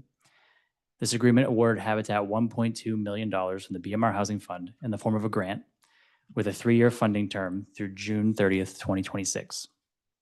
Through this program, Habitat provides home rehab loans to low-income homeowners in the Bellhaven neighborhood with loan terms of 30 years, 0% interest, and payments deferred until the sale or transfer of the property. all future loan repayments are to be put into a revolving loan fund administered by Habitat for future rehab projects. Habitat is engaged in a number of marketing and outreach activities since the program launch, including tabling at several events throughout the city, conducting 2 door-to-door canvassing events to Belhaven households, and a neighborhood-wide postcard mailer. These activities have generated 50 program inquiries, 9 applications, and 3 successful applications that have moved into the project scoping phase towards loan document execution. Habitat estimates that most projects will reach the $75,000 project loan limit. So after accounting for the 3 successful applications, an estimated $785,000 remains available for additional rehab projects. In March 2025, the city received a letter from Habitat requesting modifications to the program requirements due to limited interest in the program.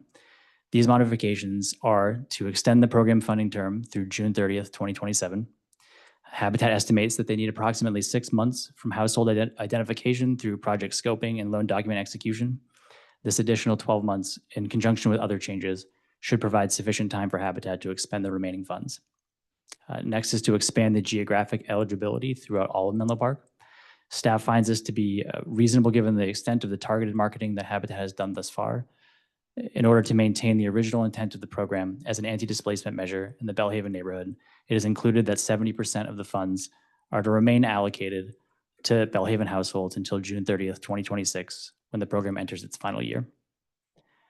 Next is to increase the eligible area median income, or AMI, for Belhaven homeowners from low at 80% to moderate at 120%. For reference, in San Mateo County, 80% AMI for a family of 4 is $156,650, while 120% AMI for a family of 4 is $223,900. Habitat has already identified 3 households, interested households that would qualify through this modification. Habitat's most recent data suggests that implementing these modifications could approximately double the pool of potentially eligible households. Since these modifications were reviewed by the Housing Commission, Habitat and staff further clarified that for the revolving loan portion of the program, that the funds will be marketed and made available to Belhaven households for 6 months before being made available citywide. And again, this is to maintain the original intent of the program. On May 7th, the Housing Commission reviewed these requested program modifications and recommended them for approval. Staff has reviewed the requested modifications and also recommends approval. Next steps, if this were to be approved, staff will process an agreement amendment.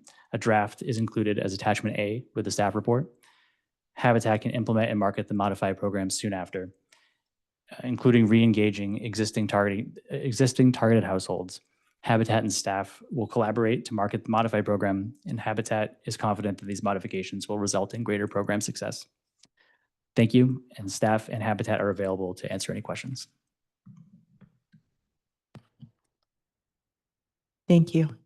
City Clerk Heron, do we have any public comments on this item? Thank you, Vice Mayor. So at this time, if any member of the public wishes to provide comment on regular business item L1, review and consider modifications to the Habitat for Humanity Greater San Francisco Home Preservation Program, and authorize the city manager to execute a first amendment to the community funding amendment. If you are in person, you can complete a speaker card and return that to me here at the clerk's desk. If you are virtual, you can go ahead and engage that hand feature. Calling in, please press *9 now. Currently seeing 1 speaker, so this will be the final call for public comment on regular business item L1. All right, we will open the floor to Pam Jones.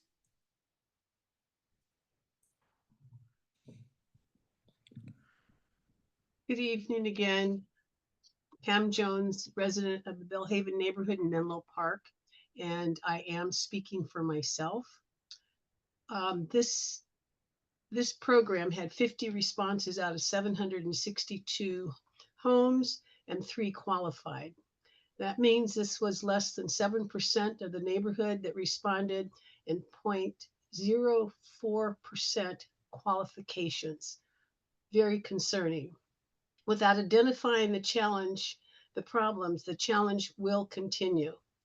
If this is a home preservation program, consider that people with delinquencies are being referred to appropriate agencies so they can, in fact, qualify. One of the ways that we have lost substantial property over here has been through foreclosures. Oftentimes, people just don't have the right information.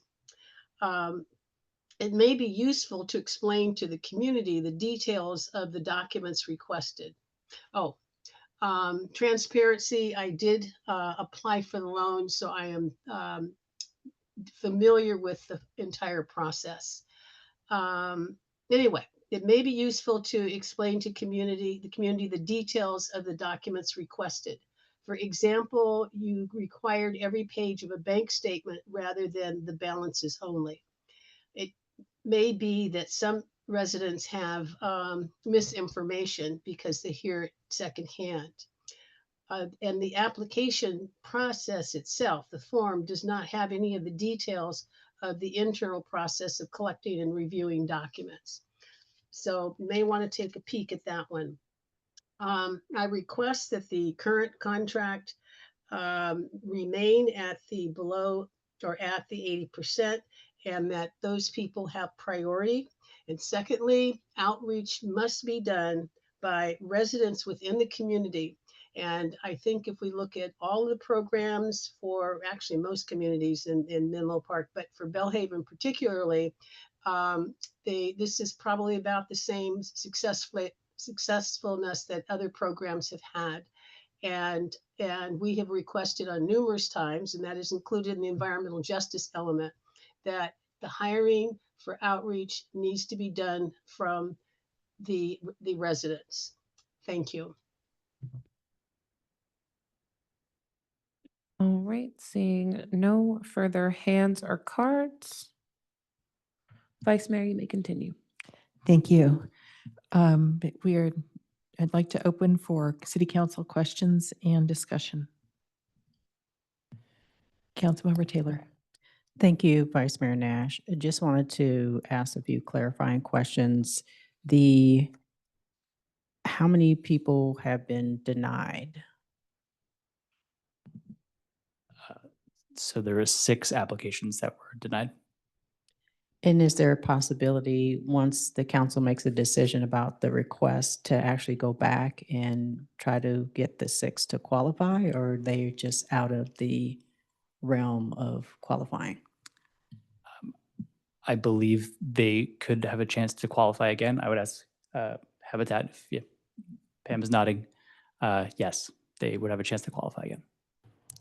Thank you. And I do actually agree with the public comment as far as keeping the current requirements, that it remains 80% or below, and not to increase it. I also, and I've shared this with multiple organizations that ask me how to reach the community, and that is, it's basic: either hire a CBO or hire directly from the community. You will continue to have the same problems with Habitat for Humanities as far as outreach if you continue doing the same thing. That's one. 2, I look at how much money has been spent to do marketing and outreach. It's a very small percentage of the funding. And the outreach needs to happen in the beginning, not towards the end of the process, so that folks do feel that it's been a transparent process, and the requested information, folks would be ready to actually apply if they were a part of the process from the beginning. So I'm not sure if that's possible at this time, if the program's been around for a year. The other is to partner with community-based organizations that are having their own events, and not just city events, but something that the community organizations have actually put together. And I know outreach is hard. It's just, you have to work at it. Those are my initial thoughts.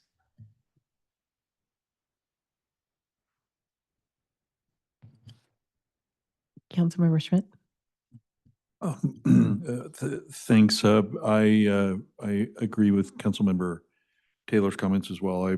I wanted to see if some of the public comment adjustments could be made into the program, even though that wasn't a staff request. And then I just wanted to make sure I clarify my understanding. I'm a little concerned about the dollar amount and some of the other struggles we've had to spend money in a particular time frame.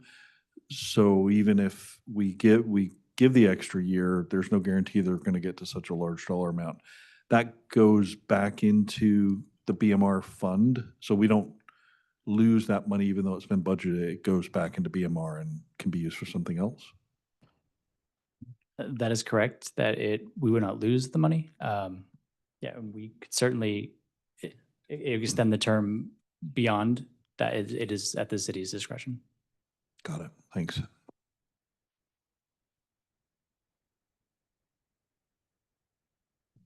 Councilmember Schmidt, Wise. The six, sorry, this might be too in the weeds, so please feel free to say you don't know. But the 6 families that applied and were denied, if we did not increase it to the moderate 120 AMI, would they not be eligible like we anticipated?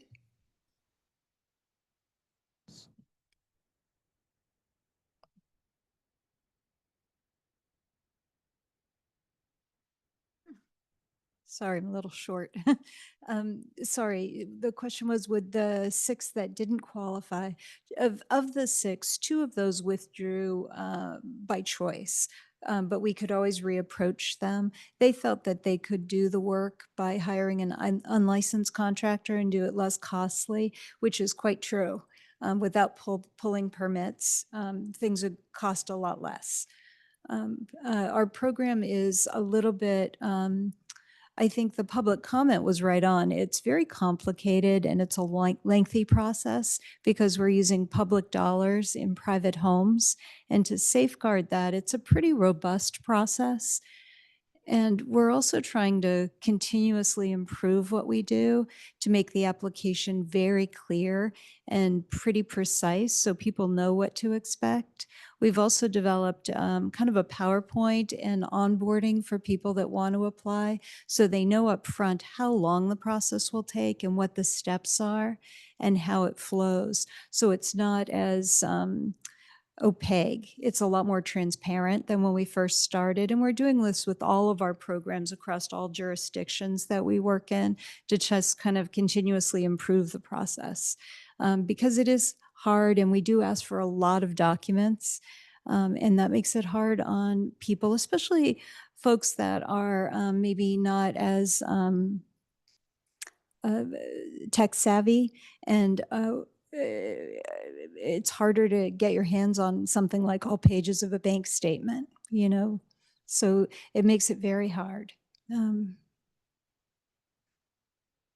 Follow-up question. Councilmember Taylor. Thank you. Is there an opportunity to make it less hard? And as far as, would you need the entire bank statement or just the first page is what's required if you are applying for a mortgage? Yeah, so right now it's very similar to applying for a mortgage. You need 2 years of tax returns, 2 months of bank statements, 2 months of pay stubs. Those are very common for what you would need to get a mortgage. And this is very much the same. We are talking internally, do we really need to pull a credit report if we're not asking for payments on this? It's deferred payments on the loan, so you don't make a payment. So we are trying to make it easier on our end, but the way we currently have set up, it's a pretty robust program, following most community development block grant programs is very similar to the manual that we use to underwrite. But there's opportunity, since it is city funding, it's not funding that you go out and get on your own, to kind of minimize some of the requests. And then also the presentation or the PowerPoint that you mentioned is not in the staff report. Is that possible to share it with council or at least with the city manager so that we can see it? Yeah, we're happy to share with it. We're just developing that, but we're also doing many, many other things kind of internally to see what we could do to make the process easier. Because Yeah, it makes sense. You know, anything that's a barrier to getting your home repaired, what we want to do is keep people in their homes and preserve their equity. And we're trying to think of anything we can do that might be a barrier internally. So we're meeting all the time to try and figure out how to make the process easier, but still safeguard the public funding. I think it's invest more happy to- money in the marketing, bring in a CBO or hire somebody from the community that you're trying to serve. And then also, I would like you, excuse me, I would like you to go back and look to see if any of the households that didn't qualify have actually either sold their homes or moved because they couldn't get the repairs done. So far, none of them have moved. But So you're still in contact with them? We are. Okay. A couple of them had lien issues that needed to get resolved, and we referred them, and we've continued to work with them through the title company to make sure that they understand what needs to happen for them to show clear title. So we work on those issues all the time with them on an ongoing basis, and we provide that support. I appreciate that you and your team are doing as much as you can to improve the process. Just know that as you learn, that it's impacting someone and not in a positive way. So you're learning off of someone else's backs. And so just future best practices, hire somebody from the community to help you, especially if you have city funding, or bring in a CBO, a community-based organization, not a nonprofit. Thank you.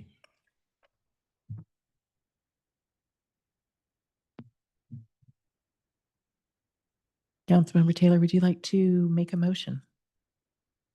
Thank you, Vice Mayor Nash. Yes, I'd like to make a motion. And Ms. Herron, please let me know if I need to repeat everything. Or if I can say. Are you modifying the motion as prepared by staff? Yes. Okay. Thank you, Ms. Dora. So we can add to the motion with the direction provided by the city council if staff is clear on that direction.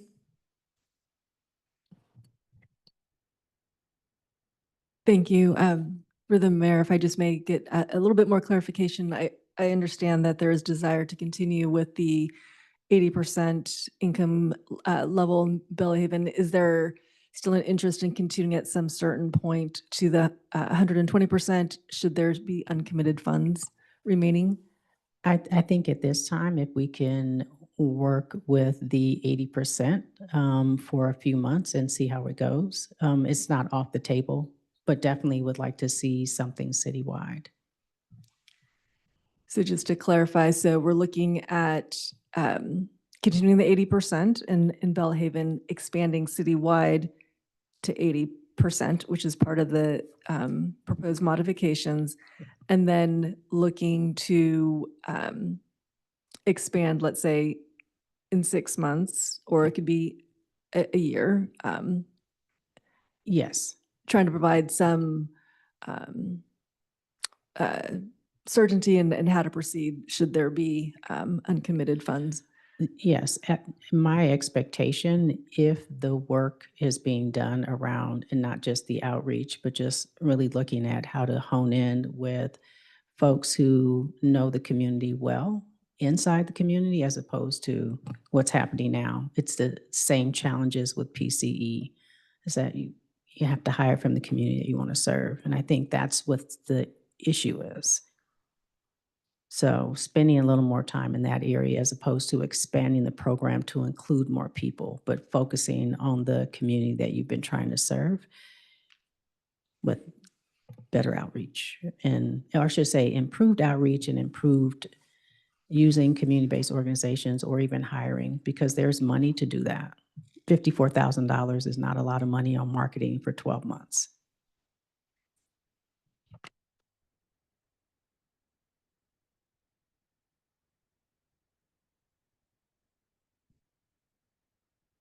Councilmember Schmidt.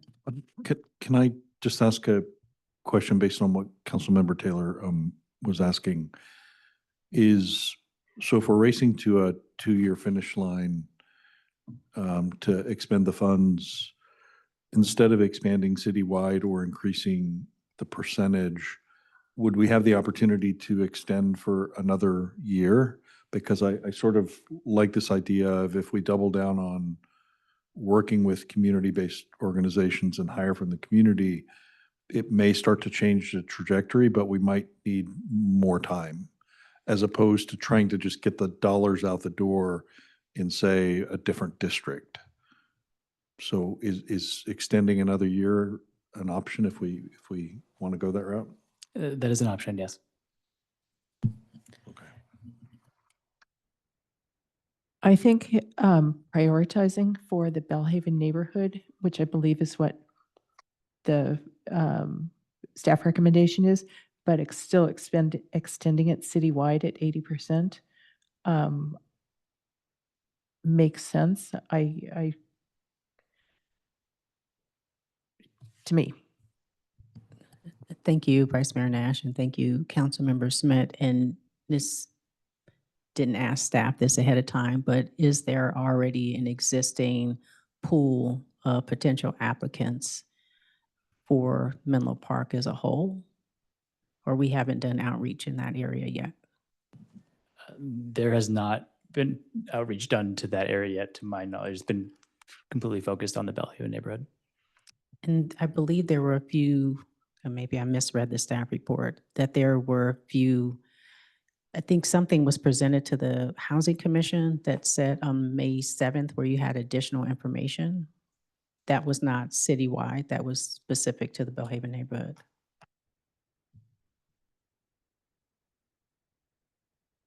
We maintain an interest list for people that call in from the community and just let them know it's not available citywide.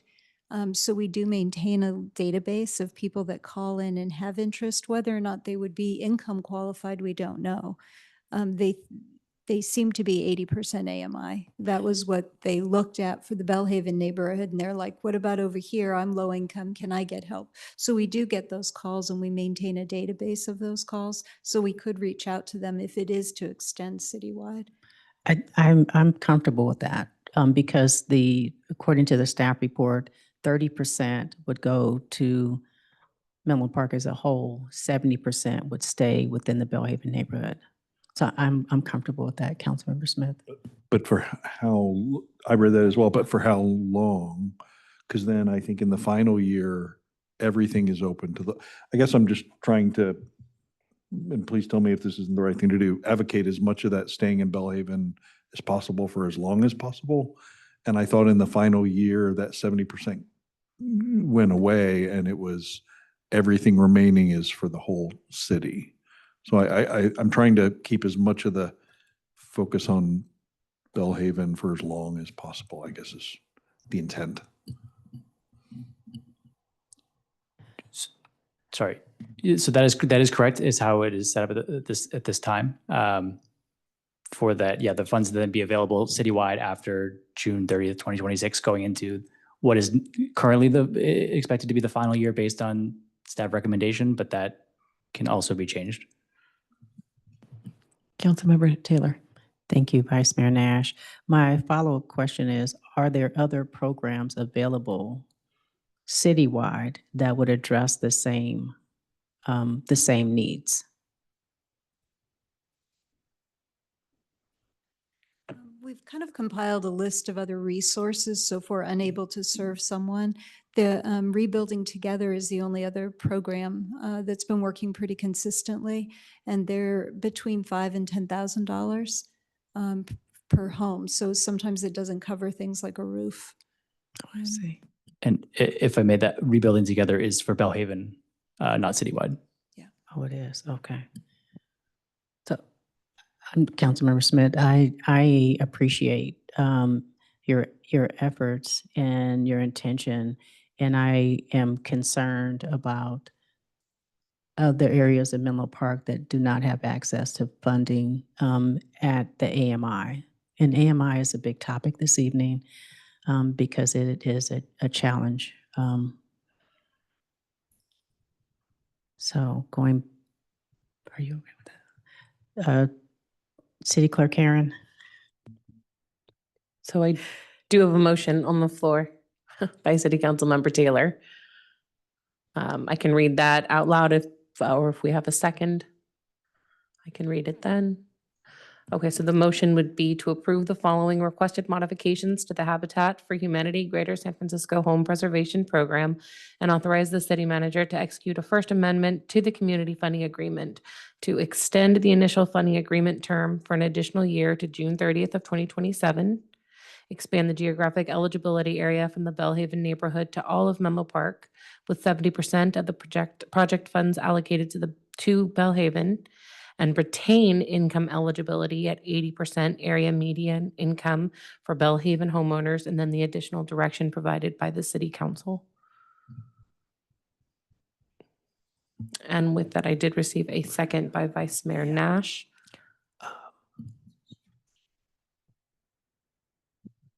So I'm just going to clarify that I think the direction from the council is to have the city manager execute the agreement as currently drafted, with the exception of modifying the provisions to expand the income eligibility from 80% to 120%.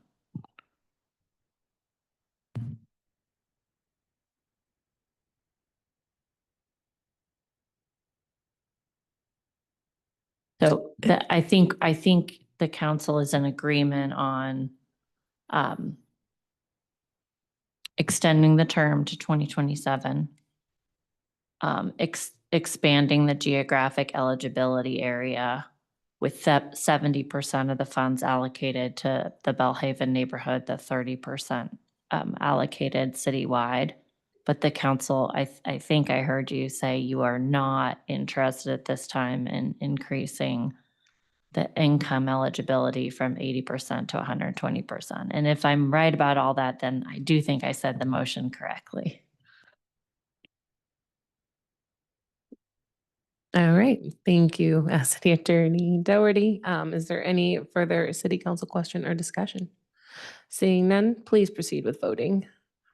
Oh, and actually, because we are down one city council member, we will be doing just what we're doing.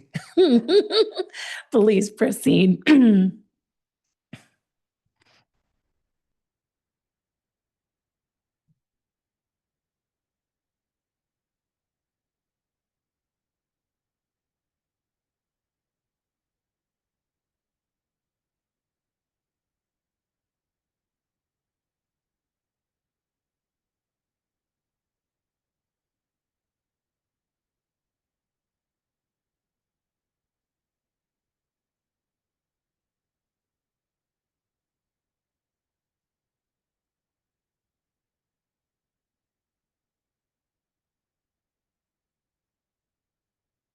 Should we proceed with a roll call vote?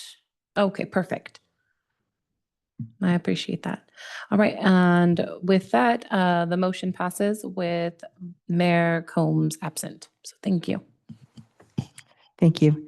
The next regular business item is L2, consider and adopt a resolution amending City Council Policy CC 011996, Community Funding Program.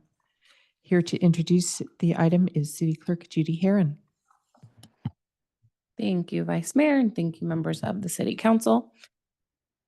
So as mentioned, this item before you is to consider and adopt a resolution to amend our City Council policy related to the Community Funding Program. And there's an option to make an appointment to the City Council Standing Subcommittee. For some background on the Community Funding Program, it was enacted in May of 1996 to support human service need for Menlo Park residents.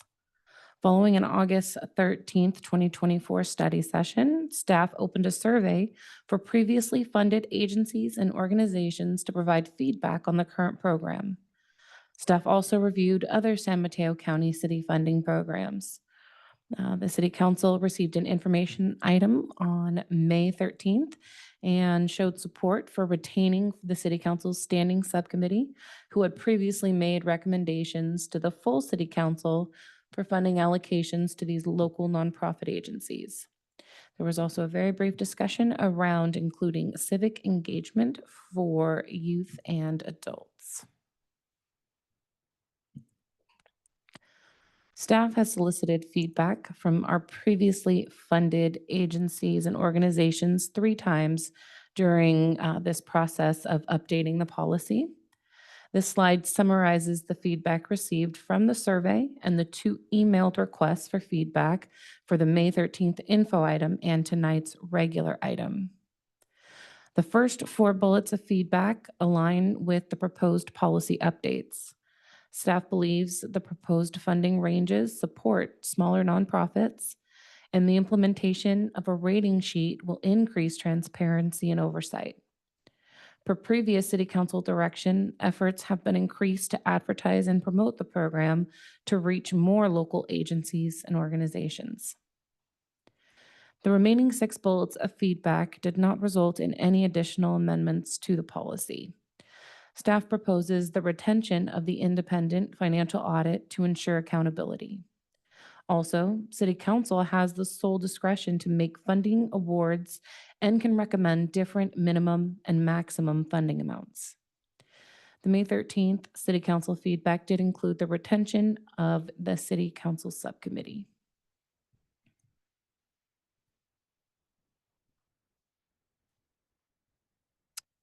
For policy amendments, staff has provided an amended policy for the City Council to review, discuss, and provide input and/or changes. The modifications presented include updates to the eligibility criteria. These updates consider feedback received from our previously funded agencies and organizations and are consistent with identified goals of the EJ element to support community-based organizations and nonprofits that serve underserved communities. The basic services priority area has also been amended to include civic engagement. Efforts have also been made to simplify the application process, and this includes allowing 1 application per agency per funding cycle to focus on 1 program or service.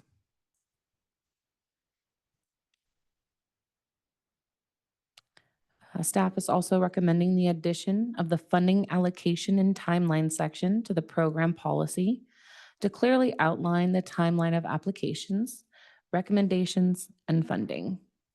The proposed timeline would be application submission from January to March, subcommittee review by April 30th, and then City Council approval no later than May 31st to align with fiscal year funding and utilization by the applicant, and then disbursement of funding in July of each year. Staff will be drafting and using a standardized rating sheet for all applications to ensure applications are scored consistently and transparently. The rating sheet will be comprised of a minimum 10 criteria to be scored 1 through 5, and these rating sheets and scorings will be presented to the subcommittee for funding considerations. Staff also believes that a minimum funding award would generate a larger impact to the Menlo Park community and is proposing a minimum funding award of $3,000 per application and a maximum funding award of $15,000, and efforts again to support smaller nonprofits. Lastly, the new cap of 1% of general fund property tax revenue per fiscal year aligns with historical program funding rates. Tonight, if the City Council supports the adoption of a resolution, then at this meeting or even a future meeting may make appointments to the City Council subcommittee. Staff would also recommend amending the name of the subcommittee to Community Funding Committee to align with both the program and policy. The City Council can also direct further updates to the policy or even discontinue the program. Upon approval of a resolution, staff would begin a special application period to allow agencies and organizations the opportunity for funding in this coming fiscal year of 2025-26. The application submission would be from June to July of 2025, with subcommittee review in August of 2025, and then finally City Council approval in September of 2025. And with that, I am happy to open it up to public comment or answer any clarifying questions. Thank you. Please call for public comment on this item. Thank you, Vice Mayor. So at this time, if any member of the public wishes to provide comment on regular business item L2, consider and adopt a resolution amending City Council policy for the Community Funding Program and make appointments to a City Council subcommittee. If you are in person, please complete a speaker card, return that to me here at the clerk's desk. If you are virtual, you can engage that hand feature. Calling in, please press *9 now. This will be the final call for public comment on regular business item L2. Seeing no hands or cards, Vice Mayor, you may continue. Thank you. I would like to open it up for City Council questions and discussion.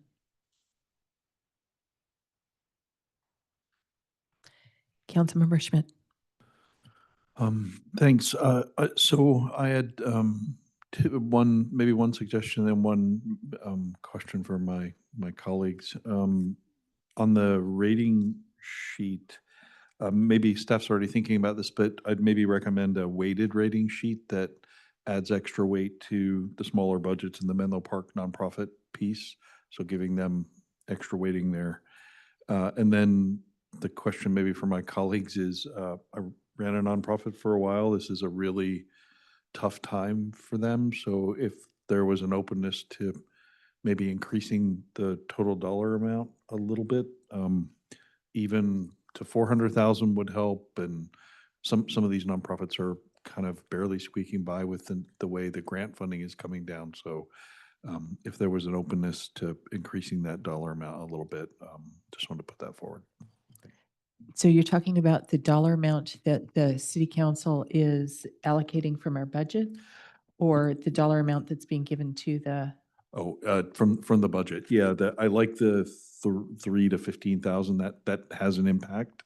But if we did an extra 50,000, then that's total. Then that's another five or more nonprofits that could benefit with just a $50,000 increase in that number, or whatever anybody be comfortable with. So, Councilmember Taylor. Thank you, Vice Mayor Nash, and thank you, Councilmember Schmidt, for making the suggestion. And I haven't been on council long enough to know what's the highest amount we've ever given. I know it's usually a percentage of our budget. So were you asking for clarification on what is the largest single grant that we have ever given, or what's the largest amount we have budgeted for? The largest amount we budgeted for. Okay. I don't believe I have the largest amount that we have budgeted for. However, I believe I've got the last couple of years.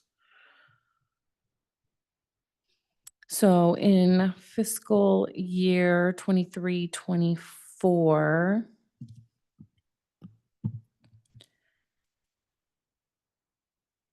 there was, I apologize, and I don't have that information offhand. But that's something I could probably drum up if there's further city council discussion among you. I can answer that a little bit. So it's been a little over $300,000, and we've held pretty steady over the last few years at that amount. And if you compare that to the 1.7% of overall property tax, which was the maximum in the previous policy, that's about $660,000. We've really never come close to that amount. So just comparing that to 1% of property tax would be about $360,000 maximum for the program. Thank you, Mr. Stolte. If we wanted to increase the amount, we would need to increase the percentage from 1% to 1.2% or something. If you wanted to increase the overall maximum amount, yes. You also have flexibility as a council to still reach that 1% of property tax, which we have not reached in previous funding cycles. Thank you. And I actually appreciate the recommendation because last year this was a different discussion. Thank you.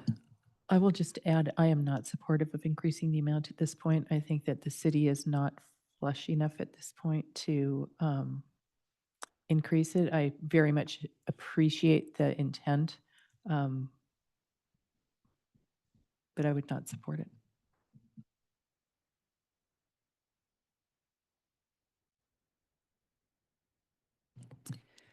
So sorry, when you say we haven't reached the 1% levels, it just means we're not giving as much as we possibly could?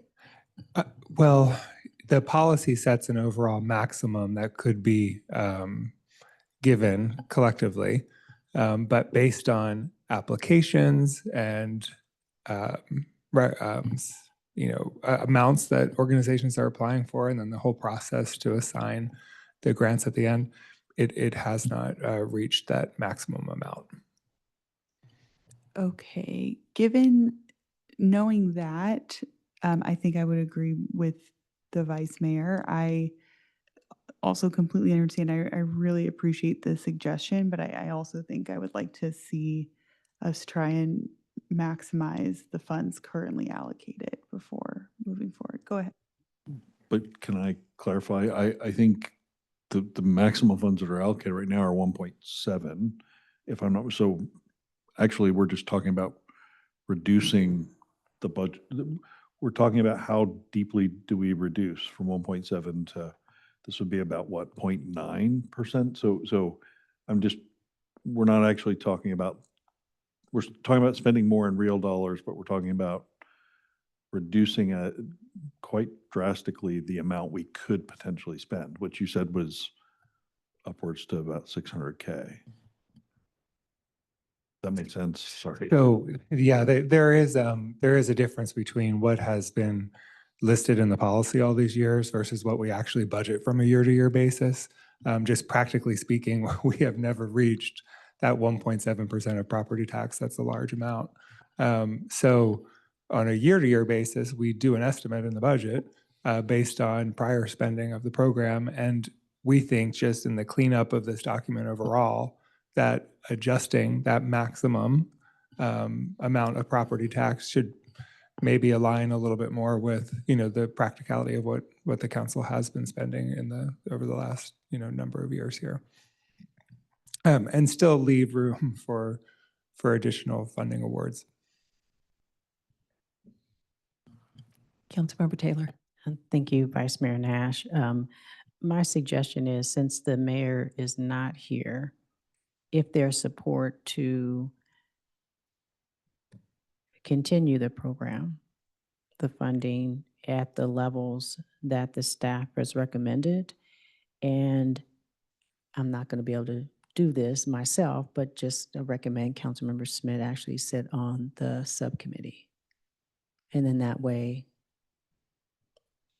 you can make the recommendation. You'd be sitting on the seat to make the recommendations as far as how much each organization receives. I'd be happy to do that. I think I just was thinking this year, it's a tight year. We have something close to $1 million in surplus.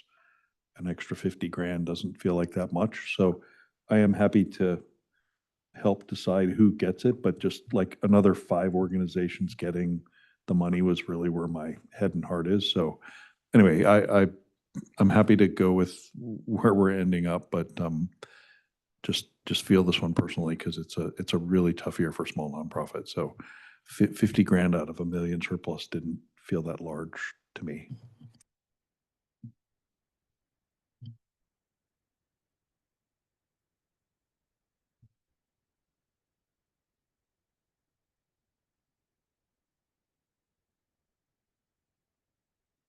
So so it sounds like at this point we've got 2-2 on holding with what we have. So the recommendation is then to appoint Councilmember Schmidt and Councilmember Taylor to the committee. I will not be able to sit on the committee. That's what I was saying. I can't do it. Oh, even though I see what you're saying. recommending Councilmember Schmidt does. All right. It, it's 2-2. Would you like to do it? I would be happy to have Councilmember Schmidt and Councilmember Wise sit on the committee. And then there'll be continuity.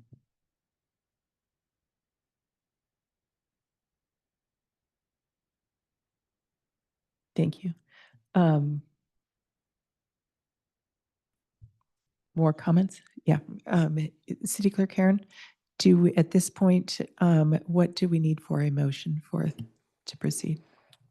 Okay, so if the city council is agreeable to adopting the resolution as presented in this evening's report, and then making appointments to the amended name of Community Funding Subcommittee with council members Schmidt and Wise, I can take that motion as is. Thank you. I actually realize I have one question, Mhm. and that was, could you please explain use at least 85% of the city funds for direct services? Yes, so 85% of the funds awarded to each agency or organization needs to be used for direct service and not administrative costs. And how does that play with their overall budget in general? In other words, is it that the entire budget needs to be at that 85%, which I would be very happy with? I don't, or how does that, in other words, I don't know how much you pull the city fund separate from other funds that are there, and you could just state, yes, that's what it's used for. My concern is just that we do provide money to organizations where it's going to go as far as possible. And I don't know if 85% generally is the right number, but So the it sounds good to me. Yeah, the 85 was a holdover from the original policy, so that wasn't an edit. I would say in the application process, that question was asked a number of times, and the city just kind of modified it to only asking it once. So when it comes to the overall budget, or whether it's just the fund budget, I would have to look to see how that was broken down in the past. We'll just leave it as is then. Okay. Thank you. Of course. Is there, and we've got a motion and a second. Yes, so I do have a motion on the floor by City Council Member Taylor and a second by City Council Member Schmidt to adopt a resolution amending the City Council Policy CC-01-1996 Community Funding Program, updating the program's eligibility criteria, application process, and funding procedure, and appoint City Council Members Wise and Schmidt to the subcommittee. Any further City Council question or discussion? Seeing none, please proceed with voting. And the motion passes with Mayor Combs absent. Thank you. Thank you. And let me just say thank you for revising this. I think you did a masterful job. And the final regular business item is L3, consider and adopt a resolution to approve the successor agreement between the City of Menlo Park and the Menlo Park Police Sergeants Association, expiring October 31st, 2027. Here to introduce the item is Administrative Services Director Brittany Mello. Good evening, City Council. Before you this evening is the adoption of a resolution to approve the successor labor agreement with the Menlo Park Police Sergeants Association, or PSA. The PSA is a bargaining unit comprised of supervisory level police personnel with 9 budgeted full-time equivalents this fiscal year. The existing Memorandum of Understanding, or MOU, is set to expire on June 30th. The city held a hearing to receive public input before initiating negotiations with PSA on January 14th, and Charles Sakai of Sloan Sakai Young and Wong was appointed by the City Council to serve as the city's chief negotiator. Mr. Sakai and Human Resources staff participated in negotiations with PSA from February through April, resolving matters by joint recommendation in April. PSA members ratified the tentative agreement on April 29th. The key terms of the agreement are summarized within the staff report and shown in the red line version of the MOU, which is Exhibit A of Attachment A. These items include a 2-year and 4-month term, adjustments to longevity pay to amend the existing tiers with a new maximum of 10% upon completing 20 years of service as a peace officer, along with recognizing the years of service as a peace officer elsewhere to help attract lateral police officers to join the city, the addition of an educational incentive for a peace officer's standards and training supervisory certificate, and adjustments to the employee retirement cost share, the city's contribution to flexible benefits plans, language related to overtime and callback pay, and other MOU language cleanup for clarity and compliance with state law. The total fiscal impact for the proposed agreement is approximately $155,589, or an average annual cost of $66,681. Staff will incorporate these adjustments into the proposed fiscal year 25-26 budget, which will come before the City Council this June. That concludes my report, and I'm happy to answer any questions. Thank you. City Clerk Karen, do we have any public comments on this item? Thank you, Vice Mayor. So at this time, if any member of the public wishes to provide comment on regular business item L3, consider and adopt a resolution to approve the successor agreement between the City of Menlo Park and the Menlo Park Police Sergeants Association. If you are in person, please provide a speaker card. If you are calling in, you can press *9, or participating virtually, engage that hand feature now. Final call for public comment on regular business item L3. Seeing no hands or cards, Vice Mayor, you may continue. Thank you. I would like to open for City Council questions and discussion, or possibly a motion.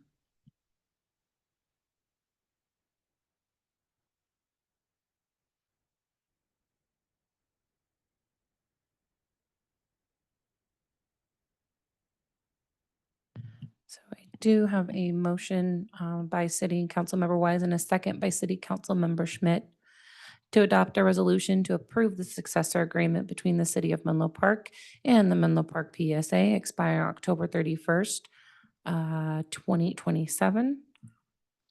Is there any other City Council question or discussion? Seeing none, please proceed with voting. And the motion passes with Mayor Combs absent. Thank you. Informational items. Informational items are transmitted to the City Council in staff's effort to provide an update on matters of importance to the City Council. Informational items are not action items. However, a City Council member, city staff member, or a member of the public may request to make a comment or ask a question on any of the informational items. City Clerk Karen, do we have any public comments on the informational items? Thank you, Vice Mayor. So at this time, if any member of the public wishes to provide comment on informational items M1, City Council agenda topics, M2, update on the implementation of zero emission landscape equipment or ZELE, M3, community-wide electrification program update. If you are in person, you can return a speaker card to me here at the clerk's desk. If you are participating virtually, engaging that hand feature, calling in, please press *9 now.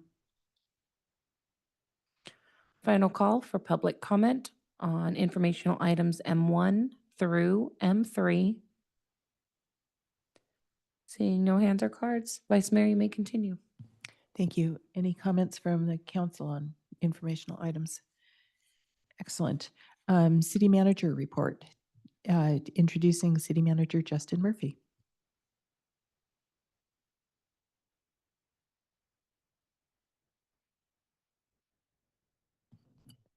Yes, thank you, Vice Mayor. I will give the report tonight.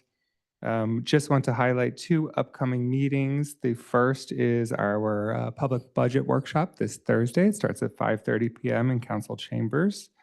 This is an opportunity to learn more about the city's annual spending plan across all of our departments and for the public to share feedback. This workshop is held in advance of our public budget hearing on June 10th with the City Council and budget adoption on June 24th. So you can learn more at menlopark.gov/budget, And then the next meeting is that the City Council will actually hold a special meeting next week on June 3rd to review and discuss the 7 responses to the requests for qualifications for development on downtown parking plazas 1, 2, and 3, and as well as the next steps. So we will publish that agenda this week at menlopark.gov/agendas. Thank you. Are there any reports from city council members since the May 13th city council meeting? All right, I have 2. I will make them really fast. At Bosca, we had a meeting and the biggest issue is discussing the strategy 2050 planning session, which is ongoing and will be continuing for several more months.